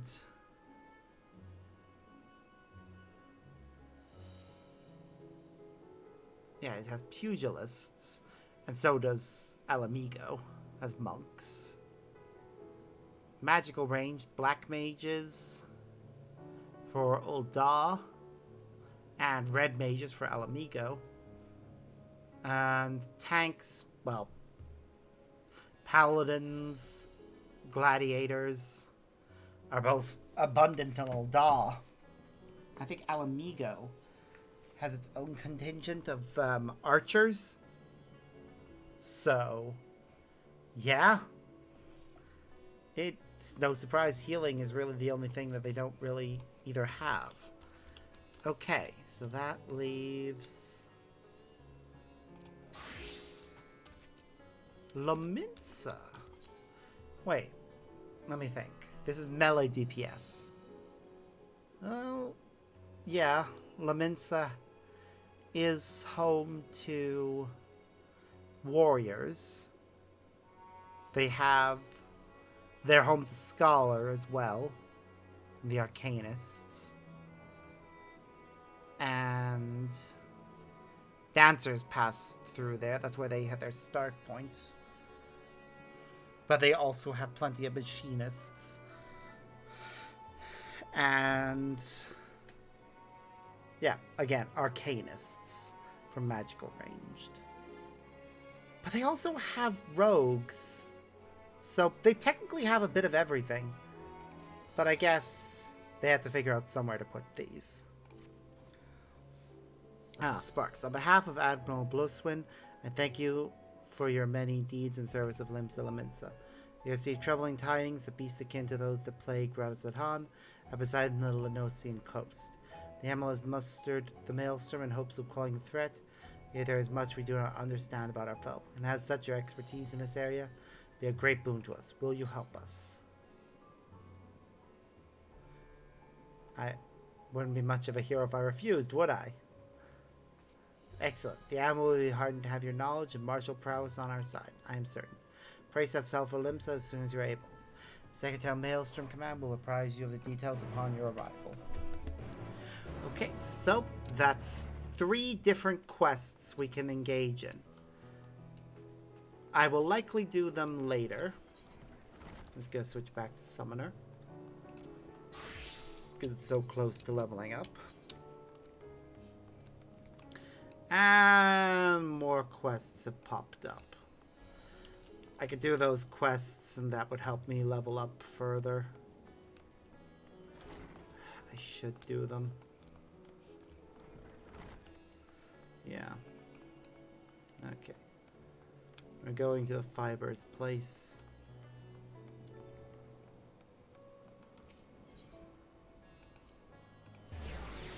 I mean, we might as well as do a few quests before we continue.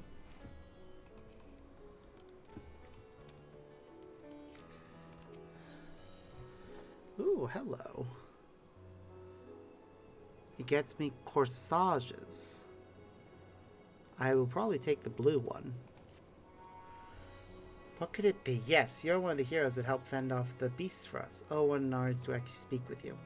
Remember me? Perhaps not, but I was one of those you saved from the ravening horde. Be able to express my gratitude. They'll be happy to know the little ones you helped to rescue are safe as well. So enamored are they with you and your friends that they've decided to put together a few gifts for you. Take a time to visit them over on Paxos Path. They'll be even more thrilled to meet you than I. Okay.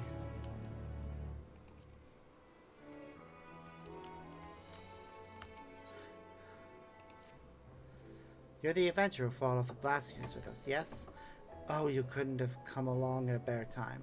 Please, just do me one favor. Just act as if nothing is the matter. If you're going to make these wild accusations of me, you best have some damn proof. I told you, I've never seen your damn ring. I'll be on my way. How could you speak such lies? That ring was my most precious keepsake. Oh, whatever shall I do? Yes, that should do. Thank you, Sparks, was it? It wouldn't be too much of a bother. Would you trouble you assist us in an investigation of sorts? As you may have observed, that young woman believes that her ring was stolen by that uncouth man who just walked away. She has no physical evidence, yet I cannot help but believe she is telling the truth. So that's the plan. I would make a show fusing the argument and allow the man to walk freely away. Then I would have him followed, that we might glean some insight as to whether or not he committed the crime. That said, far too speculative as I would tail the man all by myself. What say I pretend that I am a visitor to our fair city around the area? That way I do believe we could approach him without arousing too much suspicion. Yeah, that sounds like it could work. I cannot thank you enough. Let's follow that rather unpleasant fellow. I believe I saw him heading in the jail direction of you.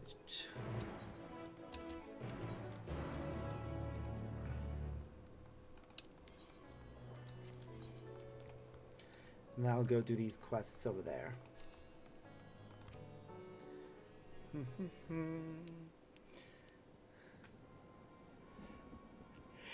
Well then, I'll to act as natural and inconspicuous as possible. Let's see what happens. So much for the Vaulted Radio. This speck of thing ditch. And skewering about like frightened little rat. These are fine times for those in my line of work. You see the object he was examining? It certainly appeared to be the stolen ring to me. But let's not reveal ourselves quite yet. Any luck, he lead us to his hideout. Here's the plan. I'll pretend as if I'm giving you a mere traveler a tour of the city. Then follow him without getting too close, of course. The last thing we want is to blow our cover. Just notice that the boots she's wearing have claws at the toe point. That's an interesting design choice.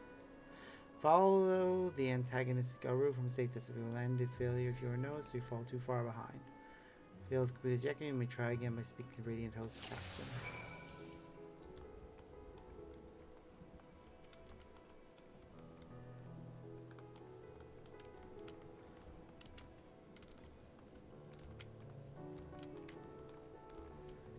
This is a tailing mission, but it has the benefit of the streets of our town are most colorful, don't you think?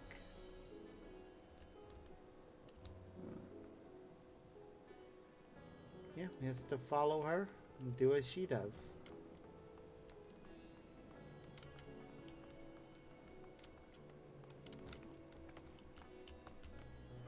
Just find whatever evidence.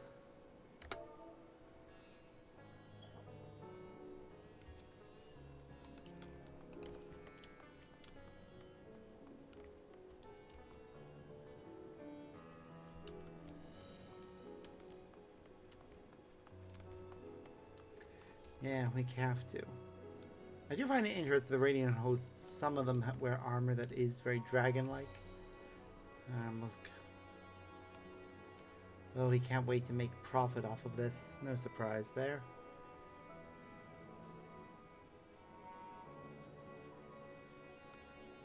Again, just follow her. Come on, get moving again. If we get moving, we would have been spotted. Am I hearing things? Yes, you are. It's typhoon here. You must be careful. Or wary, or whatever she said. Either way. Follow her, follow her, follow her. Off to the side. Find whatever evidence we can help that poor woman. Yep, we must.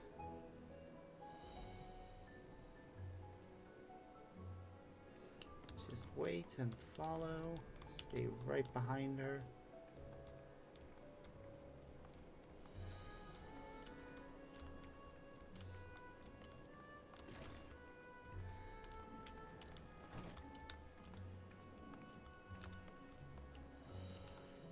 Good trouble. Must be an accomplice.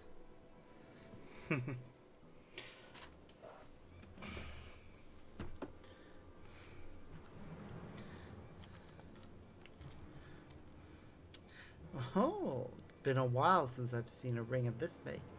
And inlaid with exotic jadeite, no less. Yes, this should sell for good coin. Just as expected, he had the ring all along. Well, I dare say it's time to interrupt this little transaction. Should I summon my subordinate for good measure? Keep watch here to ensure that neither the men nor his accomplice escapes.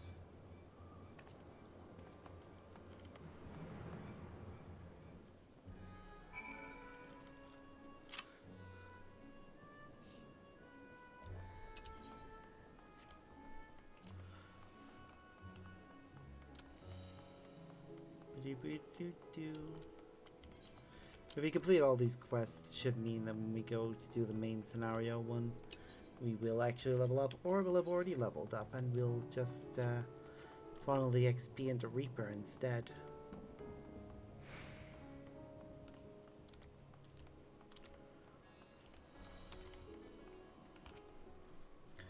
How far is the investigation, friend?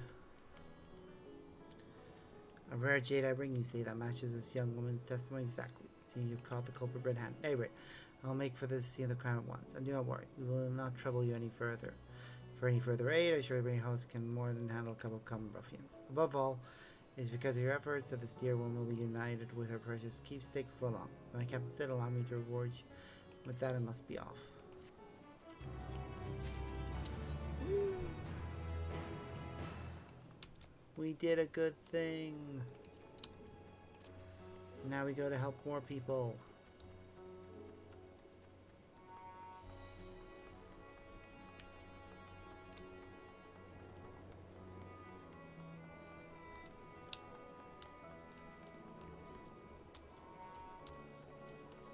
Hello, person. Accept. You must be a substitute hamster keeper. Well, you're late. Feeding time is to start bells are going. A hungry hamster is a noisy hamster, as you can hear for yourself. When you're standing around, you're going to leave these poor creatures to starve death. Get to work. Chop, chop. Here you go. One large feed bag and one small. Hamsters of different stature, have different diets, you see. The eaters spook. The smaller ones require only a simple greens and grains, but our big boys also need a wing of silkworm pupa for extra protein. The foodstuffs have one crate over there. Now get to it.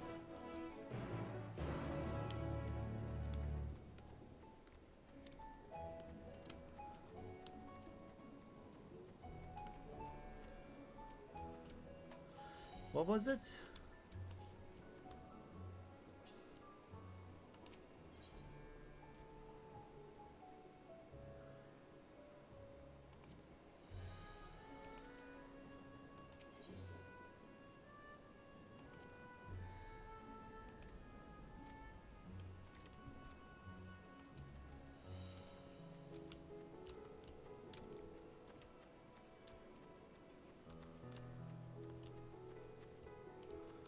Nope.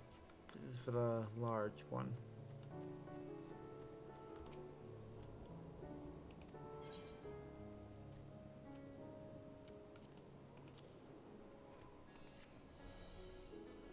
Hope I didn't make any mistakes.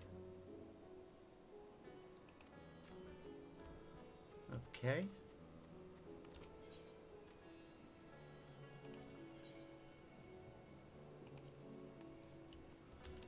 Maybe I'm gonna go double check with him and make sure I read the thing right this time.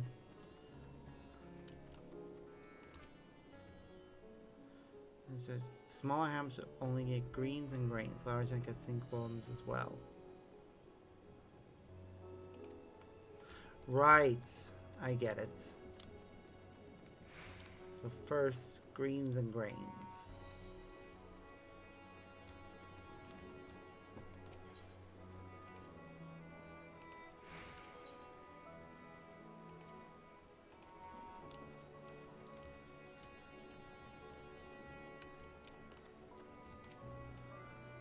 Eyeing you expectantly.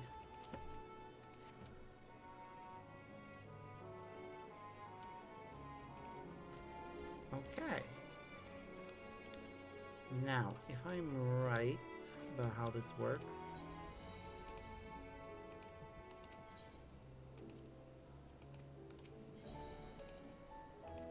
it says as well, so it's the same ingredients. We just add silkworms.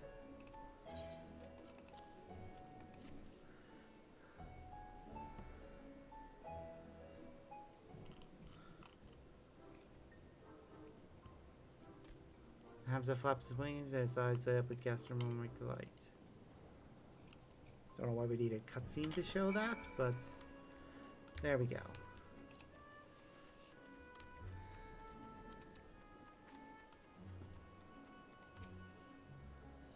So alright, perhaps you're not as hopeless as you look, but you're in time for the next thing. What was your name again? What, you mean that Sparks, the adventurer who rescued Matsaya from the Beasts. My most sincere apology. I imagine a hero like you would simply amongst us and something that harms up besides. Heavens, my face must be so red right now. Anyhow, thank you for a job well done. Here's your pay for a day's work. Now I best hunt down the real substitute Hamsa Keeper. Yep, you better. So give him a good slap up the side of the head for me, please. You shouldn't. Like, you're an animal caretaker. That's not a job you should be taking lightly. Hello, person. You're a friend of that red-headed Makote lad, aren't you? Remember how bravely you fought for us. May I ask you a small favor? Oh, thank you. See, my wife and I will soon be blessed with a child. It is custom for the father to swallow the newborn festive silks, but having been to market twice, I find myself for which will be the ideal choice. I am loath to impose, but I would be ever so honored if you could make a choice for us, and sooner rather than later. Just do any day now. Would you accompany me to the Fibers place? Sure. I can do that.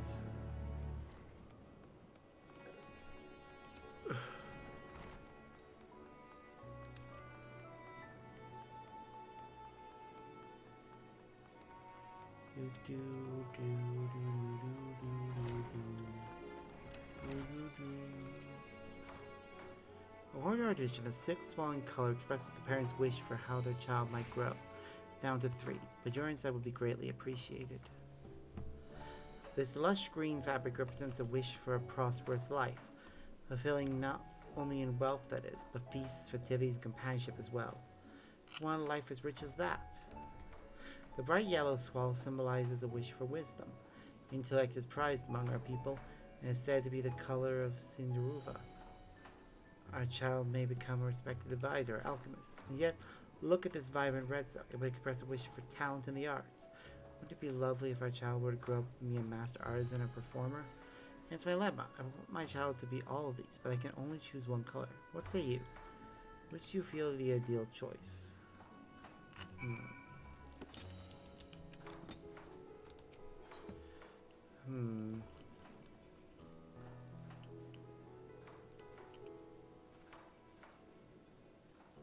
I personally, I'm talking about these 3. In terms of pattern, I do kind of like the pattern on the green one more, followed by red then yellow. Although, if we're talking about color, actually, looking at these 3, no. This one, then this one. I think I like the red one the most. So, red it is. I hope our child can someday bring joy to the village with their art. And thank you, friend. I feel much more confident in the decision for having consulted with you. We can still home to my wife today. I plan to visit Pax's path once I finish up here. Would you be so kind as to meet me there later? Pay you for your kindness? Sure. Can do.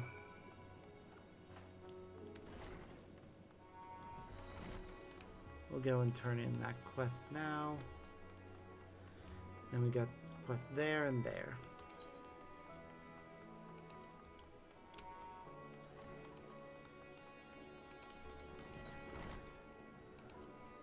What time are we at? Got 30 minutes. My wife was most pleased with the solving you chose. And I dare say these are more auspicious such a volunteer as you helped us choose our child's future path. I was devastated when my wife was separated from me during the struggle. My Kote friend saved her, in her delicate condition no less. His actions gave my wife the strength to overcome her despair and return home to me. To us, your friend spoke of a hero with the power to weave our strands of hope into a brighter future.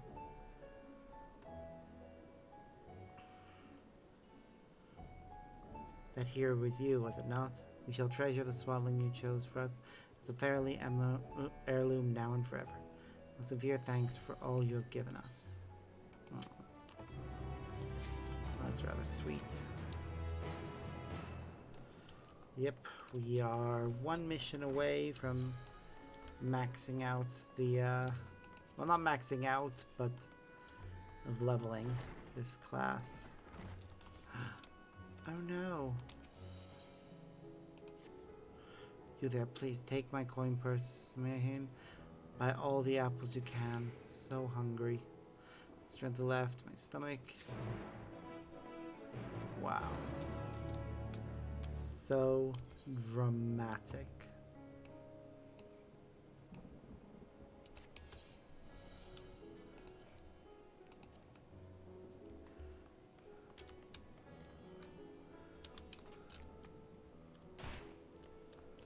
Anxious adventurer. Praise 12, another adventure. I've been wandering around this god's city for hours.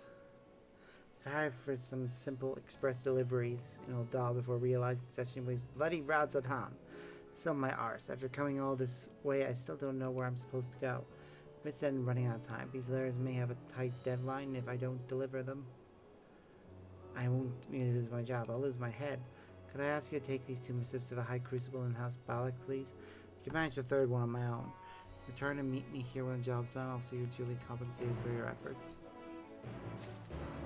Okay.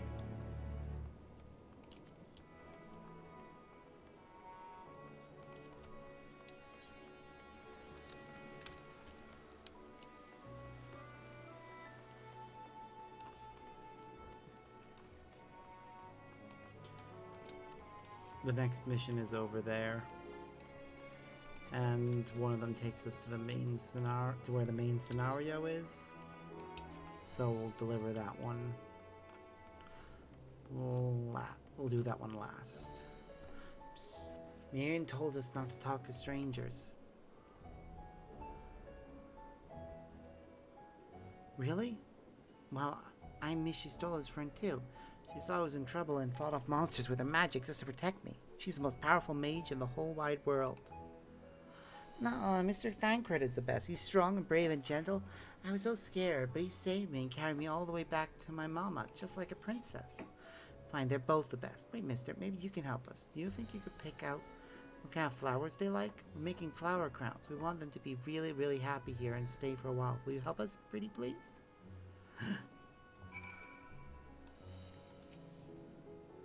Gotta make a crown fit for a queen, so pick and make her look even more powerful.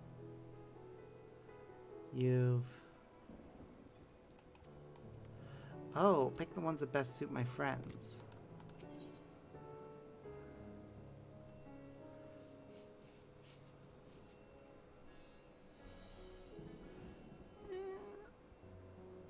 I think, yeah. The vibrancy of the petals reminds me of Ishtol's art and determination. I think she would look good with roses.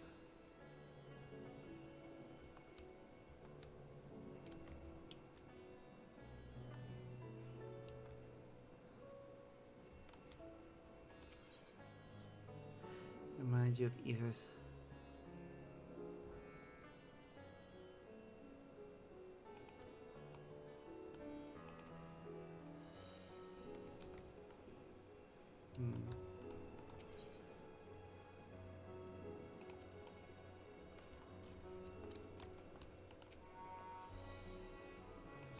For Miss Stola? This one smells so pretty. Reminds me of the brief melody came from magic. Which flowers do you think were Mr. Thancred? Little red flowers?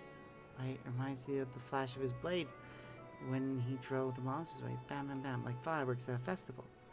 Thank you so much, mister. We're gonna so much fun making crowns for them.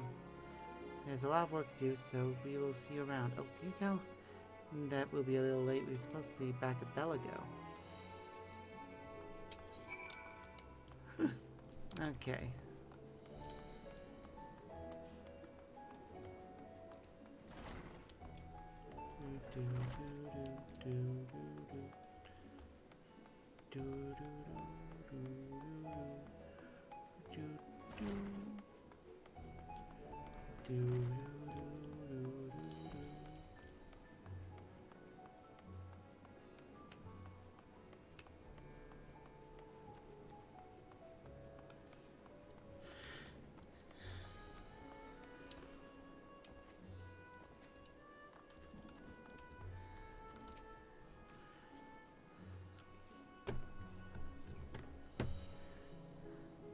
You don't say. It sounds as if you are of great help to little children. Think of such a hero would be so kind as to assist in our daily affairs. I can better think what would have happened to them were you not there to save them. Because of you, I'm given another chance at life. Flowers may be a small token. This means a lot to them. I am sure your friends will understand that. And this is from me to thank you for all you have done. I'll take the blue ones. Woo! We leveled up. Elemental Mastery. Oh, I need to see this in action.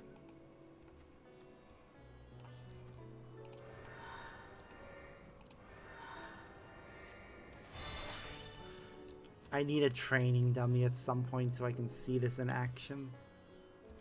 Later. I shouldn't have summoned that actually because I'm going to be switching to Reaper.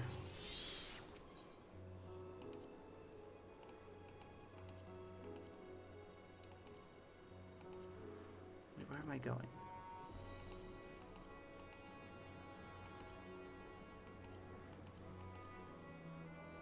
Come. Have I not? Did I not sync with that? Apparently not. Huh. I thought I had. That is bad that I have not. Better go sync with it. It's the last one that I'm missing.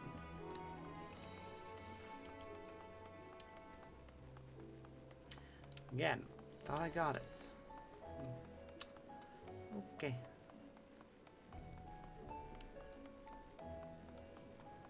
Been over there several times. How have I never grabbed it?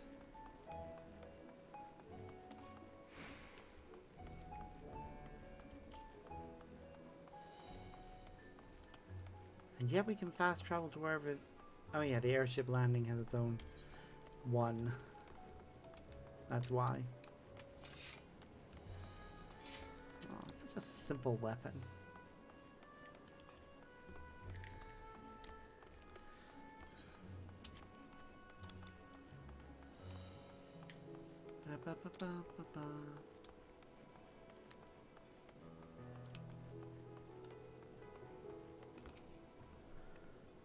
What business have you with the esteemed House Baliak? Don't you let me see. Why, it is from dear Ardashir. At least we know he is now begging on the street. Ardashir is the youngest son of our house. Was upset he forsook blood and nation to tinker with soot-stained alembics, and thus he never wrote. He never even told us how we might contact him. So we've naturally been worried sick. Now he writes. He's found a new trading associate for father. Some merchant named Rowena. He says she can help us in our plight.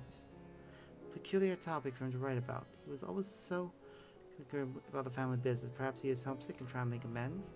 It's be a delight to hear from him. It is true that our country is in a precarious position. Delighted to know my brother is safe and happy in yours. Thank you for living. I'll share it with my sister at once. Oh God. Well, that guy is gonna be in debt for the rest of his life.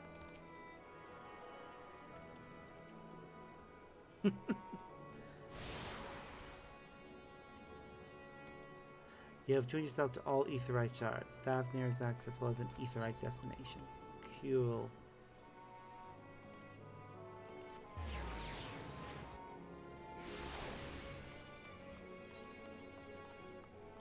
Delivering another ladder.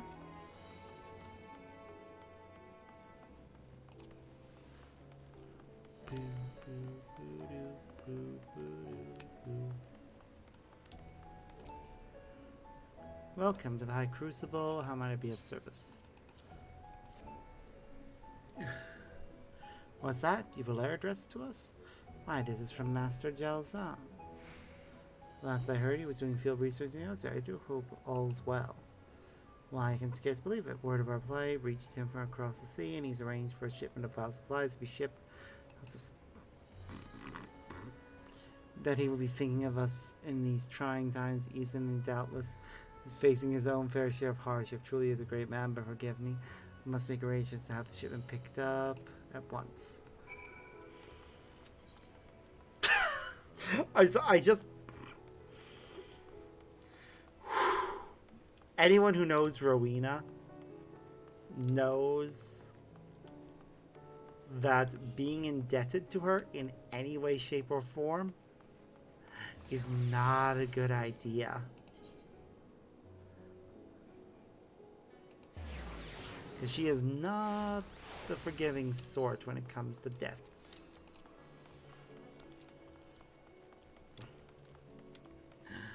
Oh. Well. Just deliver the last one. I've heard rumors of Rowena's punishment if you fail your task, like scrubbing ground from warehouse tiles with a paintbrush in plate. Save my skin friend. I wonder what kind of adventure so badly she tempted you with this beautiful set of armor, so I could put it on credit and work off my debt. Before I knew, I found myself playing Aaron Cult of Acid Splendors. Oh, don't falter for it. An adventurer needs armor, after all, my word. If she isn't a shrewd one. Anyway, thank you for your help. Here, I'll give you half of the house's commission for the job. Take it, you've earned it. Oh, no! Oh, you poor girl.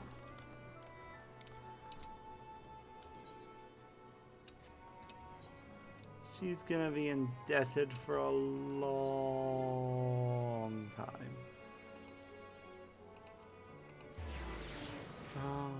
Oh well.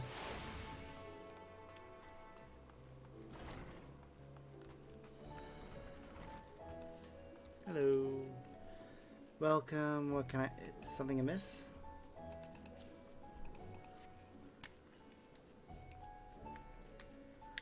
Food for the hungry? Worry not. He has more than enough coin for a crate full of apples. Bring it to him with my blessing.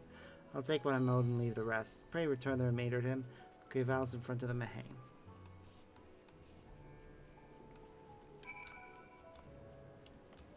Oh, she has a quest as well. Better take it. Such a precious trinket, yet Zora makes no effort to come and retrieve it. I do hope that doesn't mean. Well, if it isn't the brave soul will protect us from the beast. And perfect timing, no less. Might I ask you a small favor? I'm looking for the owner of a missing item, you see. I was just cleaning up the house when I found this unraveled woven brand under the counter. A husband and a wife visited here the other day. I'm quite certain it belonged to them. So hoping to return for the rightful owner, but they've not stopped by since. I fear the worst, but I'm holding out hope. They are well. I would search for them myself, but I cannot leave the shop undead. Might you be so kind as to do it myself? The wife mentioned she was an alchemist at High Crucible. For the life of me, I can't remember her name. Recall that she had long, striking red hair. Yeah, I can go deliver this. But first...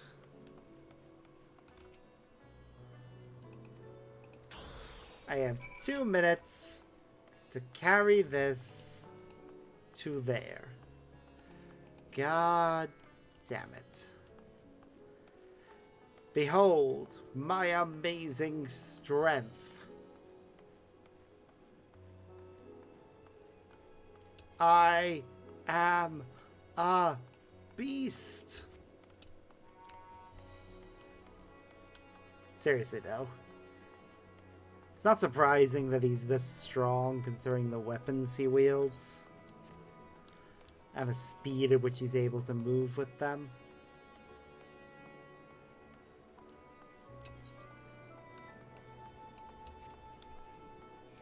Like, the battle stance for this scythe and the victory stance for it both require a degree of strength and agility. And the same story with the Dark Knight ones, which they are based on Cloud Strife's ones. And I think that's pretty cool.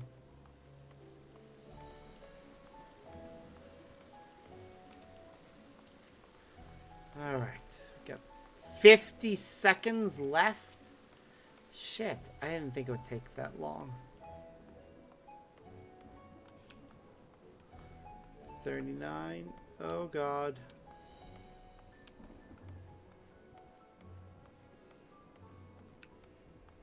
There, our destination. Oh, it's like burns of thousand hearts. Have you the apples? Oh, so kind, so kind. Many thanks, friend. So many apples, but I'm afraid I'm still too weak to move. My body craves more and more. If I could trouble you again to bring me some ham's egg from nourishment, take a comfort somewhere else, I'll make it up to you. God damn it. Mate, come on.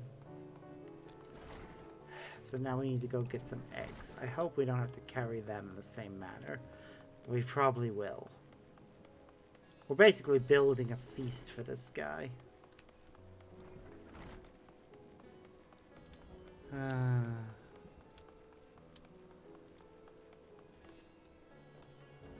Hey there. Welcome. What can I do for you?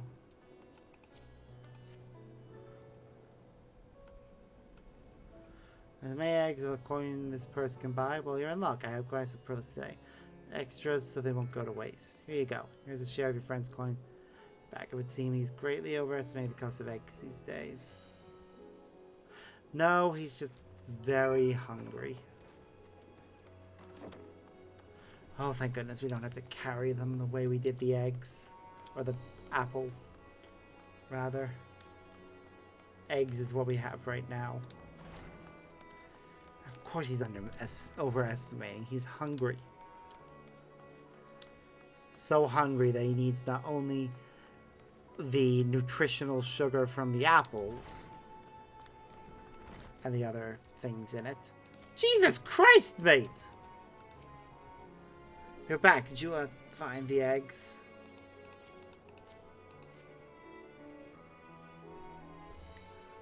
My favorite. The yolks just melt in your mouth. My stomach calms, and I feel my stamina return. Thank you so much, friend. I had been attacked by a strange monster high up in the mountains. I ascended as fast as I could, tumbling through brush and tree boughs. Finally returned, but I was so exhausted. I collapsed only to wake up again to the pangs of my empty stomach, but I found I was too weak to get up. Such is the curse of being so large. We Arcasador have great strength at our disposal. Once that strength is spent, it requires a veritable feast to replenish. I may have whatever coins left in my purse as a token of my gratitude. You have done me a great service today.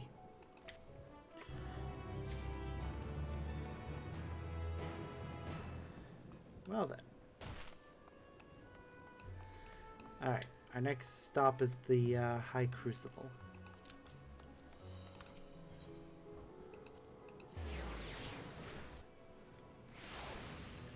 Right, we're looking for somebody with red hair.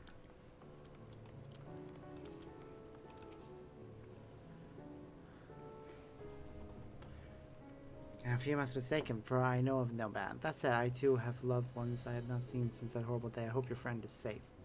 But I fear I have no time for chatter. All I can do is focus on saving who I can and pray that I will see my friends again. Now, if you'll excuse me.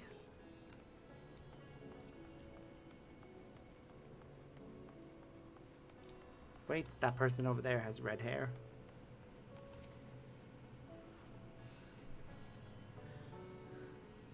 Yes, we were at Mirrorheads when the final days came, but what of it? I still find it hard to remember that day.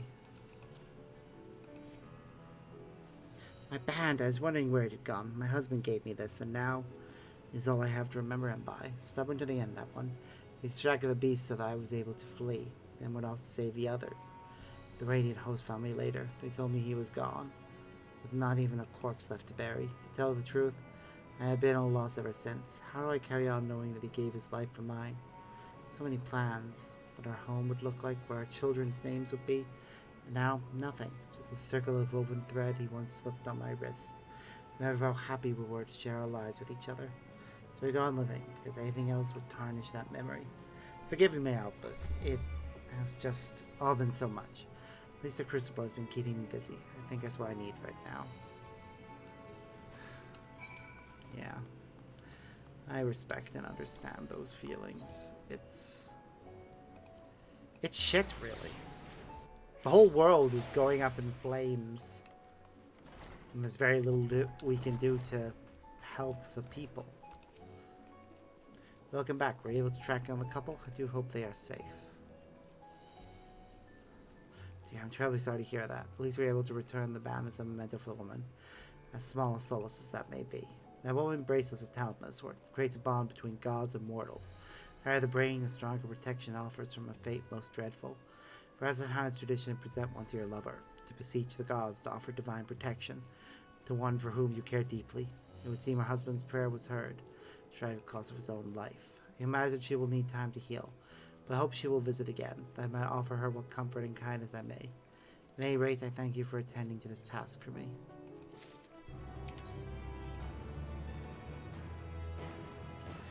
Yep. Is that all the quests in this area? Not except for the ones that I can't unlock yet. Which just sucks that they start at 85, but whatever. Welcome. When the satrap asked us to entertain a party of honored guests, I was wondering who it might be. This is a lovely surprise to say the least. By the way, I heard all about Kazil from your friend Grahatia. There's nothing that could be done, but I was heartened to hear he meant us no harm. I can't thank you enough for dispatching the beasts. As the smallest token of our thanks, your food and drinks tonight are Merit's treats. Speaking of which, what shall I start you off with?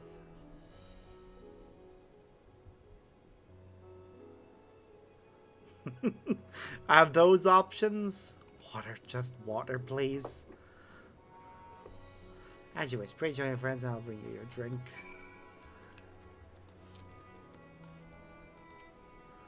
Welcome back. Wherever did the Radiant want with you, pray tell?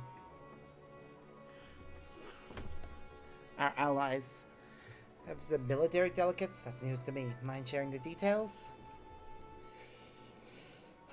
It's scary. Look at Alphino sitting off on his own. And his Stinian possessing of the wall. Yep. It will only get worse if what Father said is true. As it did in Amarot. Yep. If that's our model, then shouldn't we expect the effects to grow more severe as it feeds off its own spread? Yep. As if people transforming into those monstrosities wasn't bad enough. If the flora and fauna, if the land itself turned against us. Yeah. No one would survive. Hmm.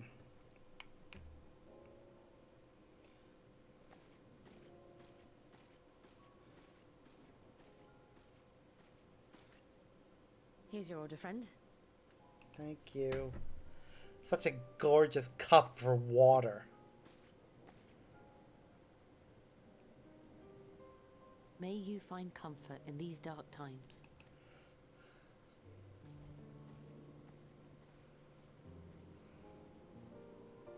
Where do we go from here? Good question. If there's one thing we've learned, fighting blindly and simply reacting to what comes will accomplish nothing. We must find a solution that addresses the fundamental cause. Before our strength is exhausted, before this crisis spirals out of control. Is there something, anything we've overlooked?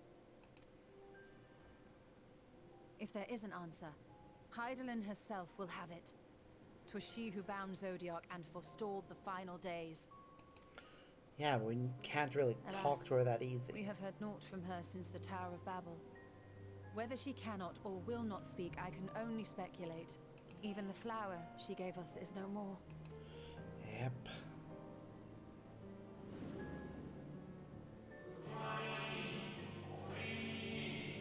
Elpis, you do well to remember the name.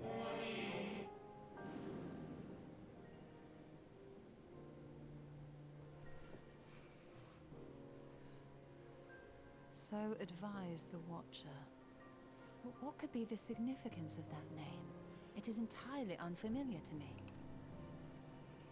To me as well.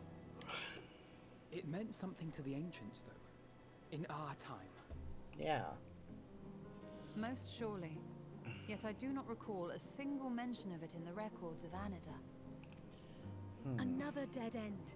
And quite literally. It's not as if there are any ancients living we could go and ask.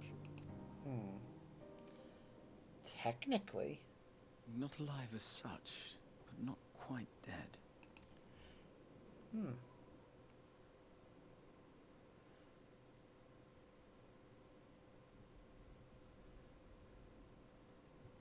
Elidibus. Ooh. I sealed him in the White Horus site of the Crystal Tower back on the first. Contained within that reservoir of ether that maintains it, ether that is returned little by little to the sea. Naught may remain of his soul.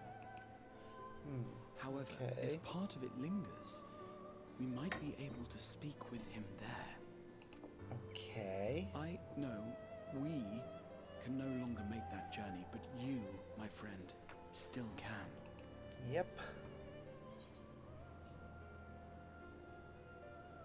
Be happy to lick on the others as well.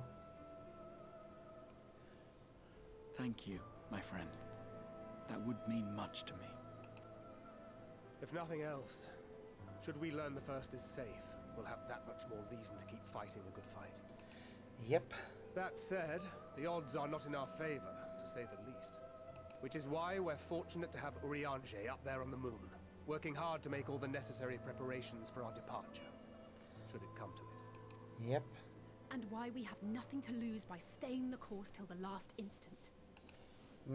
Indeed. To the last, let us all do what we can. I will consult with Master Matoya and see if she knows of a way to reach Hydaelyn from the ethereal sea. Good call. And I will visit the nation's leaders and attempt to ascertain how far the final days have progressed elsewhere. Another good Keep call. me abreast of your findings.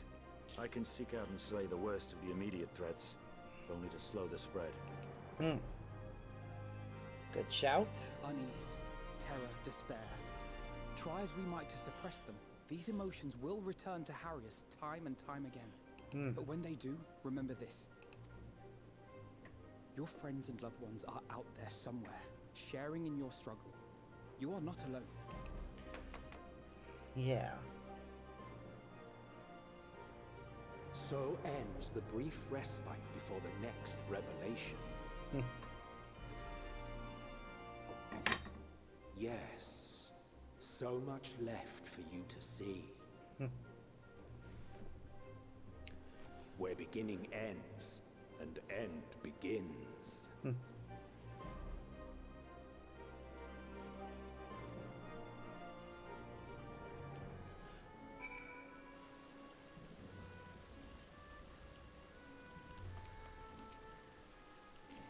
Now then, is there anything we've forgotten to mention? Are your arms and armor in good order?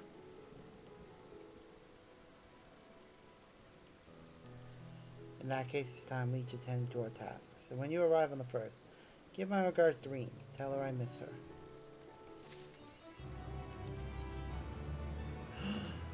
Another new weapon. Take this, Sparks, my spirit vessel. Why? Empty now, of course, but it should allow you to operate the tower's systems and the umbilicus. If even the smallest fragment of Elizabeth's essence remains, it should be possible to locate it. As for the access to the umbilicus, pray seek out Lena for assistance. Chances are she still stands watch at the Ascenor's gate. Should she or anyone else ask after me, tell them I am living my life to the fullest, that I am happy, hardships and all. Well, we had best be on our respective ways. God's willing, we'll see each other again ere long.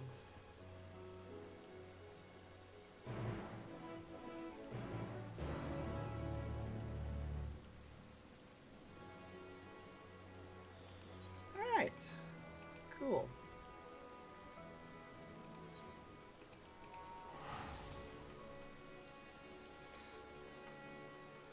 I will start these other missions later, but they'll all be something that I start as part of, like, well, not off camera. I am going to do them on camera, but it'll be something that I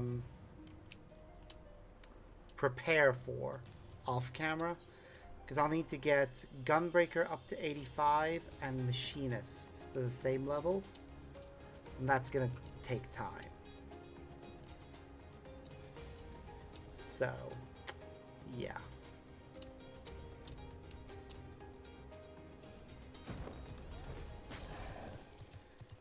Hey, Lena, it's been a while. Sparks, you are returned. Hello. Have you been well, you and the others? We've no shortage of troubles, but we're well enough. And things are much the same for you as they were here. My lord is doubtless enjoying himself. Yep. He said this to you? These exact words? To know that he is happy fills my heart with joy. Thank you, Sparks, for taking care of him. When next you see him, please tell him not to overexert himself. Futile a request though it is. And tell him that all is well here. The peace you gift us continues, and we work hard to build new lives for ourselves. In the course of this, we occasionally bicker. We've never been more optimistic for the morrow. If I had to mention one dilemma, it would be the question of our governance. Even as we speak, debate rages over how we should run the city in the Exarch's absence. Most of us are of mind that the Settlement Council should continue to oversee the general running of the Castarium, while representatives are elected to determine policy and handle diplomacy. Thus far, nothing is set in stone, but however we choose to proceed, we will not replace our Lord. No one could.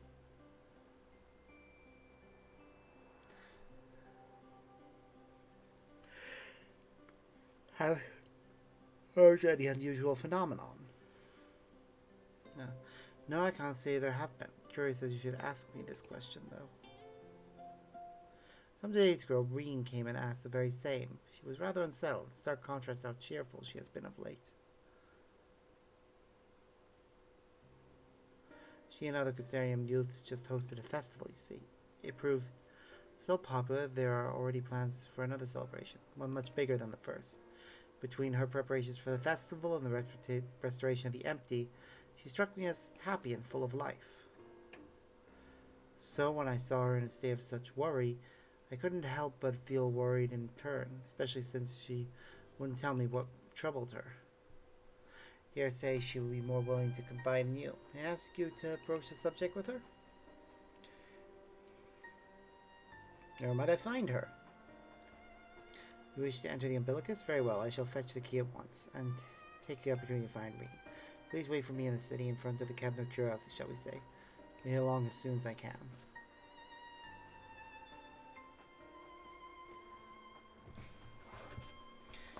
Okay.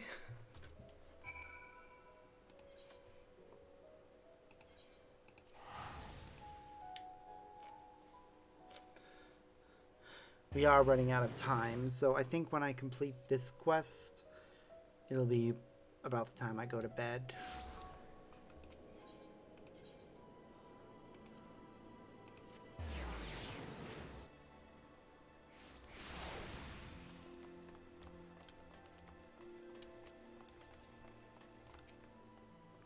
Following events cannot be skipped. You may wish to cancel any pending duty finder registrations. Wait for Lena? Yes.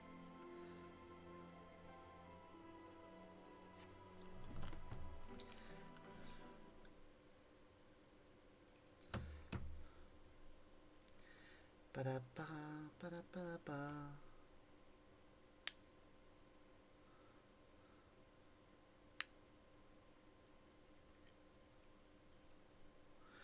Do my old eyes deceive me? Is that truly Sparks?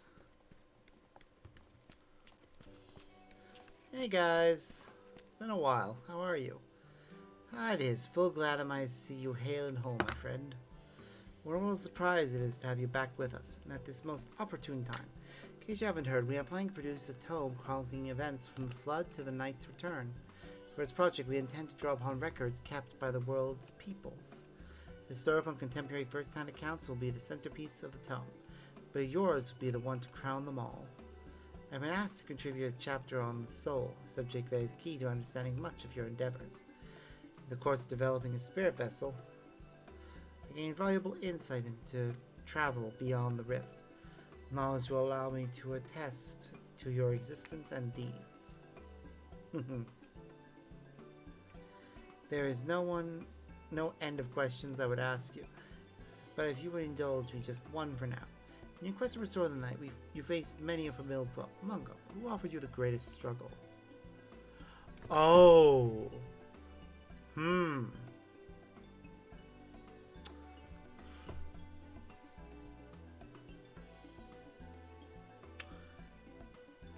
I would personally say Hades of the options it's giving me there, but I want to see what this is. This may come as a surprise, but truly, I never would have guessed. But then, if I could, I suppose I wouldn't have had to ask. It is a tremendously eye-opening answer, and we will see that your account of this battle features prominently in the tome. I would love to talk his ear off, Morin. We really should be on our way. Those documents from Yomor won't collect themselves. Of course. And afterwards, would you care to join me for tea? I was hoping you might clarify a few points in your Till next time, then. Tell the others to look after themselves. Our overzealous friend in particular, and not to overexert himself again and again till his ears fall off. If that's what it takes for him to take it to heart.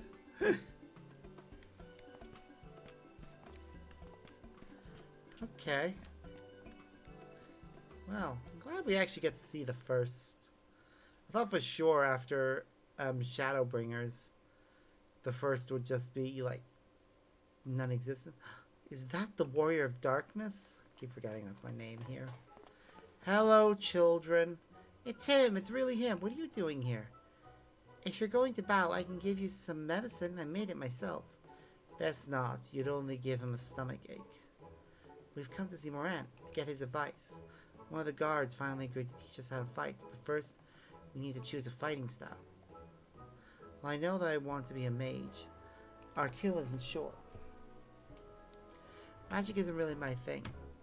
So I was thinking of taking up the axe, or the sword, or maybe the bow. They all seem alright, but it's hard to decide, so I thought I'd ask Moran. He knows about lots of things. He isn't here? Aww. Oh, why don't you have the Warrior of Darkness choose for you? What do you think? This thing suits Arkil best. Axe, sword, or bow?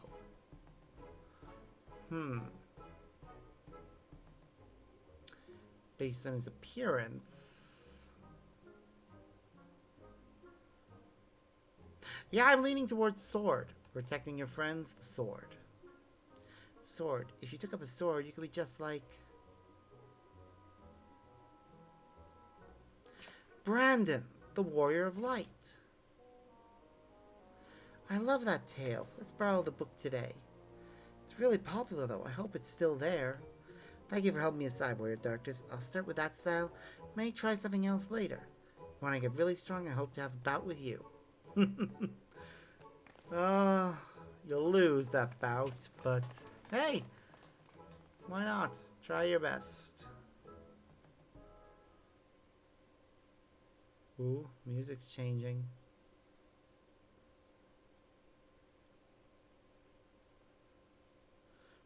Such fun he's been having. Basking in the adoration of musty old bookworms and wide-eyed young ones. Did you spare a thought for me? Of course not. What? Who? I waited and waited, but he won't so much as acknowledge the presence of his beautiful branch, even though they're right here. Such a heartless thing our sapling is. Cold and cruel and heartless.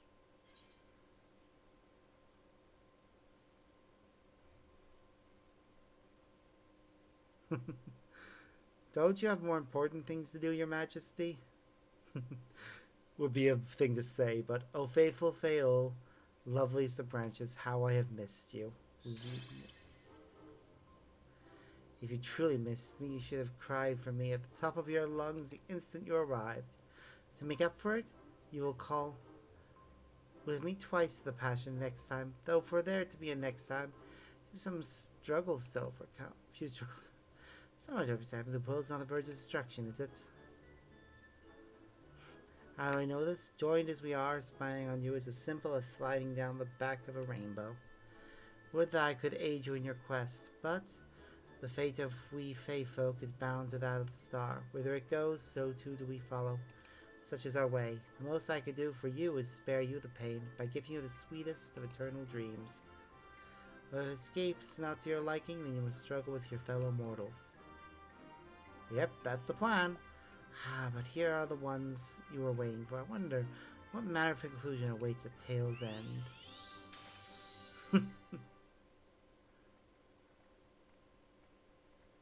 Yep. Hey, Reen. Shame Gaia's not with you. It would be nice to see you two together. My apologies for the delay. It's so wonderful to see you again. You doubtless have much catching up to do, so I shall leave you to it. Take a little bit of mucking the umbilicus, and you may enter at your leisure.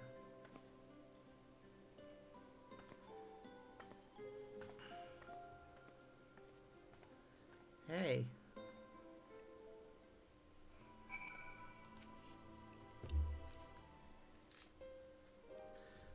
I'm relieved to hear that everyone is well. I've had this feeling, like a pit in my stomach, and I was afraid that something might have happened. Maybe I'm overthinking things, but it's just that I'm the Orc of Light. But I've never spoken with Heidelin, never once heard her call. Even so, I've always had this feeling deep inside me, a connection to something immense. These past few days, though, that connection has wavered. as if that immense something was distant, then close, then distant again.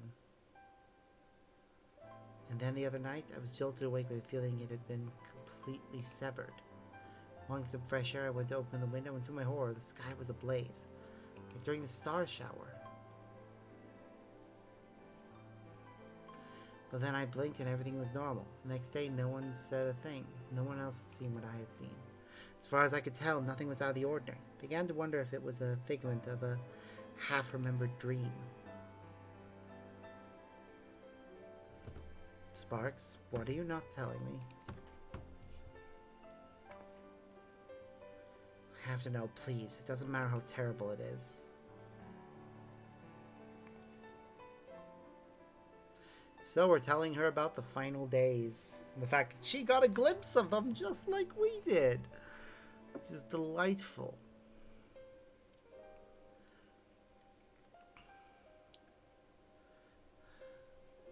It was my imagination then. The doom we witnessed in Amarot has come again. Can't believe it. Like I told you before, all is well here in the first. So don't worry about us. Please look only to the threat before you. We're fine right now, and even if we weren't, we've learned how to survive. Should the final days reach us here as well, you may be assured we won't go quietly. No, we'll hold on until you can find a way to save all our worlds. As long as you continue to fight, so too will we, united in purpose beneath a blazing sky. I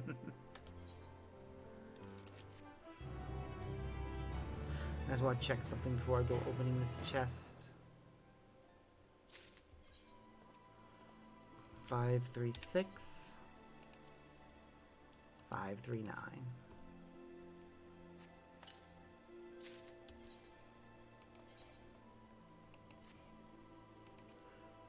Ooh. Interesting design. Don't really like it in its like broken down state, but I like it when it's put together. Marine wears a look of steely resolve. You're heading to the Umbilicus to consult with Elidibus, right? I'll do some consulting on my own and speak with Lena. Decide how we might best prepare for the final days. So it's farewell for now, but we'll see each other again. I'm certain of it. To a docile gate.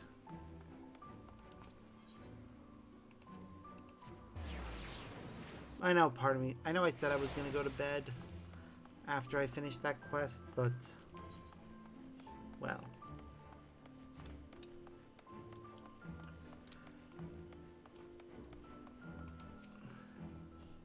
I'm Master Sparks. Welcome back. The captain has told me all. Give the word and I will show you to the ocular. Yeah, let's proceed.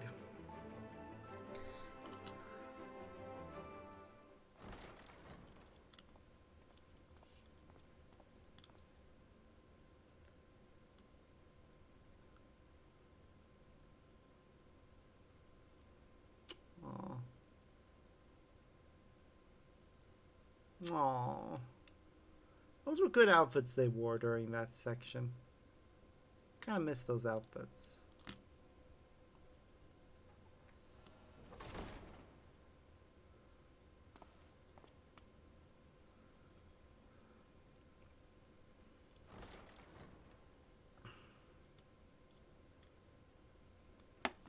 All right.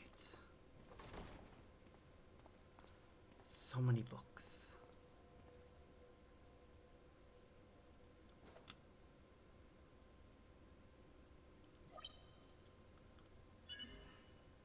Biometric authentication complete. Please state your business. Ooh, state my business. I wish to speak with Elidibus. Acknowledged. Reinitializing Safecoast Tower systems. Searching for Elidibus entity.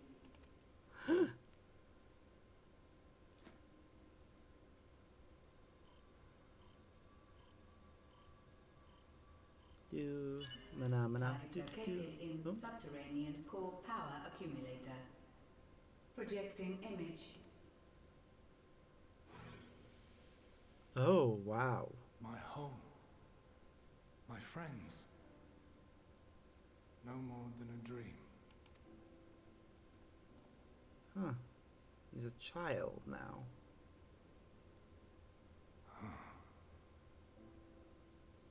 You. Why have you awakened me? Why are you a child? I no longer sense those places beyond, or Lord Zodiac. You must explain all.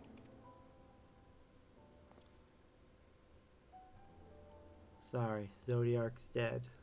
I killed, well, Fandaniel killed him, but still.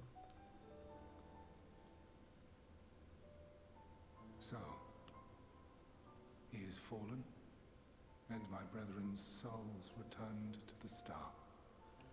Yep. The doom we sacrificed so much to prevent is come again. Old burdens now yours to bear. Yep. But And you are a if this is child, and this is Fandaniel's so design, weird. then I, as Elidibus, have a duty to fulfill. Yep.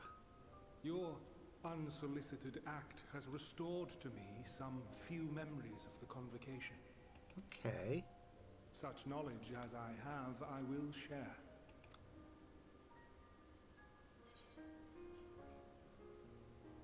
I'm sorry. Why apologize for receiving a favor of the defeated? If it sits ill, consider it payment for freeing Lord Zodiac from servitude. Where to begin? Ah, the end. Your understanding of what caused the final days is consistent with our own. Okay. The decay first took root where the currents were weakest. Yes. A conclusion drawn by him. Fandaniel. Not the him of here and now, but as I knew him. Long, long ago. Having shed light upon the phenomenon, he dedicated himself to devising a countermeasure.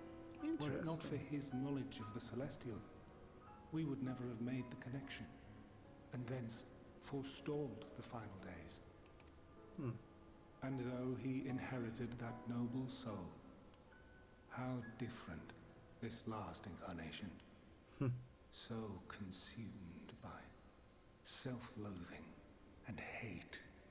Yep.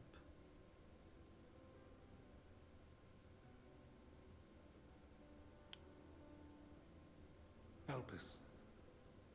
Yes. The name is familiar to me. Yet I know it not as a flower, but a place. A testing facility for determining which of our creations were fit to be released into the world. That is useful. Many worked there. And before joining the convocation and assuming the title of Fandaniel, he was their chief. Wow, that is very appropriate. He was Hermes. Yeah, it's very appropriate that he was a scientist in multiple incarnations. That is all I know. The crystals tell little of the lives the 14 led prior to their induction. Elpis itself would tell even less. An area ruin has survived.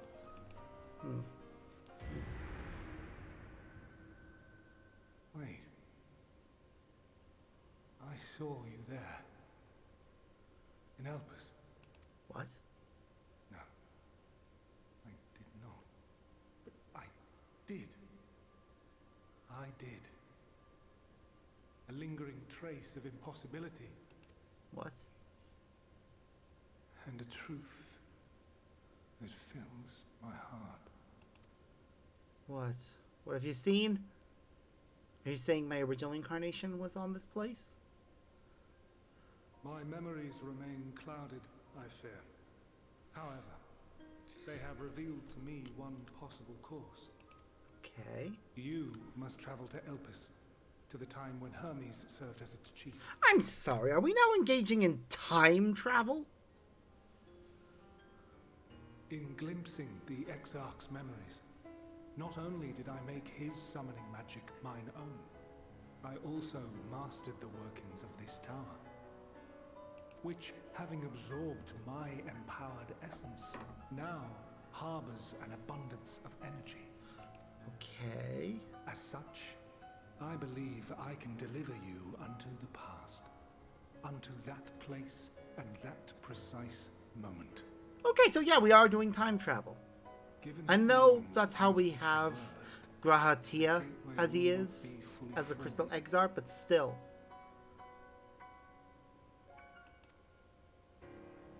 Your form will be less tangible still than those warriors of light I had summoned. In all likelihood, none will be able to see or hear you. Okay. Yet even should you manage to interact with others, you will be unable to effect meaningful change. For the reality you wish to save, the reality to which you must return, exists as a result of the final days. True. You cannot reshape the past to undo the tragedies of the present. Cannot unmake the sorrow and suffering fated to come. That's fair. In full knowledge of this, will you still entrust your life to your foe and make the journey? Yep. I will still do that. Very well. I shall cast you unto the river of time. Let this be my final act. You must input the commands. I no longer have the authority. First, you must reconfigure the systems, that the tower's ether may be channeled for the magic.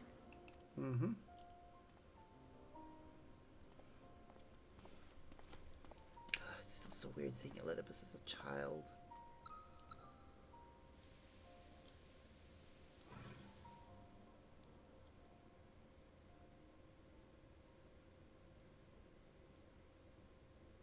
The preparations are complete. The gateway will soon open. Return at once to the Ocula. So he's not transporting the entire tower, just making a door.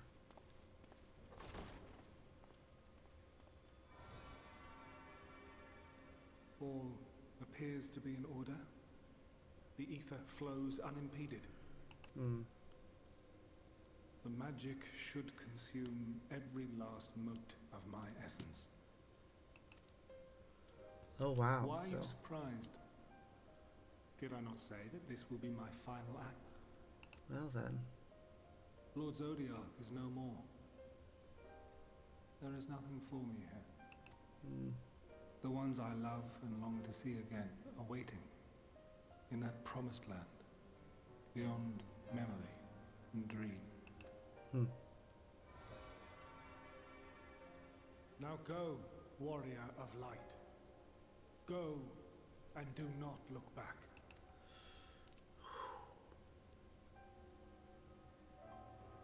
Goodbye, Elidibus. It's been an interesting time.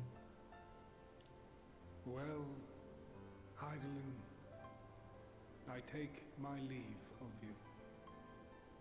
Yours is the mantle of the last of us. May you have the joy of it. The burden and the solitude. Oh wow, yeah. It falls to you now. You and your champion to save our star. With Elidibus completely gone, that's it. Heidelin is the last ancient. The last one with memories of the time before. Yep, we're time traveling now. At least the time travel portal is pretty.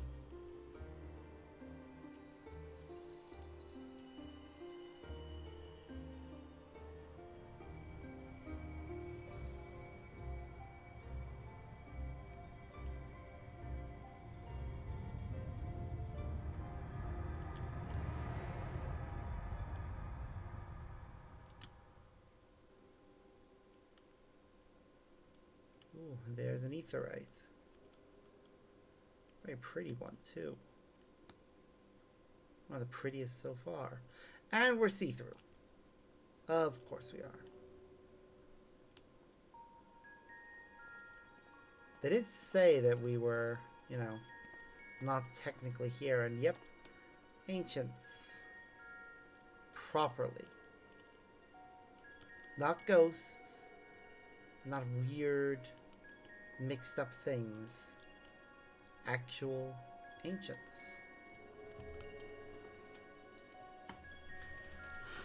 Well.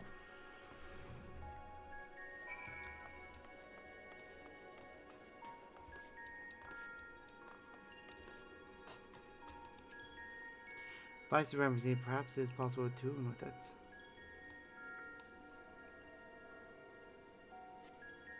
Despite attempting to channel and focus your energy, you fail to attune with the device. You can only assume it operates differently.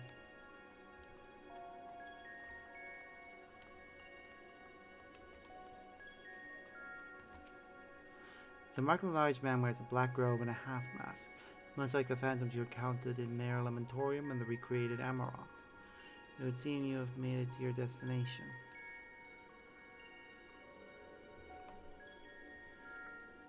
You gesture badly and shout all manners of greetings and obscenities, for the man does not so much as glance in your general direction.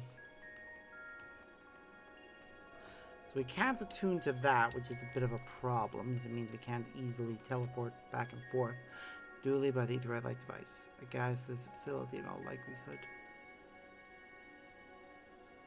Tend to get on his attention, but if he sees or hears her, it gives absolutely no indication. As it was warned, it appears your form is intangible.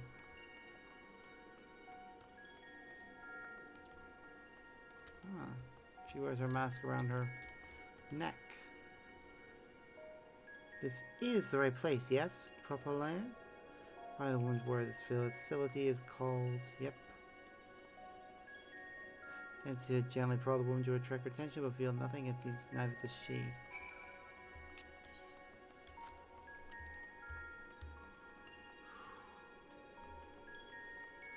Just think about between existence and nihility. Wow. Spectre door leads outside, but how to open it? Oh, cutscene's playing.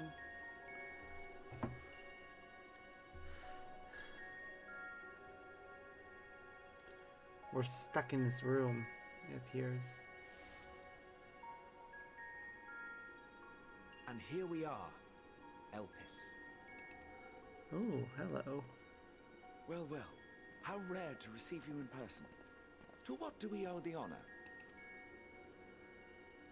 Oh, just a few odd tasks. We'll be here a Familiar while. stranger. You're welcome to stay as long as you see fit, of course. As a matter of procedure, however, I must ask that you kindly remove your masks.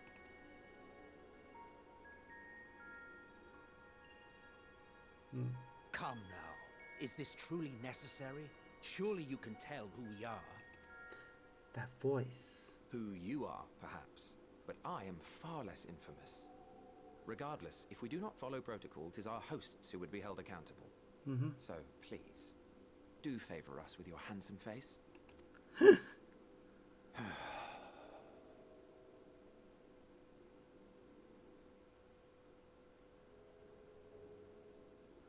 That mask. Is that?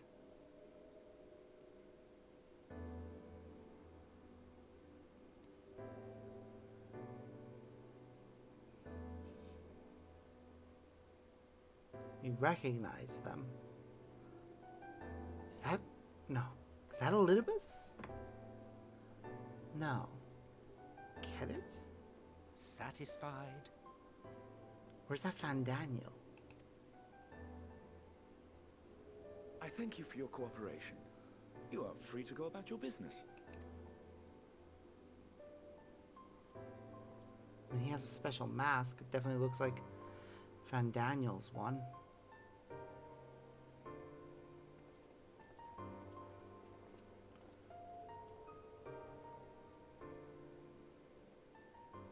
By the by, you see it too, yes?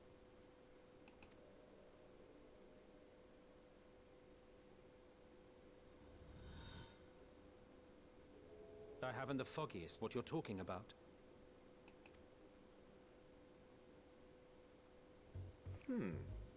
That's odd. You see me because you are me. It's right here. A bit thin in the ether, but there's no mistaking it. The color of its soul is almost identical to Azem's. Oh, no, they're not Azem. Who are they, then? Do you suppose he created it? Rather unusual for a familiar to have a soul, though.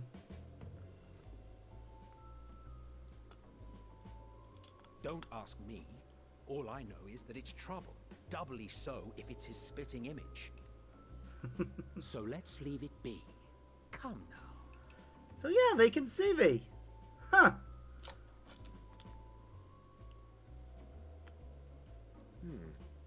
It's trying to say something, but it's literally too intangible to form words. Why don't you give it some ether?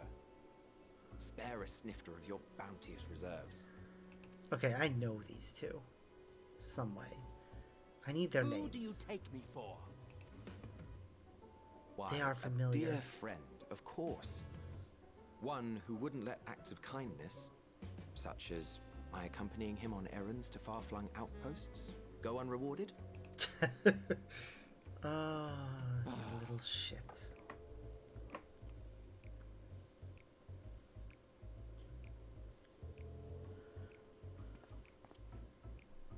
I suggest you close your eyes, or this may be unpleasant.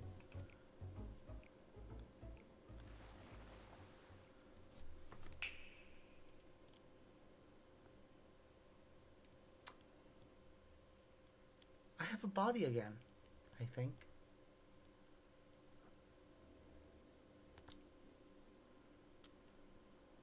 You may open your eyes.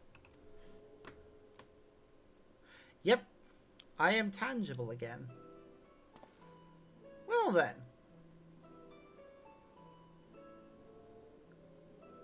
Oh! I'm the same size. Delightful. They made me bigger. Oh, you even adjusted its size. The better to indulge your whim. This way, it will be easier to communicate. How very thoughtful of you. And may I applaud your artful reinforcement. Well then. Without further ado then. Greetings. I am Hythlodaeus, Chief of the Bureau of the Architect. Hythlodaeus. Oh. That's the one we interacted with multiple times. So that's what you look like. Huh. Okay. Sulking beside me is the most honorable Emmett Selk of the Convocation of 14. How did I not recognize him? No, seriously, how did I not recognize that voice? Jesus. He looks so different in his original incarnation. Though admittingly he is giving me Xehanort vibes, I don't know if that was intentional. And how might we address you, my new friend? Sparks Narrowed at your service. A fine name. And I'm pleased to see you understand our words. Yep. So, tell us, whence have you come? The thinness of your essence suggests you weren't created here.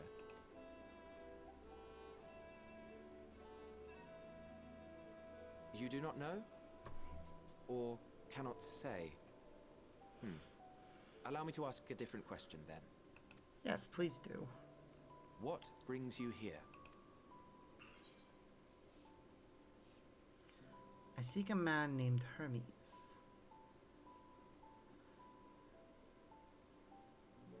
Well now, the same as us. Perhaps Azim wished to come too, but had to settle for a familiar. If he truly wished to be here, then he would be. Right you are. I wonder if you were My playing as apologies female if if they'd we've given say offense. she there. The two of us can discern the color of souls, you see, and yours happens to resemble that of a friend. And with your purpose matching our own besides, we jumped to a hasty conclusion. We are here to speak with Hermes, the chief overseer of this facility, which we also intend to tour in order to gain greater insight into the man's work. Okay. We, I say, though this is Emmett Selk's charge. I am here only to serve as his guide. And I should be happy to serve as yours as well, by way of an apology for the misunderstanding. Yep. That's Wait, fair. are you suggesting that we bring it along on official business? This thing we know next to nothing about? If you harbor suspicions, better to keep it close than leave it to its own devices. Wouldn't you agree? Mm-hmm.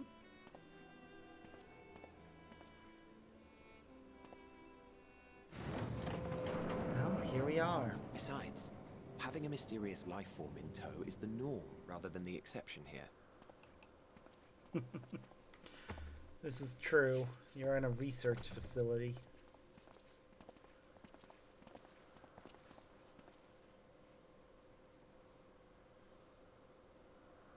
Welcome, my friends, to the testing ground of creation at Heaven's Edge, Elpis.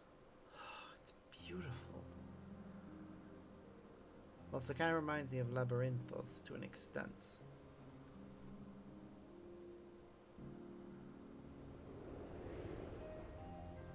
The doggo. This presence. Oh, they can sense me. Ooh, that's interesting. Hermes! Visitors! We have visitors!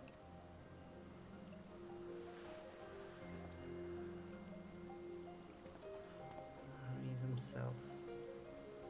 It's gonna be interesting to see him face to face and see what he looked like a long time ago. What secrets are you hiding, I wonder?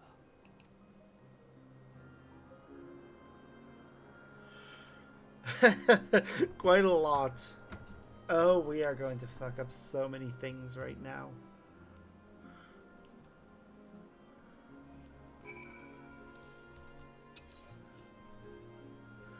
Oh, the wonders of time travel. This is hardly my first time here, but the scenery never fails to take my breath away, while it feels as if you could reach out and touch the heavens. Now then, to begin our guided tour, perhaps you already know these things. For the sake of thoroughness, start with the basics. Mystic of shaped ether, creation magic allows us to bring forth anything we desire, be it inanimate objects or living beings. Anyone may conceive of concepts, must all undergo evaluation at the Bureau of Architects. As part of that process, living beings and certain arcane entities may be sent here to Elpis for in-depth observation and study. Fascinating facility, isn't it? I dare say you will enjoy touring it with us. Yeah, I'm sure I will. I am terrified right now of what I am going to find. Oh god, a mystery box. Now then, my friend Hermes, aside from his ability, also conducts his own research. Science he will be at the main observation hub, so let's seek him out there first. Tired as you are, however, you stand out a little too much. Our dear Emmett Selk wishes to keep a low profile for his errands, so make a robe. The basic concept will do. No, in that case, Emmett Selk. No, your whim, your responsibility. You're getting another thimble of ether out of me. The way he scrimps sometimes. You think he wasn't a night bottomless font of magic. Very well. I shall make the robe. Perhaps you can exist. Come. Let us search for the requisite materials. Oh god. Whether it be temporary or permanent, it'll be interesting. Oh, maybe it'll be a glamour. That's what we're gonna get.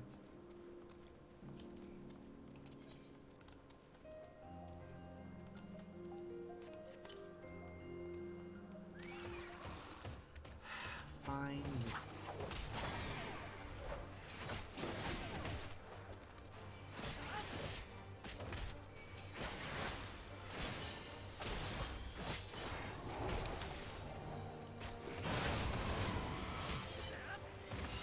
There we go.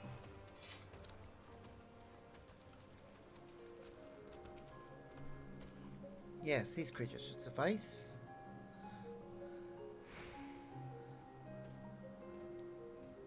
An etheric rope. Want to use to capture, shall we say, 2 Petalodi. There are 3 species here, I believe. Any 2 different kinds should serve. Now, I should mention that the strength of the rope is tied, no pun intended, to the strength of its user. As your ether is still thin compared to ours, you'll need to weaken the first. Good luck.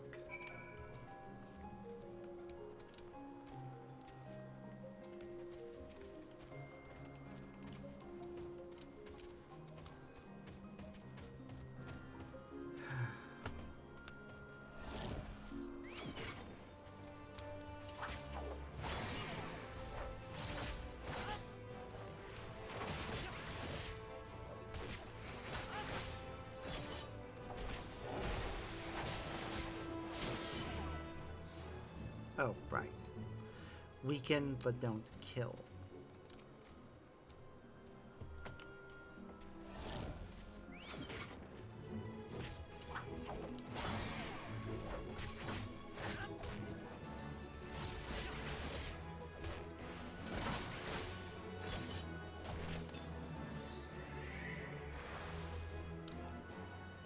I want a blue one, though.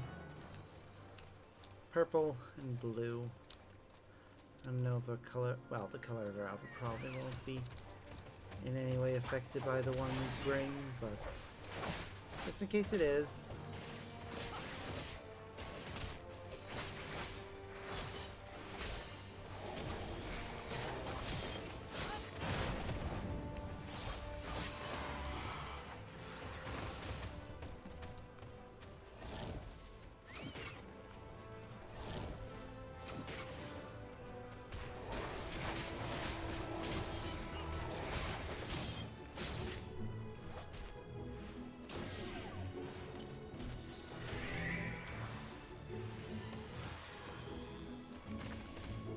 God damn it. Come on.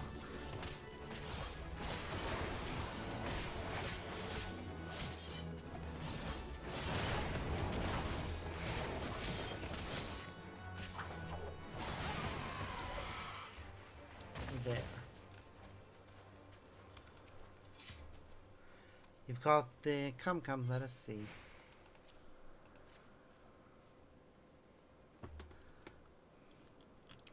Yes, these fine fellows will do nicely. And now for a spot of reversion.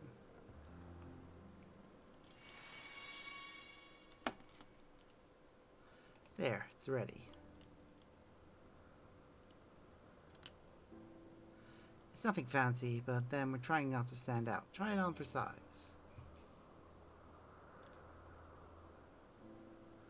Wings into clothing, just like that. Well, not just like that. You need to revert them to their constituent ether first. Why I asked for 2 species is due to the difference in their etheric balance. Flying them allows us to produce garb with superior etheric stability. Well and good to disguise and educate, but I won't fool anyone who can see worth a damn. Fair point, but at the very least it should spare you unwanted attention from casual observers. Emmett Selk speaks true. Even dressed like us, your unusual nature will be plain to those who think to look. So don't question your presence, don't make up excuses, much less try to explain what you actually are. Best to simply say that you're a familiar. The question is whose? Ah, of course, Azam's. If you say you belong to him, people will give you the doubt for any and all outlandish behavior. Exploiting our associate's absence? For lack of his presence, absolutely. Were he here, he'd have been the first to propose the idea, and you know it. That's a fair point. With that, your story is set. Let's continue with our errand.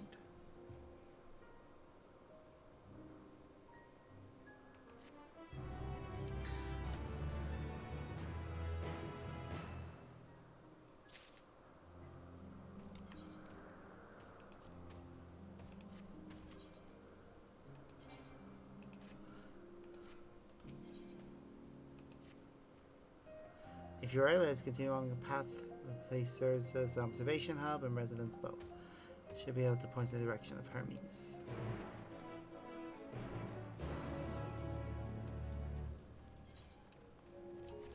Okay, I am going to get...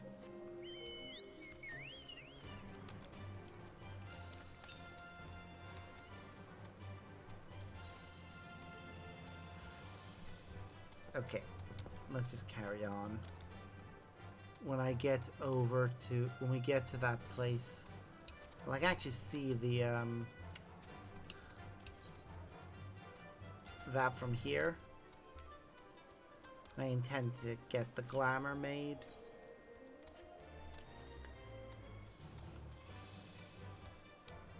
Okay, before we talk to them, I'm going to go ahead and go over to that.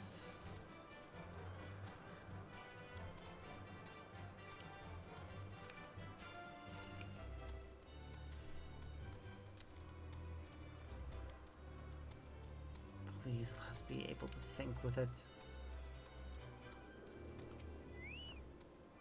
Oh good, we can.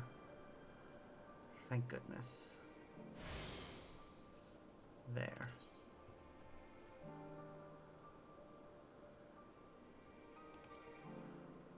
Okay. So Old Charlie is expensive. Is Norvra? No. Surprisingly, it's not.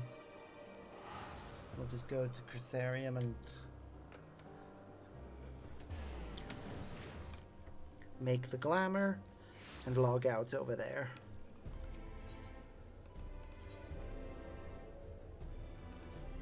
No, wrong place. What's it called again? The Pendant?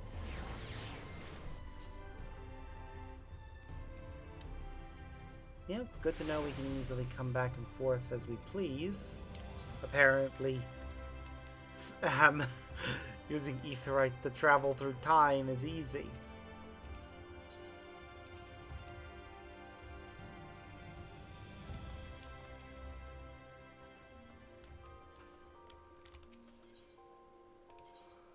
Just...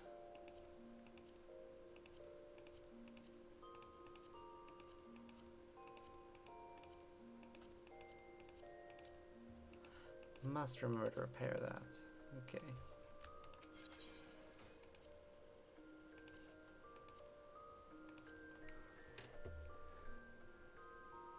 So first, we do that. Then that.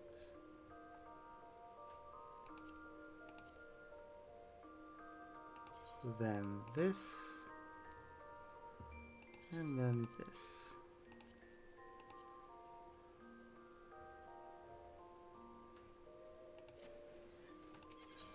Let's edit our glamour. Let's go see what ones I have set up. Because I have a bunch set up already.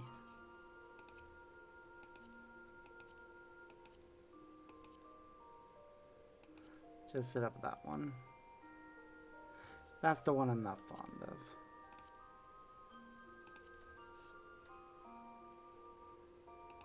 What's a new thing we just got? Damn.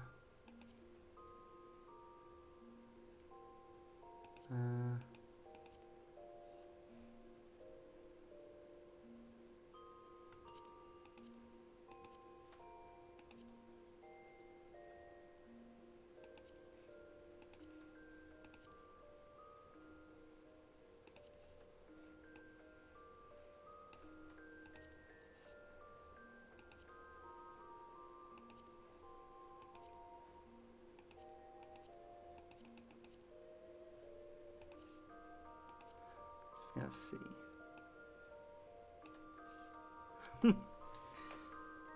Okay, so we can have a bit of personalization.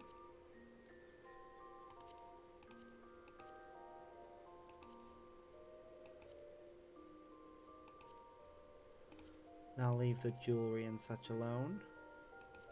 I do need to sort something out for the hands, though. Where do I get the, There is a set of gear you can get that makes things invisible. For now. I'll apply that as it is.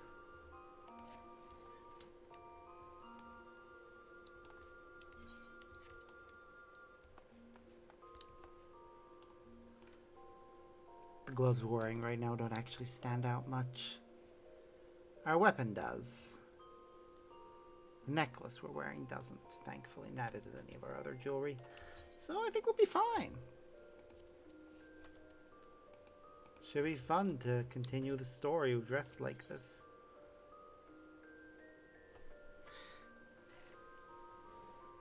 But for now, that'll be what we call for today.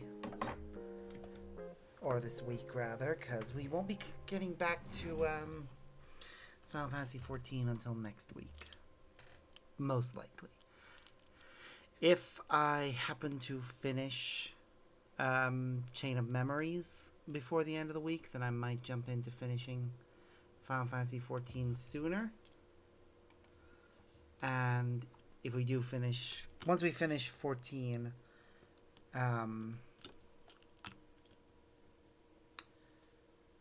I'll likely continue into Kingdom Hearts 358 over 2 days, with Final Fantasy VII taking over Saturdays. I think that's what we're going to keep doing. Have Saturdays as Final Fantasy Day, but we'll finish 14 first and have the rest of the week be Kingdom Hearts for now. So, yeah, that's it for today. It's been fun. I do look forward to getting back to things probably on Monday before we get back to things, but we'll see. I might be able to get back to things early tomorrow, depending on what time I start work and what time I get up, but we'll see. So, until next time, guys, as always, I'm in Sparks, and I look forward to seeing you all in the next video. Bye!